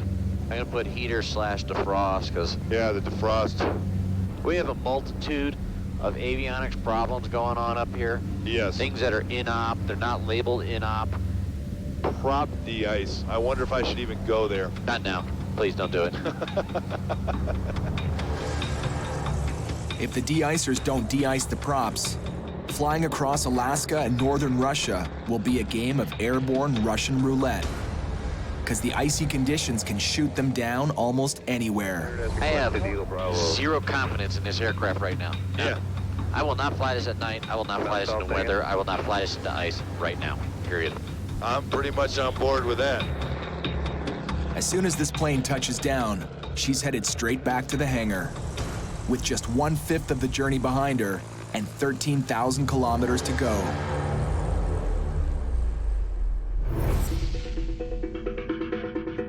In Brazil, Kerry and Stu are down to a tight 2-day deadline to deliver the Navajo to Argentina.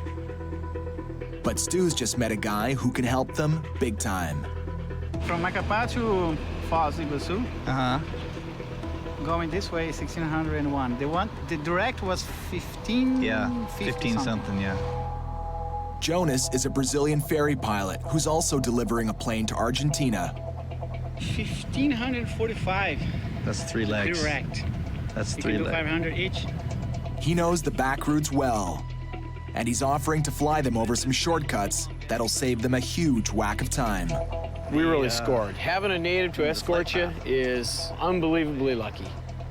So that's why I really love ferry flying. I love going to the small airports and meeting all the pilots. You know, I don't like going to big international airports and meeting bureaucrats. That's just painful. It's like getting a root canal.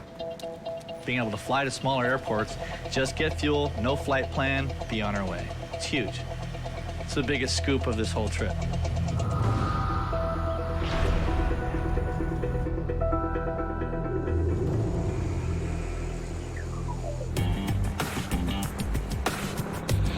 What's your altitude at 2992? Oh, there it is. Just about 2,500. We got you. See him? Oh, yeah, I got it. All right, we got you, thanks. And you got the next airport on the GPS? From Macapá, Jonas will take them to a tiny airport in Araguana, way off the beaten path. It's much more direct than the route Carrie and Stu had planned. The other frequency now is 12345. That's the frequency for the airport? Yeah, that's the frequency for all uncontrolled airports. Araguana. I never thought I'd make it here. Never knew it existed. There you go, beautiful.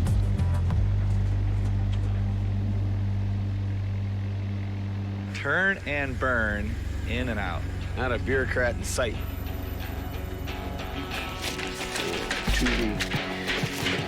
The fastest stop of the entire trip. It's amazing. For the first time since Stu and Carrie hit the clouds, they've got a decent chance of making good on Corey's promise to deliver this Navajo to its owner on time. Now all they have to do is keep up with their new friend. For 9 hours, Pete and Brad have pushed this limping Cheyenne across the Midwest. Holy cow, my feet are, I think, frozen to the floor. And that's with a newspaper insulator. Yeah, that floor is colder because I don't have the sun here now either. Just add it to the list of the other stuff that the mechanics got to look at when we get to Utah. Their Utah pit stop is home base for boss Corey Benson. They can't wait to unload on him. I'm looking forward to passing him the keys and saying, all right, we made it this far, it's yours. Good luck, sucker. Good luck, sucker. Now you can see what you gave us to drive halfway around the world.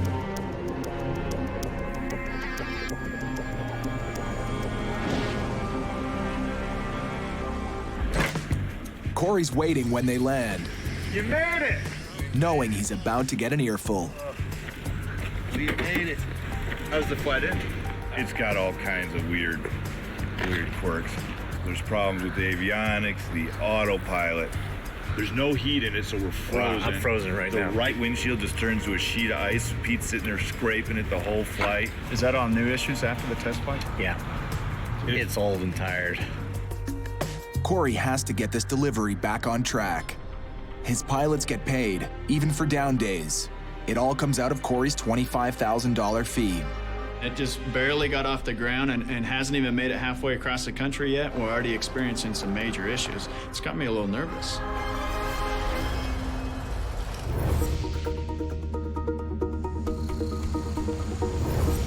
With the help of Jonas, the Brazilian ferry pilot, Stu and Carrie have crossed this country in record time. And to their surprise, that means the Navajo flight is now ahead of schedule. Yeah, we just landed down here in the Brazilian border at what is it? Fariguzul. Only 3 hours from delivery, they need Corey to confirm the drop-off point. Got refueled, and we're just giving you a call to see what the latest is. Perfect. They would like you to continue to a private airstrip in Rosario. There will not be customs at this airstrip. I'm showing you the coordinates right now. To these guys, landing without clearing customs sounds dodgy. Do they have this covered with the government already, or are we, I mean, because that's an illegal landing. I understand where you're coming from, and I can answer that question for you. It might be best if you guys give Franco a call directly. Any dilemmas or problems or changes, please give me. Okay, guys, all right. Thank you very much. Yep, bye. That sounds like the craziest thing to happen the entire trip. Entering a country without clearing customs, well, I don't know what they call it in Argentina, but it's a felony in the United States. And as pilots, we definitely have to follow some very specific rules, especially if we want to stay pilots, for one, and not go to jail, too. They've pushed themselves to the limit the last 6 days. They're only 1,000 kilometers from the finish line, but they refuse to risk everything for Corey's client. I'm not going into that private strip, no matter what he says. That's just stupid. We'll get busted. Nah. It doesn't take long for the owner to come up with a new game plan. I mean, we will try to take off earlier, but we still have to clear customs and immigration, pay landing fees, flight plan. Okay, that will work. Thank you, Finko. Bye-bye. He's gotten rid of the dirt strip behind his buddy's plantation or something, who knows what it was. So now we're going to the international airport, we're getting customs, everything's great, so very cool. Back on track. With a squeaky clean and legal landing all lined up, Stu and Carrie start off on the last leg of their trip. I will get the gear. Finish line, now just 3 hours away. Back up north in Utah, Brad and Corey are trying to sort out some of the problems with the Cheyenne. And we're gonna double check that heater and all the de-icing stuff and make sure it works. Ice-cold temperatures in the cockpit on the first leg of the trip could be an ominous warning of a more serious problem. Seeing if it's gonna heat up. If there's no heat hitting the propellers or wings, even the thinnest layer of ice can alter the aerodynamics. Nothing on this, Brad. Enough to turn the Cheyenne into a kamikaze dive bomber. Well, we've got some pretty major issues. I'm gonna have to call the owner. He's gonna be super frustrated, but these are just out of our control. Part of the challenge of ferry flying, especially older planes like this, if something can break, it will break. Hello, Edwin. It's Corey Benson with CB Aviation. How are you? We've got some pretty major problems with the airplane. It's just absolutely not safe for these guys to continue on how it is. For now, the Cheyenne is Corey's problem. We'll get you briefed on the safety, the seat belts. Corey isn't the only one based in Utah. Parachute. Pete lives here too. And so does his personal training jet, the Aero L-39 Albatross. Couple things. Throttle, you know what that is. Fuel on and off. Don't touch that, please. Okay. This jettisons the canopy. We pull that handle all the way down, canopy will just fly away. Grab the handle and release it, and the parachute will open. Handle. That one forward. Boom. Upside down, we're out. Yep. I'm totally pumped. I'm not sure what to expect, but you know, the plane looks awesome. Brad's flown a few jets, but he's never been taught what to do when that jet's out of control in the wrong position. This is super important training. Every pilot should do it.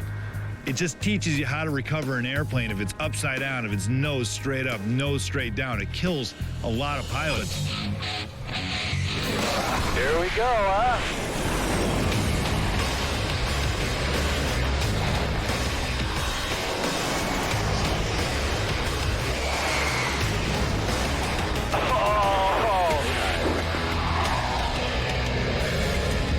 Answering eyes on the vertical up to 7,000. Very cool. Pretty sweet, huh? Yeah, it is. I love the view, too. How much did you load it up there when you pitched up to 45? About 3 Gs.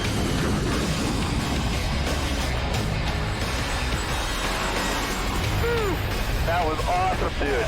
Okay, you got the aircraft? I've got it. Okay, full aileron left or right. Oh, sorry. That's okay, that's all right. Sweet, roll it out level. Isn't that cool? Woohoo! I'm digging it. Gonna roll inverted. I'm gonna float it down to the horizon. That's about good. Now roll back. Dude, how cool is that? And that bitchin'? That's bitchin'. Yeah, that was awesome, dude. Pretty cool, isn't it? Yep. That's a good sign right there. I could feel it when we were loading up a little negative. Yeah. Like when we were coming through, that's when I was just like, whoa. All right, I earned the hat then. All right. Pretty sweet, wasn't it? That was sweet, man. Yeah. God, I can't believe how it flies. It's cool. It's so easy. Yeah. Yeah, It makes it easy. Yep. It's been a great break from flying the Cheyenne. But by this time tomorrow, if Corey manages to get the heater working, these two pilots will be sky high, back in the old bird again, where almost anything can happen.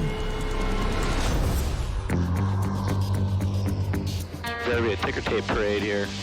I want to see streamers, confetti guns. There it is. Woo! After 3 hours of smooth sailing, Stu and Carrie are about to make good on Corey's promise and deliver the Navajo on time. They've made it all the way from the United States, through South America, to Argentina in only 6 days. You're coming down. 110. Got it. 105. Got it. Oh. Touchdown! Woo-hoo. Ladies and gentlemen, please welcome the Navajo to Rosario. After 9,000 kilometers in the air, pushing the Navajo to the limit, it's finally home. Hola, ¿cómo está? Muy bien. We're here, us in the plane, we're here in one piece, it's good. Nice job, dude. All right, man. Killed Good it. trip. Woo. I'm feeling pretty good. It was a long and tough one, that's for darn sure, but feels good to get the plane in the owner's hands and turn your back on it, go home.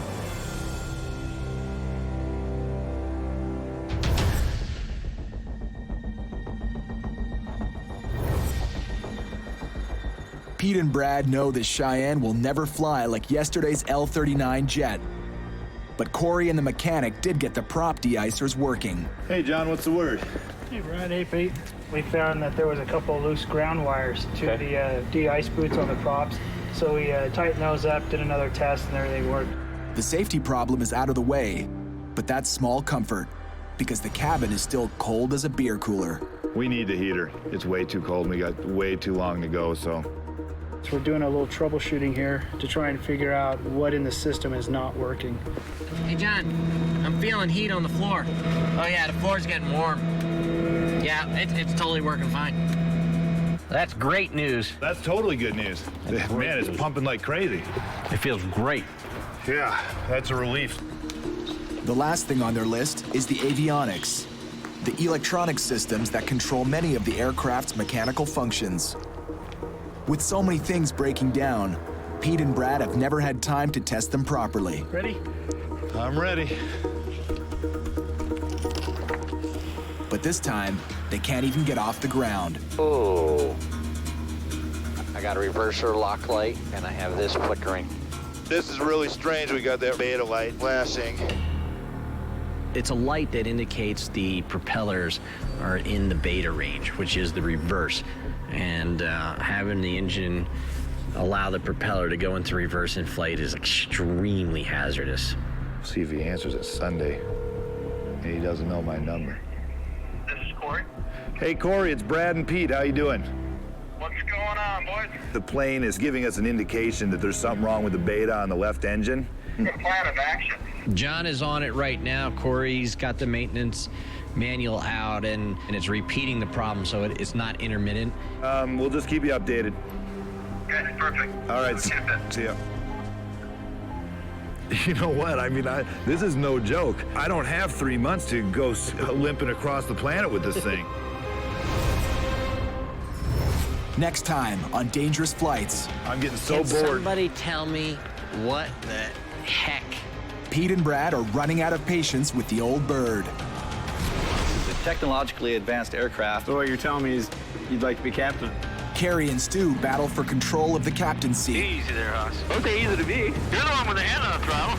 And bad weather is endangering both flights. You gonna be able to see anything, dude? I don't mind rain much at all. but lightning's bad. It's aviation's final frontier.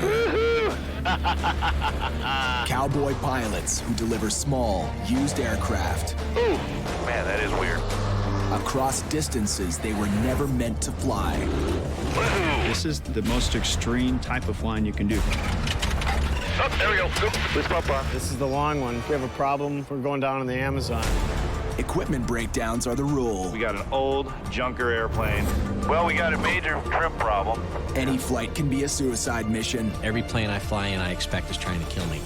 But as long as there's money and fuel to burn, they'll live to fly another day. Back on the ground, safe and sound.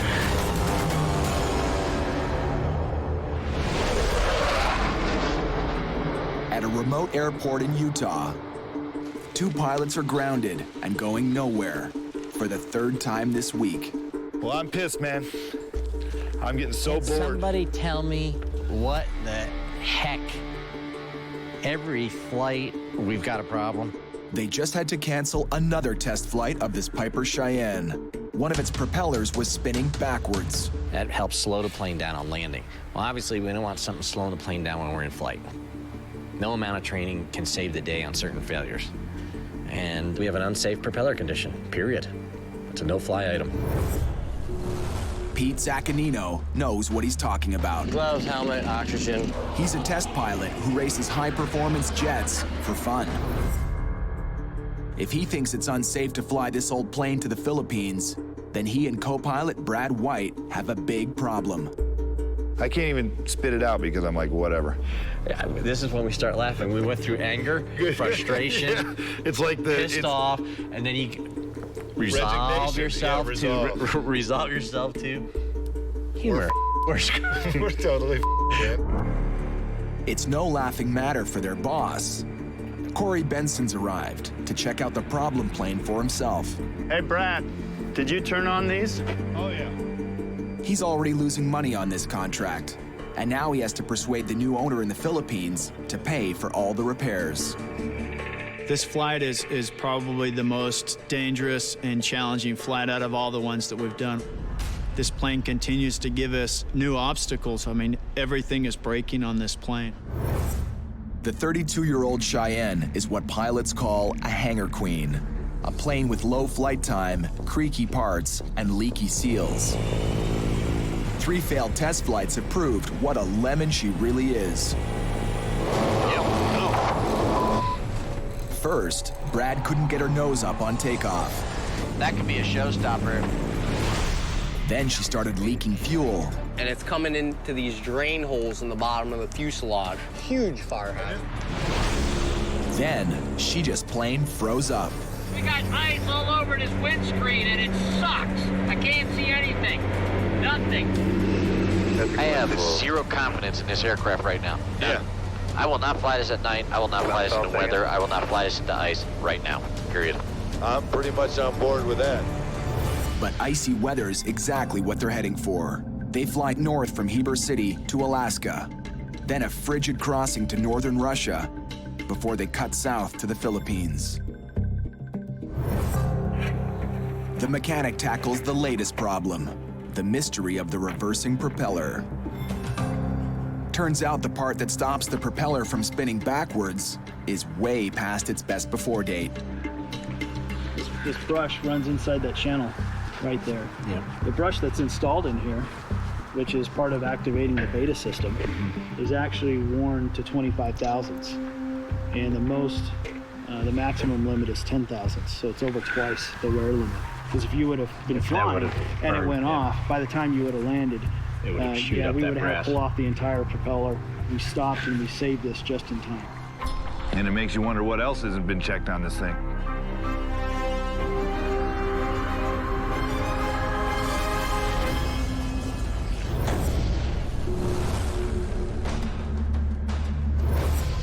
Across the Pacific, in Singapore, Corey has another plane to be delivered.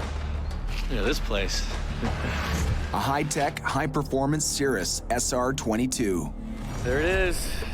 The first plane in the world to wear its own life-saving device as standard equipment. If the engine fails, the pilot can fire off a rocket-propelled parachute. It'll save the pilot, but the rocket usually totals the plane. So on this model, where does the parachute come out of? Physically fires out of the side of the aircraft. Pilot Stu Sprung knows this plane well. All the engine gauges are on the computer screen, so if you're unfamiliar with the avionics of the system, you couldn't effectively fly this plane. You wouldn't even be able to look at the engine gauges because there aren't any. But his partner, Kerry McCauley, has much more flying experience. On their earlier flights, Kerry was always captain, and Stu was his green co-pilot. 70. Whoa! I got it. A little heavy. Your nose down. Yep. Gear coming up. Nose down, nose down, nose down. The question is, who'll be captain on this trip? Well, I just assumed I'd be captain again. I think that was the general assumption. You have more experience than I do, and that counts for something. But this is a technologically advanced aircraft. There's all kinds of weird little nuances with it, including the emergency procedures and the use of the parachute. So what you're telling me is you'd like to be captain on this trip? Well, you're the guy with all the serious time. We'll give you the reins on this one. See how you do. It's like, all right, you're the captain on this one. I'll be your second in command. You tell me what to do. Let's see how you do as captain. But I'll be able to handle it. I can take orders, sorta. Time to test fly the Cirrus and the new pecking order. Hold here. Papa, hold here. You are clear for takeoff. Thank you. Well, so far so good. Nothing's falling off the airplane that I can see. Well, everything seems to be working good on this thing.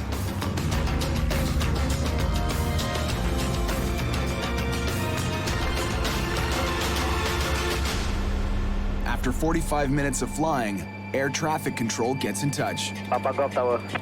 Doing the 160 Yankee ILS. Is that not what we're supposed to be doing? Turn around, cancel the approach. They're only allowed to fly for 1 hour. Then the military takes over the airspace. Turn around, cancel the approach. We got to back. Oh, dude, around. Hold on 1 second. Let me just answer. We're 10 miles from BJR. Dude. Turn us around. If we don't get back in 20 minutes. We're going to get back. Trust me. We're there. All right? And tower from 158 Papa Golf. If we don't get back on the ground in 20 minutes, that means we'll have to land someplace else and incur thousands of dollars in landing fees. Right now at this speed, we've got 8 minutes to spare. Metal to metal it is. And we're down to 6 minutes. It's gonna be close. I hope these guys don't screw around.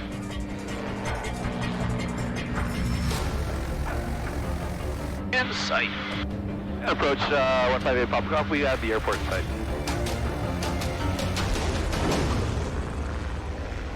Four minutes to spare. Looks like it's going to be tough for Kerry to give up control. And this will be one very long mission. From Singapore, the Cirrus will go literally halfway around the world to its destination in Ohio. 20,000 kilometers and 15 time zones. This is an epic journey. So which makes me just a little bit leery about letting Stu be captain. You know, I'm hoping he's gonna make all the right choices. Hey, Corey, it's Kerry. Kerry, what's going on? We got the Cirrus all checked out. We'll be on our way tomorrow. I think that's great. You know, just work together and have a safe trip. Sounds good. I hope being captain doesn't go to his head, but I think he'll do all right. Just keep your hands off the controls when he's landing. I'll try my damnedest.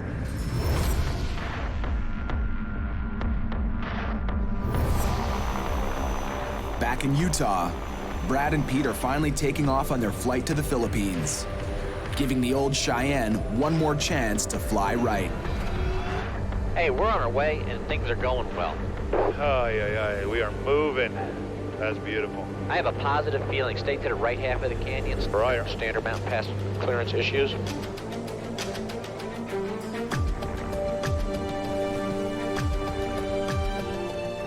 She seems to be running okay now. Little pat on the back, knuckle bump. Let's see if we can burn some miles here today. They'd better burn a whole lot of miles. Brad has another job as a contract pilot in Afghanistan, and he's due back there just 10 days from now. From Utah, they have to fly 2,200 kilometers today to get them up to Ketchikan, Alaska. Showing you 110. Okay, slowing. But on a pit stop for fuel in Washington State, bad news finds Pete. Hey, John, what'd you find when you got there? His brother tells him a blizzard just hit his home in New Jersey. One of your telephone poles was just smashed everywhere. The power, the wires are strung between tree to tree to tree to tree. There's live wires on the ground? Yeah, it was truly spectacular. Oh, that's great. I mean, worse than the hurricane that came up, way worse. Do you think I need to be there? I think it'd be a lot better if you were here than, out running around. And I know it's your job and all, but man, it's one of those situations where if you were home, it'd be a lot easier to deal with. It's a tough choice for Pete. If he deserts the mission, he'll leave both his boss and his co-pilot in the lurch. All right, I'll call you in a little bit. All right, man. All right, John. Thanks, man. Bye-bye.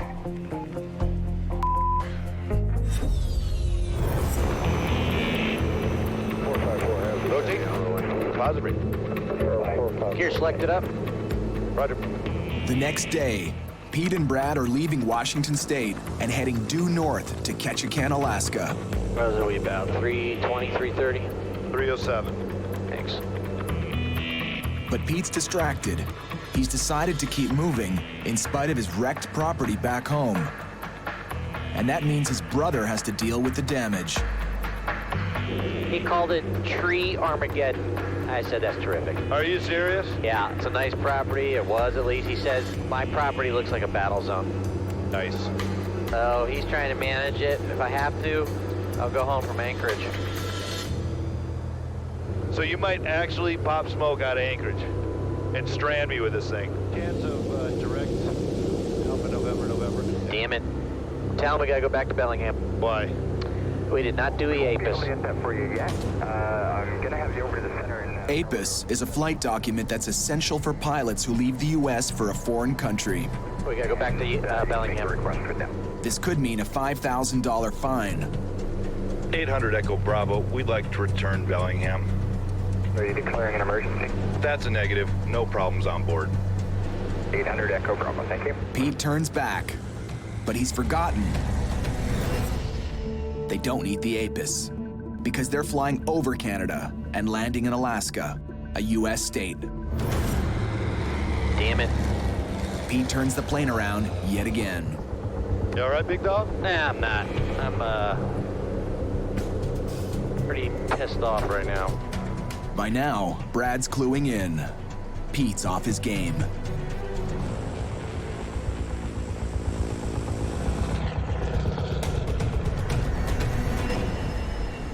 Pete's not the only one with thoughts elsewhere. The hangar queen is keeping Brad from the real queen in his life. His girlfriend Monica in Colombia, where he lives now. ¿Cómo estás, baby? Bien, mi amor, ¿y tú? Muy bien, pero tengo noticias es posible malas. ¿Qué pasó? Hay muchos problemas con el avión. Estamos como 4 o 5 días tardando. No sé. Yo no puedo estar más tiempo sin ti. I miss you. Ok, baby. Yo a ti te amo y hablamos mañana, ok? Okay. Bye-bye. I'm just talking to my girl back home in Colombia, and we're I'm kind of breaking the bad news to her that the plane's busted and we're totally behind schedule, and I have my own personal deadline. Brad's return to Afghanistan is coming up fast. I gave her a kiss on the cheek and was like, I'll see you in 10 days. And now it's starting to look like 3 months. So I'm getting pretty nervous about it. 12,000 kilometers away, Stu has piloted the Cirrus like a pro so far. Put the heading on it. The heading is 348. He and Carrie left Singapore this morning, and now they're about to pit stop in Chiang Mai in northern Thailand.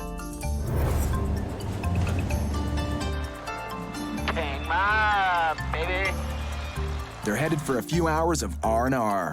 Hello. How are you? Here on the ground, Kerry gets to be captain again. We're gonna go take a tuk-tuk ride, see what we got going on.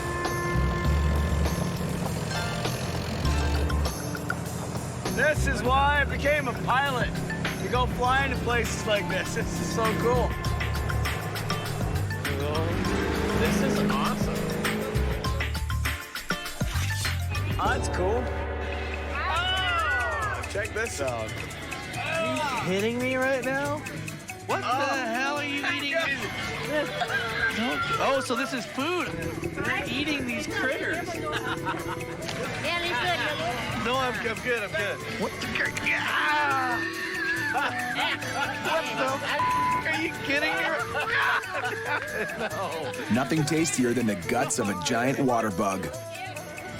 $100, Stu. $100. Yeah. I'll pass. Protein. A lot of protein. Peanut butter has a lot of protein too. I'm good. I give it a shot. It's really tiny. Go like this, yeah? Oh la la! Very good. It's like eating an artichoke. Where's the mayonnaise? But Boss Corey has a way of interrupting the fun. He calls them from 14 time zones away. Hello, this is Stu. How's the flight going so far? We had an excellent first leg today. Tomorrow we've got a major issue with trying to get the landing permission for your first stop in India. You guys are pretty much stuck there. There's nothing we can do. We're staying here for a full day. Oh, man. All right, well, thanks for the call. We appreciate it, and hope to talk to you soon. All right, guys. Have a safe flight. Thanks, Corey. All right, bye-bye. It's not the first time Corey's had trouble dealing with a foreign bureaucracy. And guess who hates to wait? Pretty frustrated right now. I mean, we've got 13,000 miles to cover. I'm ready to go. We finally we're moving, and now we're stopped again, so. 1,300 kilometers south of the Arctic Circle, it's been raining all night. Pete and Brad are leaving Ketchikan, Alaska, and heading further north to Anchorage. That's gonna be more bumpy. We're gonna be getting thrashed. Yeah, it's gonna be bumpy. If it gets crazy, certainly help me out. Air speed's at 90. There's 100. Positive rate. Gear up.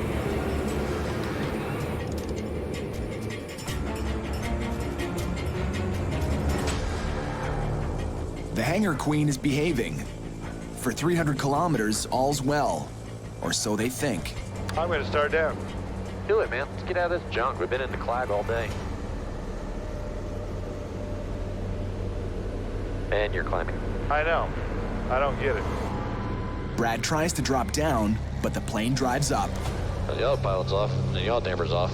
Yeah, I just kicked it off. Pull your trim for me, will you?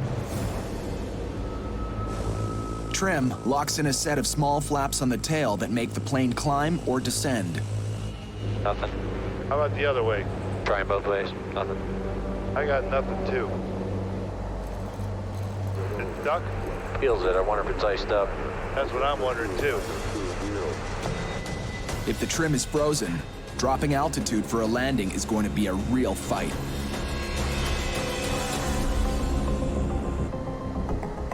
I'm trying to think if there's anything on there, if I'm doing something goofy that's blocking that trim. Let me find the trim breaker, too. Alrighty. There it is, and it's in. Is it in? Yeah. It's just stuck. They're only 20 minutes from Anchorage, and they have to land soon. That's fucked up, dude.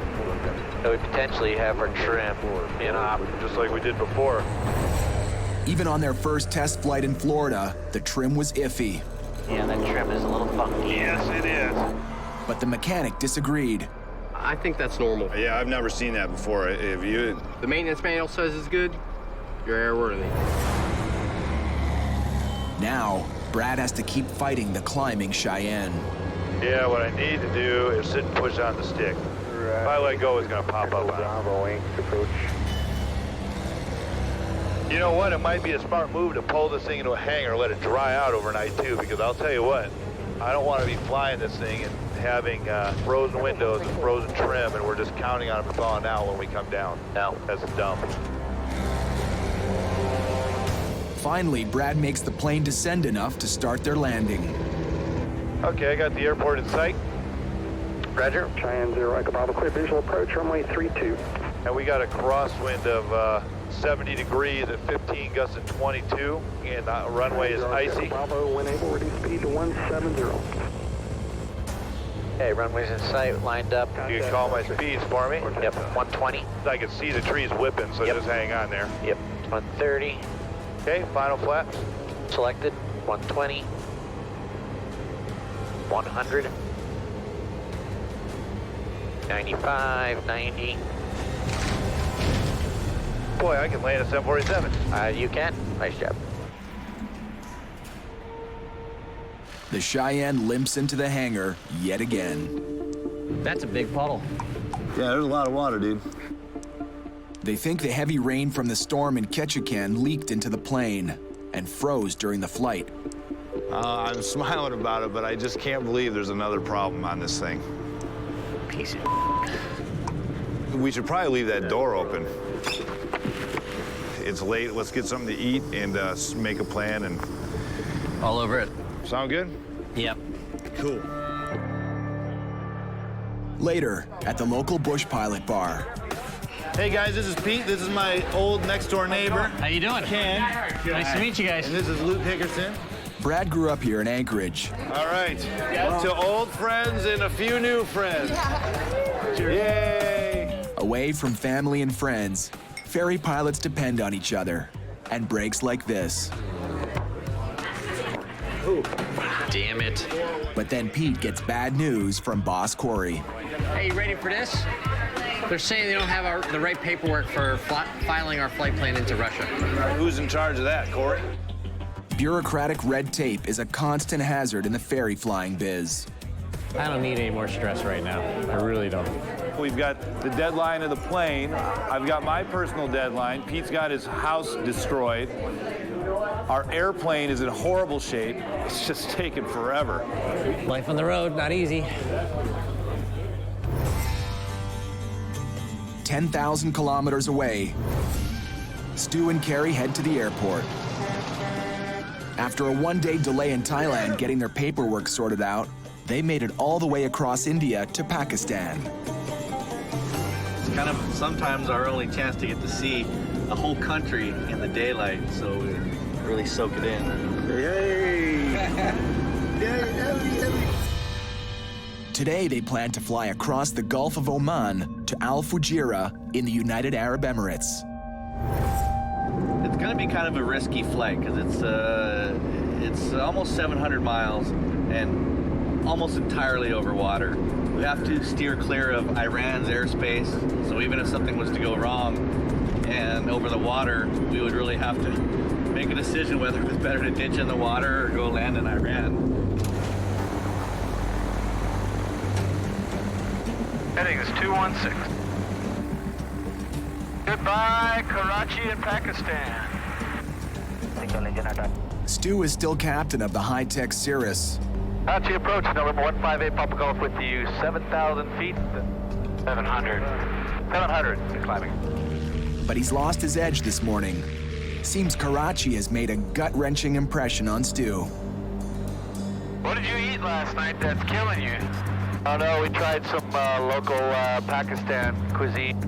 That was really good, but it was definitely off the grid for me.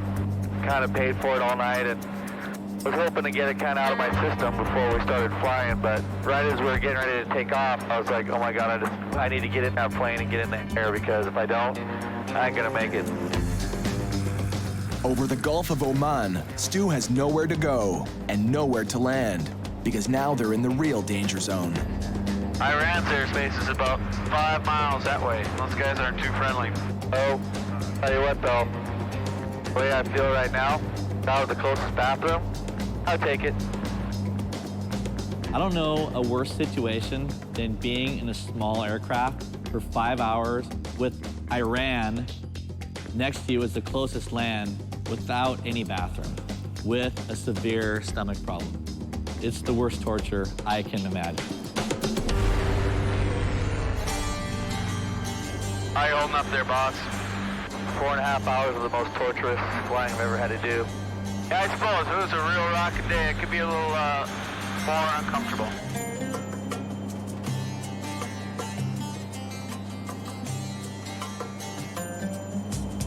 You're gonna have buns of steel by the end here.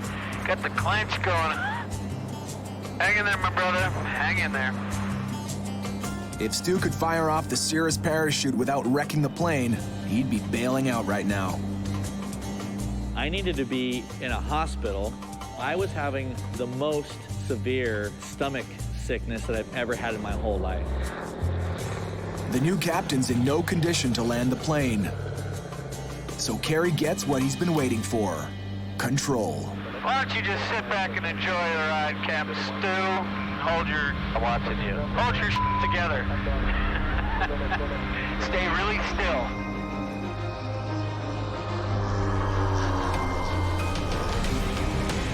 This will be Kerry's first shot at landing the Cirrus. Full flaps. Takes a long time to slow down because the wings are so small. So you really got to start scrubbing speed early.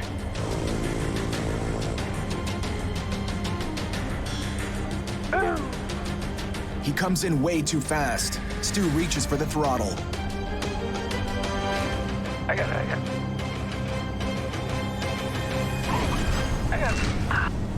Got it. They're down, but Stu's agony isn't over. Easy. Okay, easy to be. You're the one with the hand on the throttle. All right, and ladies and gentlemen, welcome to L3G. Guess where Stu will be heading right now. And his troubles don't end at the airport. I hope the toilet is close to the bed. They're both 50. Oh, thank you so much. At the hotel, Stu finally crashes. Pakistan's revenge. Stay in touch. I'll give you a call later. And if you're not up to flying tomorrow, no big deal. We can chill here for a day or two, whatever it takes. Kerry may end up in the captain's seat on this trip, after all. All right. Well, get some rest. I'll talk to you later. If he gets sick enough that he needs to go to the hospital, it's possible that I'll have to continue the flight on my own. I mean, the plane can't wait for forever. You know, this is a money-making operation for everybody involved. If he's down for the count, I'm gonna have to take it myself. I'm hurting. 10,000 kilometers northeast. The hangar queen, Cheyenne, has dried out overnight. Good thing, too, because she has to keep moving toward her final destination in the Philippines. But Brad's heart is no longer in this trip.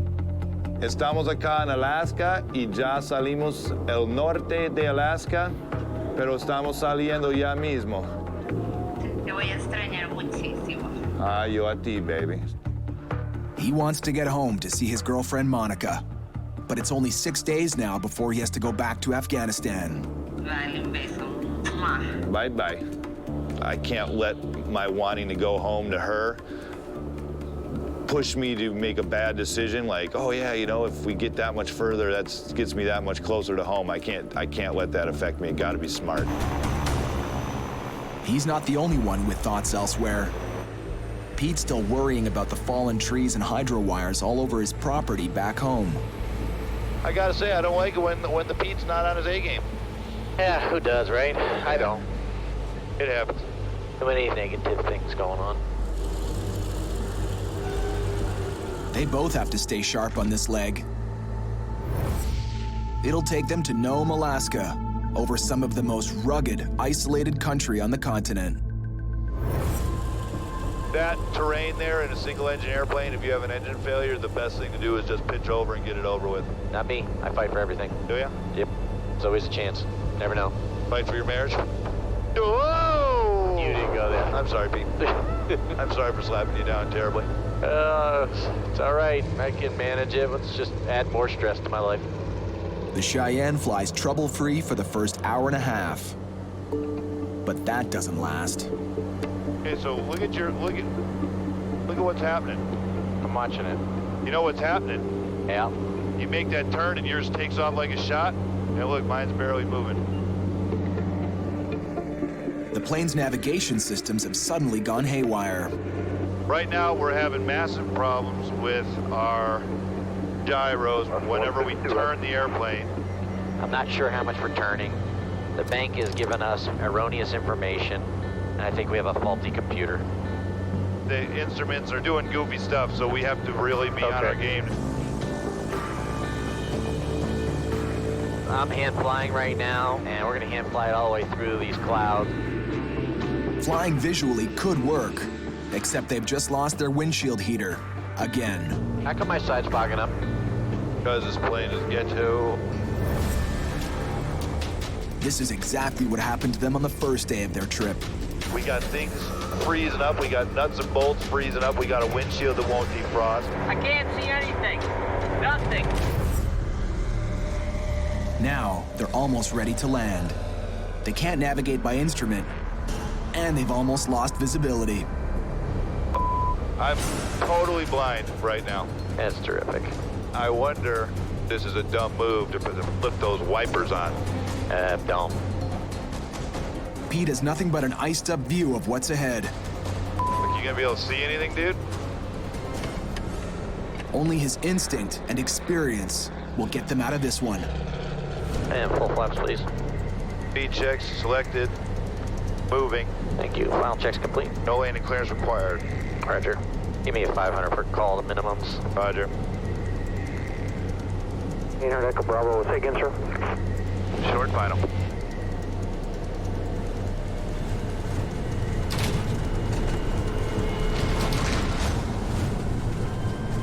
They've made it, but their faith in the old plane has hit a new low.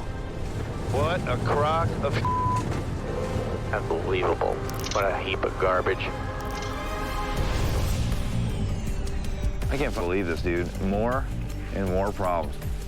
It was lovely to be on the approach, and I couldn't see out my windscreen. Pete and Brad have a broken windshield heater and a long list of instrument problems that need to be fixed fast. In that scenario, that's how people die, is that scenario right there. Yep. If you passed out, I would have been unable to land. Yeah, it's just stupid. But at least we're broke here in the U.S. That would be insanity if we broke down in Russia. They need a mechanic who understands the plane's 32-year-old systems. But they're most likely out of luck here in Nome. We need to start briefing up Corey. Seriously? This has to be fixed. Corey. What's going on, bud? You know any avionics guys, Tom? Yeah, I don't just need avionics. We hopefully can find someone that knows this system. So we might have to pull somebody out of retirement or the nursing home that's old enough to have worked on this. But I don't know what else to do other than head back to Anchorage for proper repairs and hopefully find somebody there. All right. Well, do what you need to do. Good luck, guys. Okay, thanks. It's really gonna extend this trip. They backtrack to Anchorage in search of a mechanic. Flying the Cheyenne is risky, but better over Alaska than the middle of the ocean. This appointment's one way to look at it. I look at it as a complete waste of time. We're going back to Anchorage. We're going backwards. We're going back. Back.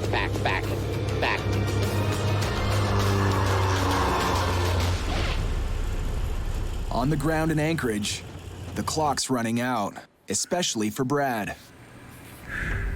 I just got an email from my boss in Afghanistan, and I had begged and pleaded for some extra time, and they just said no, that I absolutely have to be back on the day as originally planned. So in a nutshell, my trip is over. So that's the end of the game. What's up, dude? Hey, did you get the weather printed out and all that? Yeah, I got everything. Cool. But I also got to talk to you about something. And I got an email from my boss. I asked for some more time because I knew this trip was jamming us up. I was told no way, and I got to pop smoke. That's really bad news. I know, I hate to do it to you, but there's really nothing I can do. Tell me it's after Russia. It's not after Russia. It's like I'm leaving tomorrow. This is gonna really, really, really suck.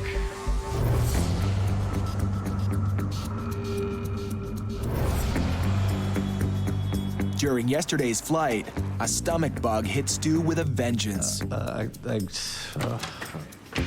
Hope we're making the right decision here. He's decided to push on with the trip today. So what's the longest you've gone? Or I should say, what's the longest you haven't gone so far? Maybe 15 minutes.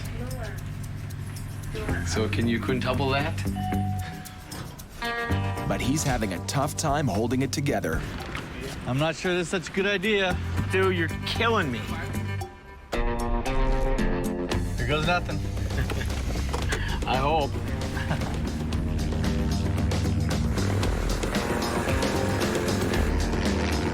Look at that place. Jeez. Whole different terrain, civilization, layout. Yeah, no doubt. So did you take any unusual precautions? I have full confidence I can get to Kuwait. Buns of steel. Stu's feeling better today. Ready for the 13,000 kilometers they still have to fly to get them to Ohio.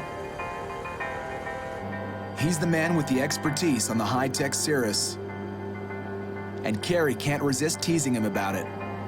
You're not hand flying this? Of course I'm always hand flying. I didn't see my hands on it.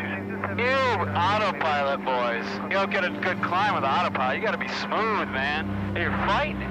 Oh, I'm correcting it. Oh, whatever. Just like I had to correct your landing yesterday. Oh my God. Oh my God. They sail over the desert kingdoms like tourists. Wow, there it is. What is it, the world's tallest building? Oh, right there. Check that out. Unbelievable. But when they reach Kuwait, it's back to business.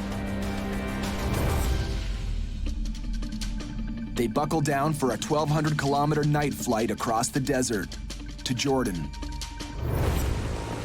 Deserts usually promise clear skies, but not tonight. Here we are in the middle of the desert. What do we get? Freaking thunderstorm. This is the worst rain and weather we've had yet. I don't mind rain. I don't mind rain much at all. But lightning's bad. A direct lightning hit could fry the computer systems in the Cirrus, or even worse. Man, only we can find thunderstorms in the desert.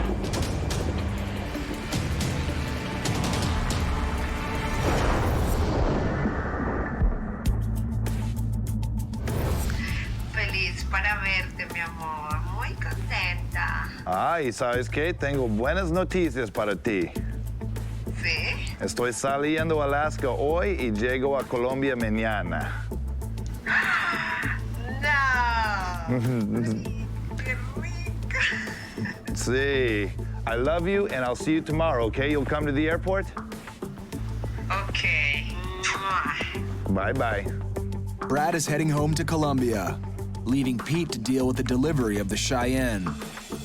I feel bad for bailing on Pete, and I'm not even going to really have any time to see her. I got to leave right away for Afghanistan, but that's the life of a pilot. Brad's managed to change the life of another pilot as well. Into the breach comes Randy McGeehee. He had to hop on a plane last night and fly 3,600 kilometers north to take Brad's place.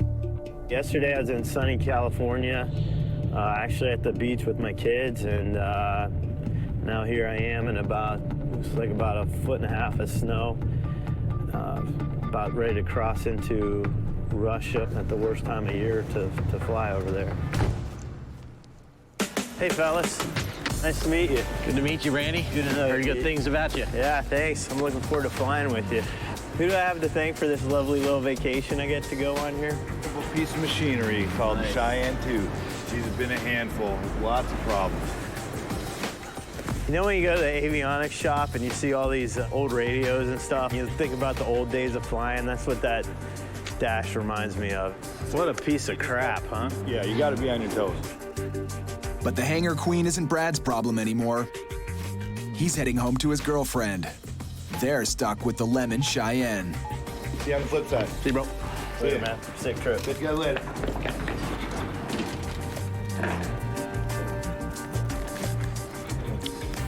Glad that asshole's gone. Yeah, jeez, what a Thank God. 2 days later, after all the repairs, the Cheyenne is still acting up. This thing sucks. Yep, put it back into the barn. What is wrong with you, airplane? Pete and Randy have just come back from a failed test flight. The plane's still not ready for the next leg into Russia. If this airplane were really in service, it should not have this many issues. I know. And on top of all of that, there's still a tree in the roof of my house. It's just great. While mechanics look under the hood, they plot the rest of their trip, but they get a nasty surprise. Listen to this. Nome's being evacuated for the storm. You're shitting me, man. I'm not kidding you. A massive storm has stopped everything cold. These things get named hurricanes down south and get a category. It's that magnitude. We have to have good weather for this plane, and we've got the storm of the century that we're dealing with instead. It looks like the storm will ground them for at least 2 days. And when it's over, their first airport in Russia will be closed. Military airport, it's not open on Saturdays or Sundays. Yep. You gotta be kidding me, man. Nope, I'm not. And so what we're looking at right now is we are dead in the water Thursday, Friday, Saturday, Sunday. Why am I here? Pete needs to go home to take care of his wrecked property. I gotta really think about getting on an airline and going south. Or it's not like we can do anything anyways, you know? Nope. Airplane's broke, weather's horrible. Weather's bad. Airport's closed. What are we gonna do? The Cheyenne is already 6 days late for delivery. Now Pete and Randy have to leave it behind while the storm of the century bears down on Alaska. This is the ferry flight from hell.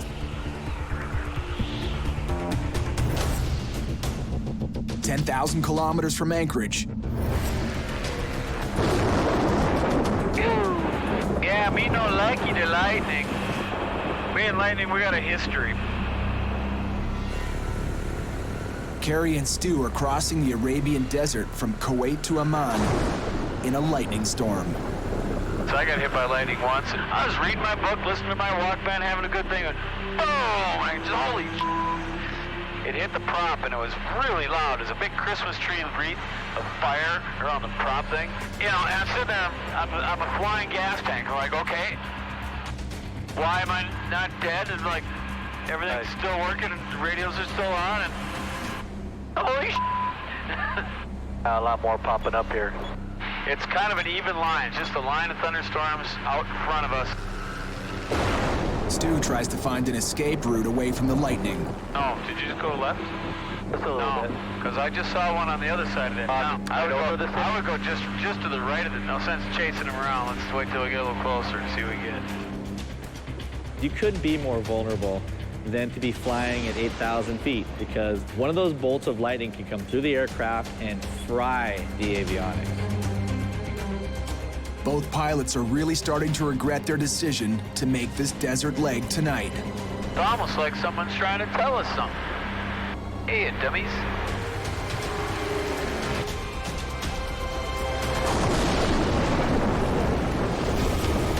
Next time on Dangerous Flights. Just too cold. I mean, we're minus 45 degrees at altitude here. Randy and Corey go into a Russian deep freeze. So hard to move right now. I'm a little worried. And risk hypothermia. Holy my feet are numb and hurt. Easy. You're going down 1,000 feet a minute. And Carrie totally loses it with Stu. Level wings. Level off. Hey. Get us close. We're 1,000 feet over the water. It's aviation's final frontier. Cowboy pilots who deliver small used aircraft. Oh, man, that is weird.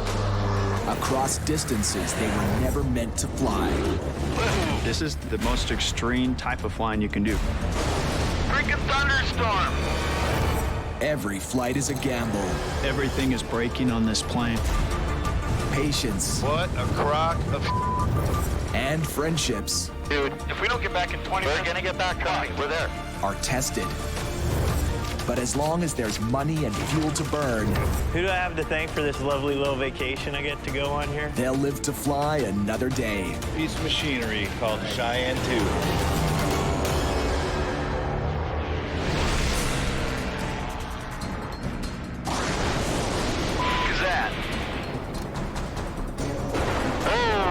That was a good lightning bolt. I got another one over there to the right. Stu Sprung and Carrie McCauley are caught in the teeth of a desert storm. Now there's kind of a real thin line in front of us. Like it completely crosses our path. An eye in front of us. Make sure we don't have any surprises. Until now, they've been lucky. 5 days ago, Stu and Carrie launched from Singapore in a 2008 Cirrus, a plane with its own backup chute. Aiming for Ohio, they crossed Thailand, India, and Pakistan. Nearly 5,600 kilometers, where the only severe turbulence was in Stu's stomach. I feel sorry for you, man, you know. Dying up in here. But now, over the Middle East, they've been ambushed by weather. Isn't this supposed to be the dry part of the world? This is the first time we decided to do 100% night leg, one of the longer ones of the trip. And here we are flying through embedded thunderstorm. Got another one over there to the right. And right now, flying around this storm is not an option. We're right on the border of Iraq, and pretty sure they won't be super happy with us. A detour over Iraq could be more lethal than a thunderhead. Civilian planes have been targeted by missiles before. I think we might be lucky and have a little hole right in front of us. Yeah, it kind of seems that way. An opening appears in the wall of thunderheads, and they make for it. I'm liking this hole so far. So far, yeah. It's like threading a needle on a bumpy road in the dark. We can slide through this. Yeah, just get on the other side of this and we're gold.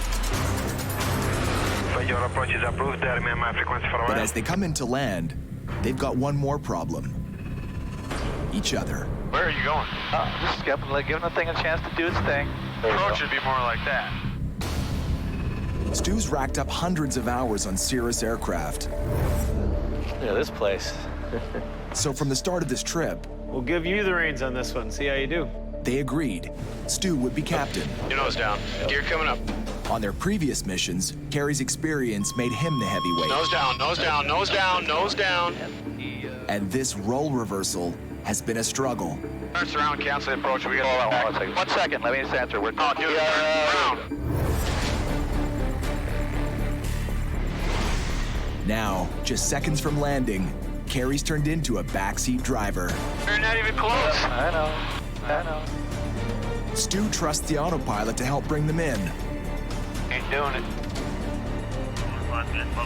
Carrie's a fly-by-hand guy who thinks autopilot is overrated. But a night landing at a strange airport is a bad time to start second-guessing. Giving up yet? Stay a little high. Got a long runway. It doesn't look that long. That's way long.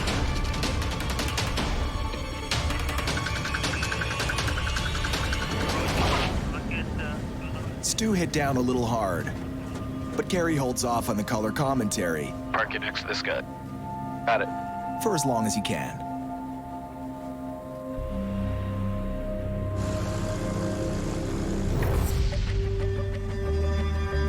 Around the globe, Stu and Carrie's boss, Corey Benson, has flown north to save a mission. I didn't expect to be up here in Alaska right now, but we're out of time. We need to get this plane down there.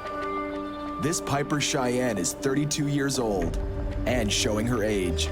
So if anything could go wrong, it has gone wrong on this flight. You know, it breaks down every time we fly it. That's no exaggeration. Right off the bat, a mechanical problem drove the plane nose down. Yeah, that trim is a little funky. Yes, it is. Then it started spewing fuel. And it's coming into these drain holes in the bottom of the fuselage. Huge fire hazard. A busted heater nearly froze the pilots out of the cockpit. We got ice all over this windscreen and it sucks. After weeks of repairs, the first 2 pilots simply ran out of time and had to abandon the Cheyenne in Alaska. Now, Corey stepping in to rescue the flight. Well, the plane's checking out all right. Hopefully we're at the end of all the maintenance nightmares. With a plane as old and unreliable as this one, Corey trusts only one man in the captain's seat, veteran pilot Randy McGehee, who's been with Corey since day one. This flight's gonna be different than anything we've ever done before, especially this old avionics in here. I've never seen it before. What he can see is trouble. And the point is our workload is gonna spike compared to what we're normally doing. Just little things like talking on the radio and putting frequencies in and dialing in our navs. It's gonna be a lot more work than we're used to in the critical moments of flight. Are you nervous about the flight at all? I actually don't feel real good about it. I mean, as pilots, you know, you don't go, oh, I got a bad feeling, but this one's got me uneasy. I mean, it's honest, you know? For Randy to say that this is not like any other flight, I mean, he's got well over 10,000 hours of flying. That definitely makes you think twice about this flight. I just hope that that's the end of all the bullshit with this plane. We need to get through Russia and get it down to the Philippines. Don't count on it, bud. Props are on feather, autopilot is off. All right, man, I'm pumped.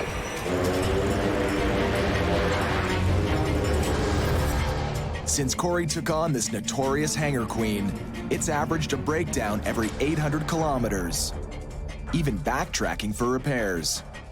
Now, they're asking it to fly close to 9,000 kilometers in just 5 days.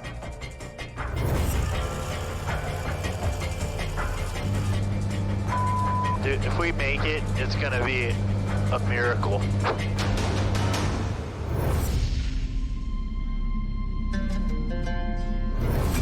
Number 158, Papa Golf cleared for takeoff 3. After a few hours of shut-eye, Stu and Carrie are rolling out. Nothing like a good early noon start to your day. Yeah. Oh, we get to bed at 2 o'clock. That's all we can do.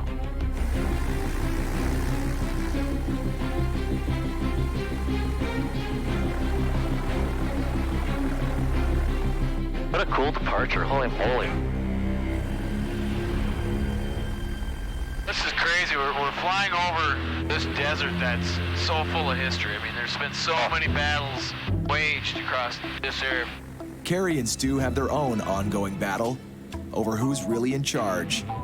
Go that way, go that way. And now, when it's as simple as snapping a few pictures over the Arabian desert, Over the terrain.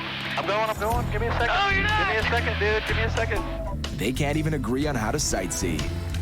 You're gonna miss it all. All right. Stop yelling at me. Now, close to the midpoint of their 20,000 kilometer journey, their route takes them across the Mediterranean into France. And a full-blown snowstorm. Going this way and it's coming at us fast. We can't outrun this thing. It's impossible. It's dumping snow outside, but luckily we're too high for anything to stick to the wings. Even now, the sparring match doesn't let up. Oh, see about getting some descent. ASAP, por favor. Hang on, Nancy. I'll get your panties in a wad. But the sparks inside the cockpit are no match for what's outside. Oh, man, are we getting pushed? Holy. The winds are now gale force. Almost powered almost all the way down. 54 knot tailwind.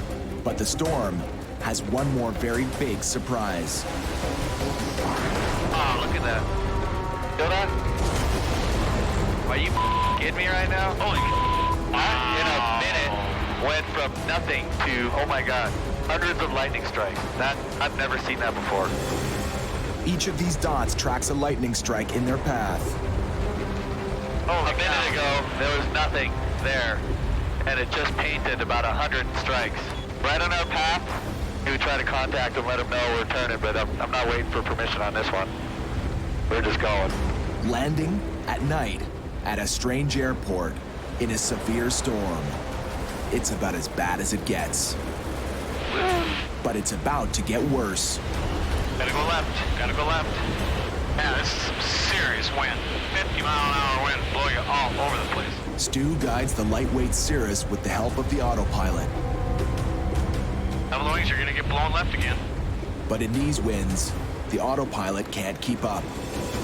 If it goes left again, once it catches that left wind, I'm hand flying it. All right. Stu flies by hand to stay on course. But Kerry has 20 years of hand flying, and for him, nothing's happening fast enough. Easy, easy. You're going down 1,000 feet a minute. Level the wings, level up. Kerry yards on the stick. Get us close. We're 1,000 feet over the water. You're going down 1,000 feet a minute. We're good. Sorry, man. And one another. We're not recovering. It's all right. The airplane has it, all right? Don't let the airplane do the work for you. The airplane did not have it. We were going down 1,000 feet a minute. Kerry doesn't trust the autopilot to bring them down safely in this weather. I got it now. I'm just trying to get the thing over, all right? Don't have to turn that fast. Settle down.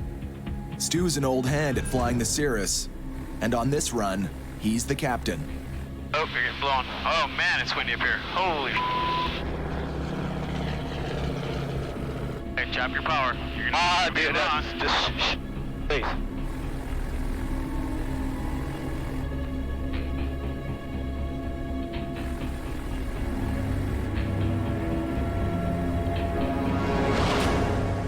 I'm scissor. Maybe it's his training as a firefighter, but under pressure and with his co-pilot barking at him, Stu keeps his cool. Pops up. Thank you. I don't respond to yelling. I never have, I never will. We are in a life-threatening situation that demands 100% focus, and anything that's taken my focus away from that could kill us. But outside the cockpit, neither pilot is giving an inch. You know, when you grab the stick, which is the scariest feeling for me to have someone do, when you grabbed it, we were in a steep bank.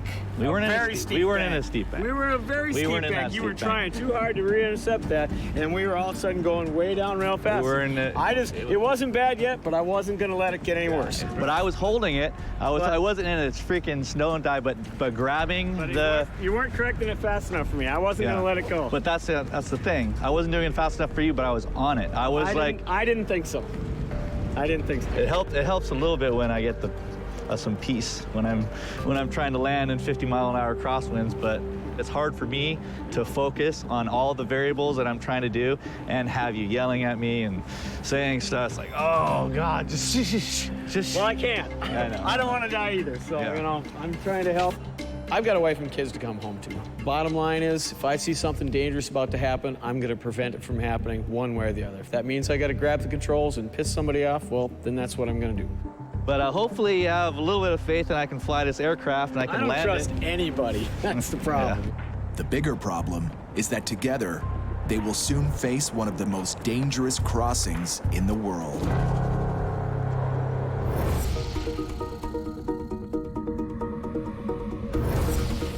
Russia, here we come, man. But your best buddy. Cold. Your best buddy at 22,000. Yeah, I'm glad you're here. It defies the odds that Corey and Randy are in the air at all. The geriatric Cheyenne, with its bad history of problems and repairs, has somehow carried them more than 3,000 kilometers from Alaska into Russia. Life is good. Chasing that sun. They have a heater. The cockpit heater's helping combat the minus 40-degree temperatures outside. That wasn't always the case. We got things freezing up. We got nuts and bolts freezing up. On earlier flights, the Cheyenne revealed a low tolerance for the cold. We got a windshield that won't defrost. It's just one thing after another. But fixes to the cockpit and windshield heaters are holding up, and in sub-zero temperatures, that's critical. November 800 Echo Bravo, Houston, get to land. We're gonna land 10800 Echo Bravo.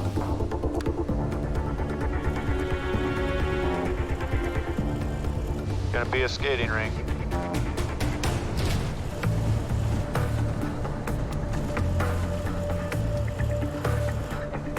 Dude, I'm glad we made it, man.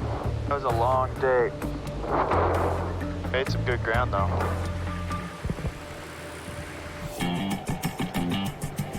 By morning, There she is, looking stout on the ramp. the temperature is pinned at minus 31 degrees. It's a little cold, Captain. Got awesome weather. It's gonna be a good day to fly if our airplane holds together. Yeah. If she starts.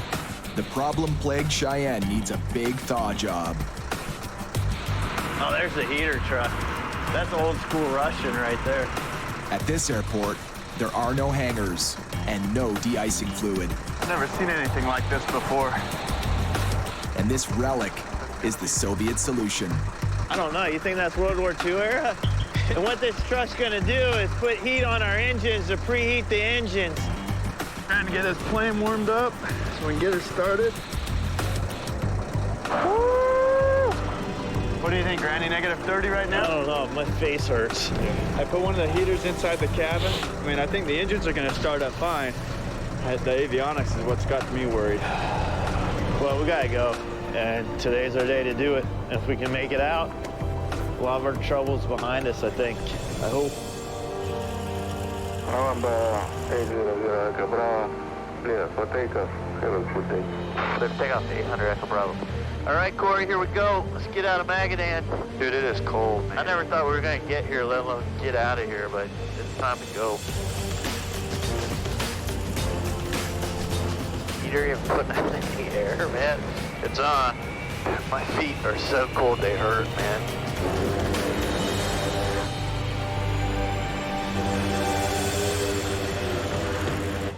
I think that heater's working. I just recycled it. Prayed to God it works. But in this moody Cheyenne, tempting fate is a bad idea. That heater's not working, man. Holy. My toes are frozen. Oh, you okay? The heater's not working. They're at 24,000 feet. The outside temperature is minus 45 degrees. Flight time, 4 hours.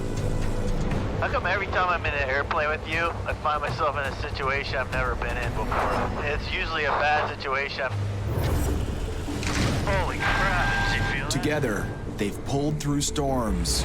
We're down to 2 minutes. Come on, baby. And engine scares. That's a bad feeling, man. They've battled the dark. All you can see is black. Exhaustion. And a cockpit explosion. What was that? That could have ended in disaster. Why did the heater have to break here? Hypothermia is a brand new menace. And just as lethal. My toes hurt. I'm a little concerned. We gotta keep moving them, you know?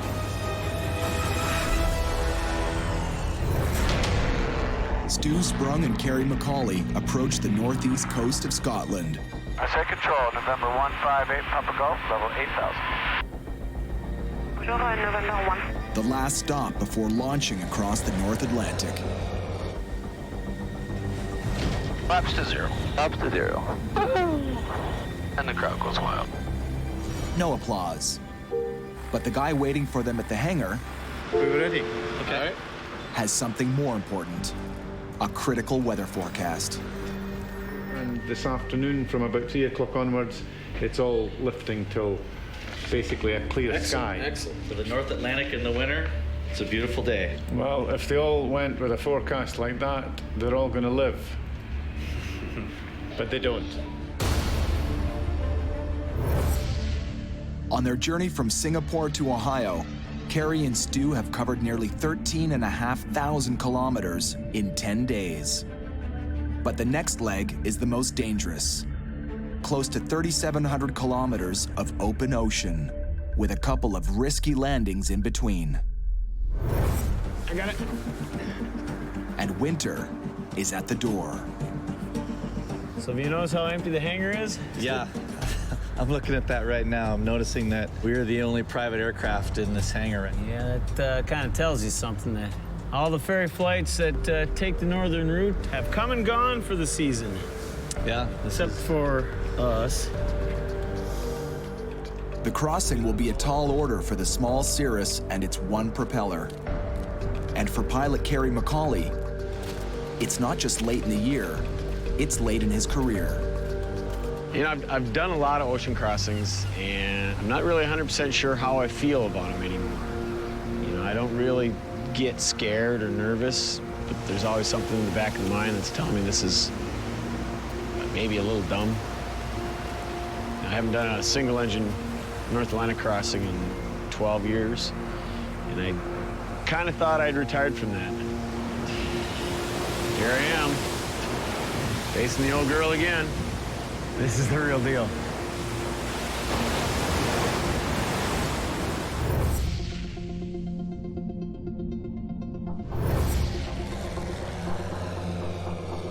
I can see my breath. That's awesome.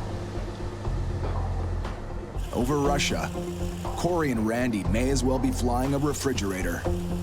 I don't know what it's gonna be, but when you pay me back, it's gonna be huge. Not big, huge. From the trip's start, the Cheyenne was dogged by an unreliable heater. Now, it's officially gone AWOL. Grandpa, why do you only have 2 toes? Well, son, there was one day Randy forced me to go on this flight with him. Da, da, da, da, da, da, da. Ooh. Corey, how much will you give me if I stick my tongue to that metal? Ah! How much longer? 2 hours, 37 minutes, sir. But the laughs will only keep you warm for so long.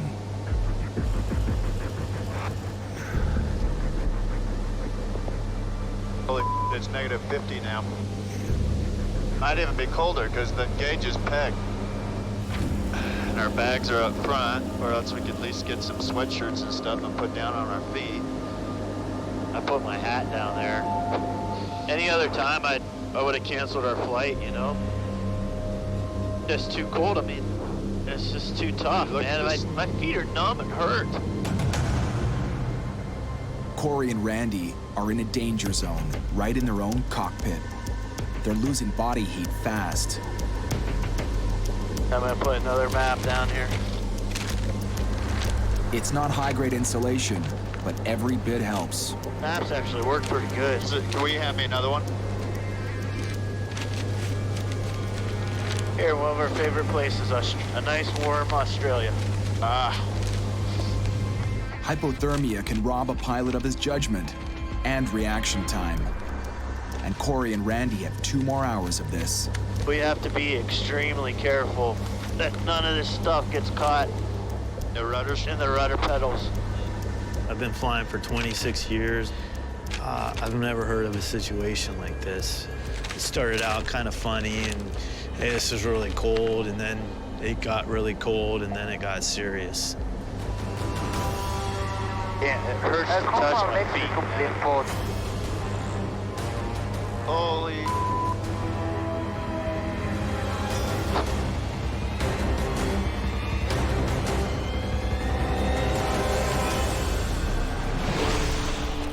In Scotland, Carrie and Stu are impatient to pull the trigger on their epic transatlantic crossing.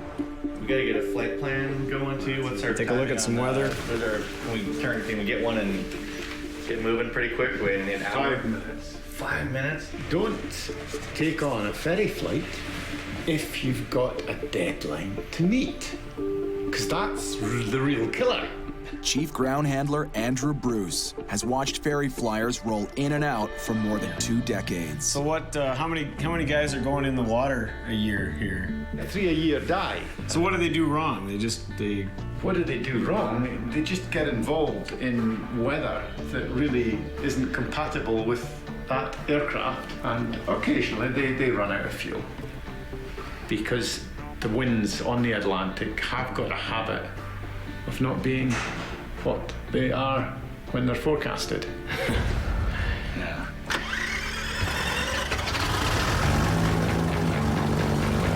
Yeah, I didn't think I'd be doing this again, but here we go. And before this trip is out, Hey, Papa Golf, trip pickup. they'll both be reminded just how unpredictable a North Atlantic winter can be.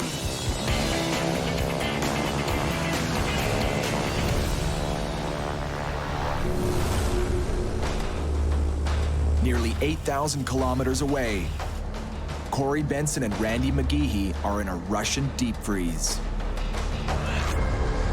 Dude, my hands are so cold I can't move them. The Cheyenne's heater broke down more than 4 hours ago. My feet hurt so bad and it's so hard to move right now. I'm a little worried about manipulating the controls on landing, you know? Thought go hit the brakes and your feet just wouldn't work. And as they close in on the airport, it's not just their bodies that are slowing down in the cold. See the airport? No. Be at 3 to 4 o'clock. Corey's confused left and right, pointing Randy in the wrong direction. 3, 4 o'clock. I'm sorry, dude, man. November, Echo Bravo, are you ready to land? 800 Echo Bravo, we're ready to land, sir. I mean, the main difficulty on this approach right now is us, Corey. We're cold, we're distracted. Our hands, our feet aren't moving that well. I don't know if that's affecting our judgment or our thinking very much, but because I don't know that for sure, I assume that it is. So we gotta be extra careful, double, triple check everything.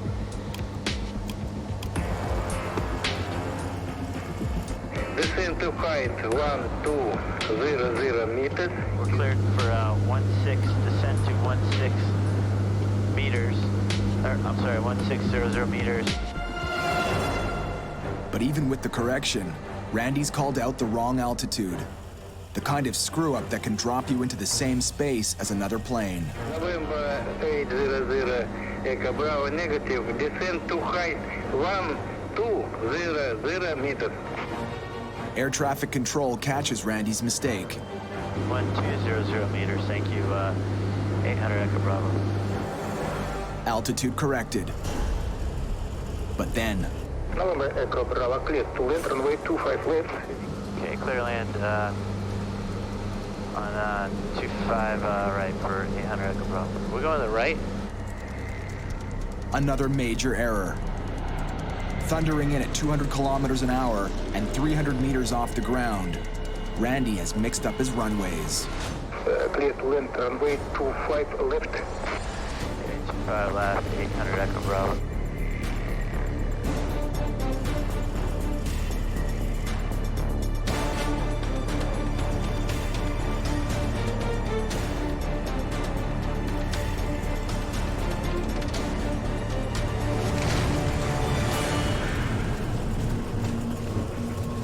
Well done. Last stop in Russia. Get it cold. Let's get the hell out of this cold. Let's go get some vodka. Glad we made it, man. Well done, dude. I'm just glad we made it this far. And we still got all our fingers and toes.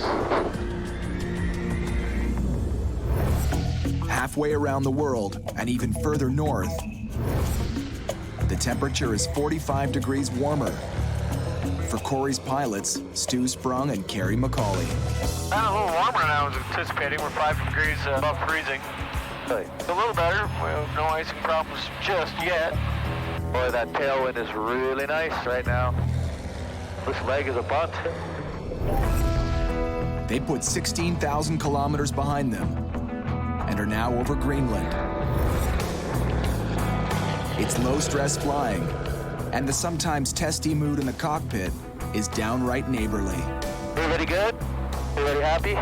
Super happy. 158 Papa Golf, go ahead.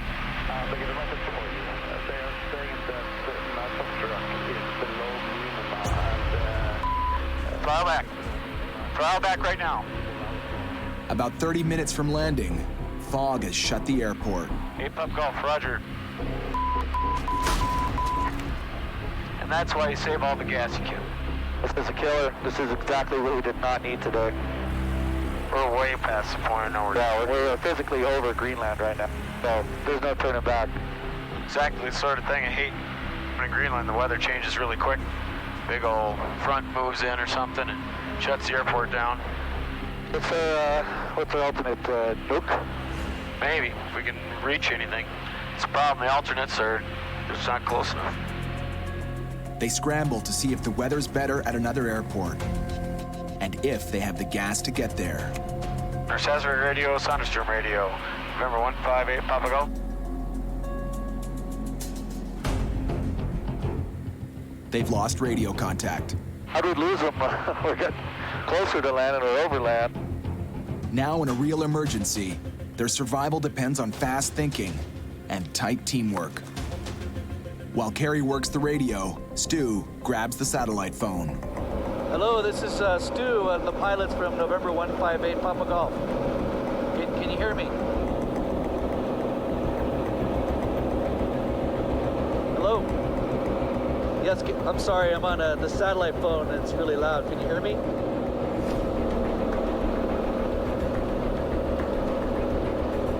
The ex-firefighter and the pro skydiver are used to escaping tense situations, but here, their hands are tied. All they can do is hover until the weather or the radio reception improve. That's so frustrating, that damn thing. I want to throw it out the window so bad. We won't be able to hold our altitude here pretty soon. They're burning through fuel, and if airport fog doesn't soon lift, there's just one option open, and it's strictly Hollywood. You can always put it down on the glacier. It's probably not a real smooth landing, but survivable. At least we won't be in the water. Yeah. November 158 Pop Golf, you're coming in broke again. Call you back in a few minutes. I'm not digging getting this windshield all iced up, though. Nope. There's Saserac, November 158 Papa Golf. Any update on their conditions?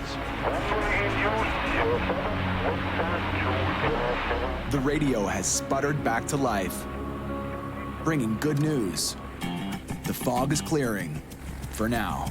Hey, Papa Golf, roger. We are 5-1 DME out, heading back to Nurse Saserac. It got better, but it could get worse. At this point, we've got to land at Nurse Saserac now. But you can't rush this landing. High mountains and a steep descent make it one of the most dangerous in the world. Get ready to... You're going way too fast. Slow her down, slow her down. Stu knows this plane, but Carrie's flown this approach many times. In a half mile, you're supposed to be going 900 feet a minute at 90. And his old impulse to take control in risky, fast-moving situations kicks back in. Yep, okay, chop it. Chop it, approach flaps. Down we go. Quick. Down we go. Okay, not quite that fast. 900 feet a minute. You're doing 15. All powered out. Stu hasn't lost his instinct to filter the noise. Don't go any lower. Don't go any lower. I'm good. It's on this side. It's not in that hill. It's over here. Oh, got a sight. Runway inside for Papa Golf.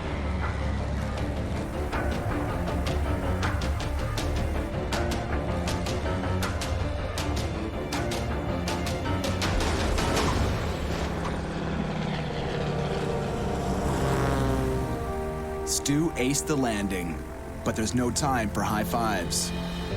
It's like we're lucky we got in when we did. Yeah. It's coming down again. Yeah, it's like we got a little flurry. Before the weather boxes them in, they score a fast refuel and lift off again, this time bound for North America.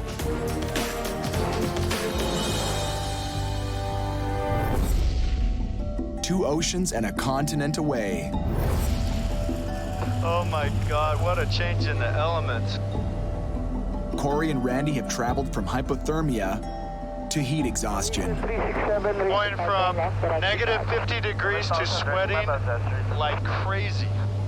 From sitting in the fetal position, worried my toes are gonna fall off, to sitting here can't stop sweating. Dude, we're almost there. This has been a bear of a trip.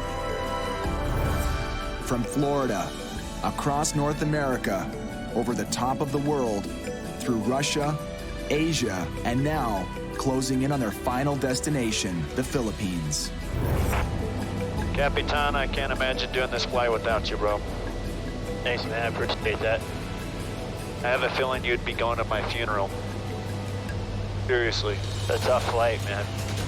A laundry list of serious mechanical problems means they're rolling in 6 weeks late. But we're almost there, 5 minutes. But the old troublesome Cheyenne isn't done with them yet. That exhaust pipe is rattling crazy. Rattling? Vibrating. The worry? That the right engine is about to bite the dust. The one thing we haven't had problems with is the engines till now, and we're on approach. Gotta get this plane on the ground, man. Come on, baby. Couple more minutes. They cross their fingers and make for the runway. We're not going around. Okay. Clear to land 06. Clear to land 06 for 800 Echo Bravo. 150 feet. All right, get way down. Good. Clear to land. November 800 Echo Bravo, left Echo 4, taxi Charlie. The ground, good afternoon, Sigma, up 413. We're in Manila. I never thought we'd get here. By 995. Dude, I thought we were gonna lose that right engine on approach. I don't even want to talk about it.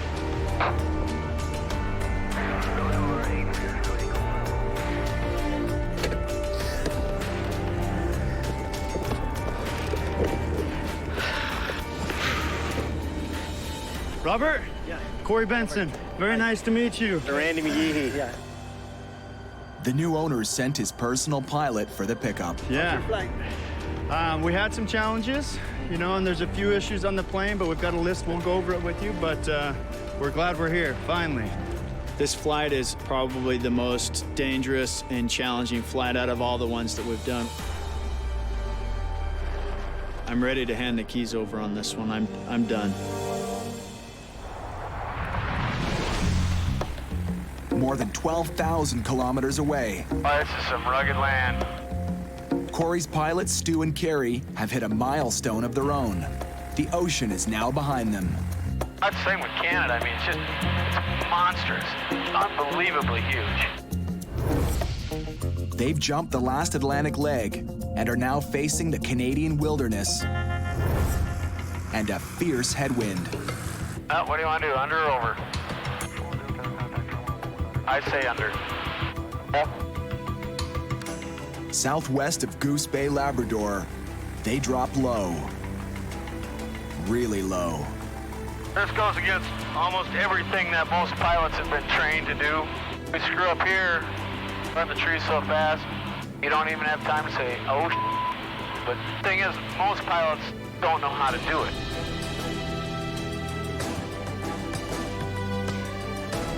Avoiding bad weather by skimming beneath it is called scud running. Ah, that's pretty. After beating back the North Atlantic, it's the next best thing to a victory lap.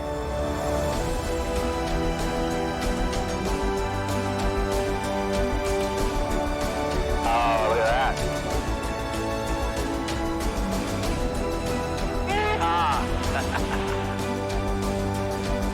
God, I love this. I love scud running.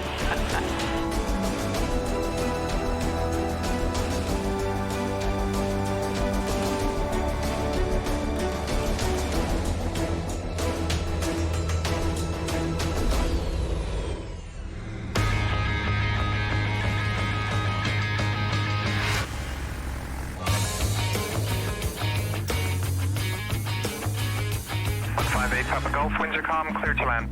At the end of 20,000 kilometers, Stu and Carrie are guiding the Cirrus to its new Ohio home. Land 24 left, 8 Papa Golf. And some things never change. Hey, yep, better start your turn. Don't blow through it. Start your turn. 2 degrees. I good? That's pretty good.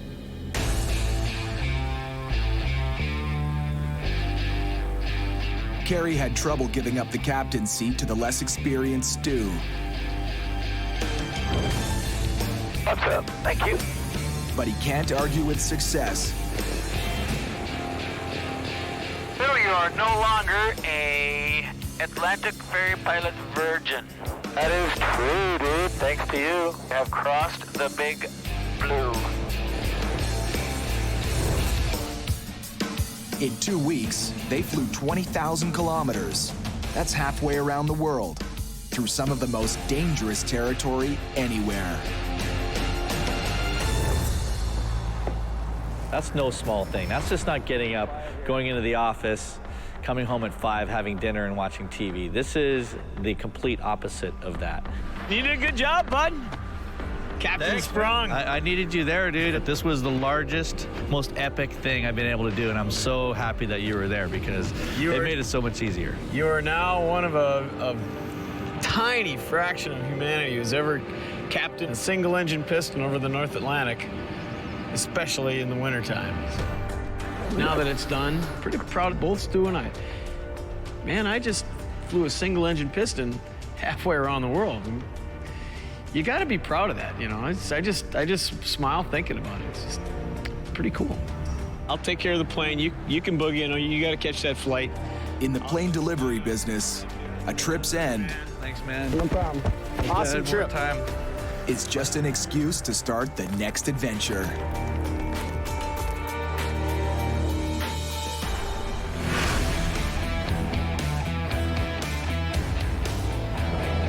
And now, in Dubai, that's exactly what boss Corey Benson is doing.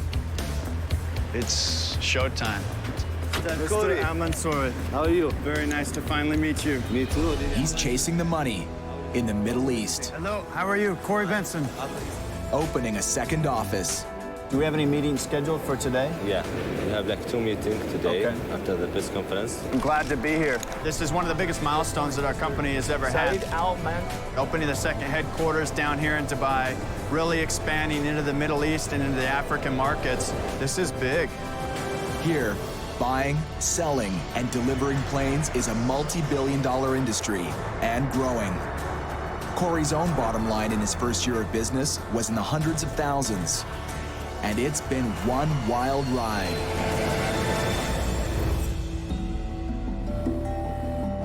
I've seen so many amazing countries. I've met so many amazing people around the world. Congratulations. Congratulations. And flown so many different types of airplanes. And riding out a lot of the tough stuff with a seasoned pro never hurts. You rocked on that approach. My pilot skills have increased tremendously, and I attribute a lot of that to flying with Randy. It's been an incredible experience to fly with him and watch and learn. Together, Corey, Randy, and the top-notch team of ferry pilots have touched down in 39 countries and logged more than 123,000 kilometers, over 3 times the circumference of the planet. Corey's already planning the next leg of his own epic journey. We're doing the craziest flights you can possibly imagine, and we've got some crazy guys to do it. Okay, kind of pathetic, but it's all we got.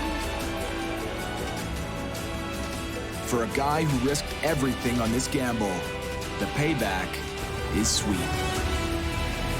There's nothing cooler than what I do.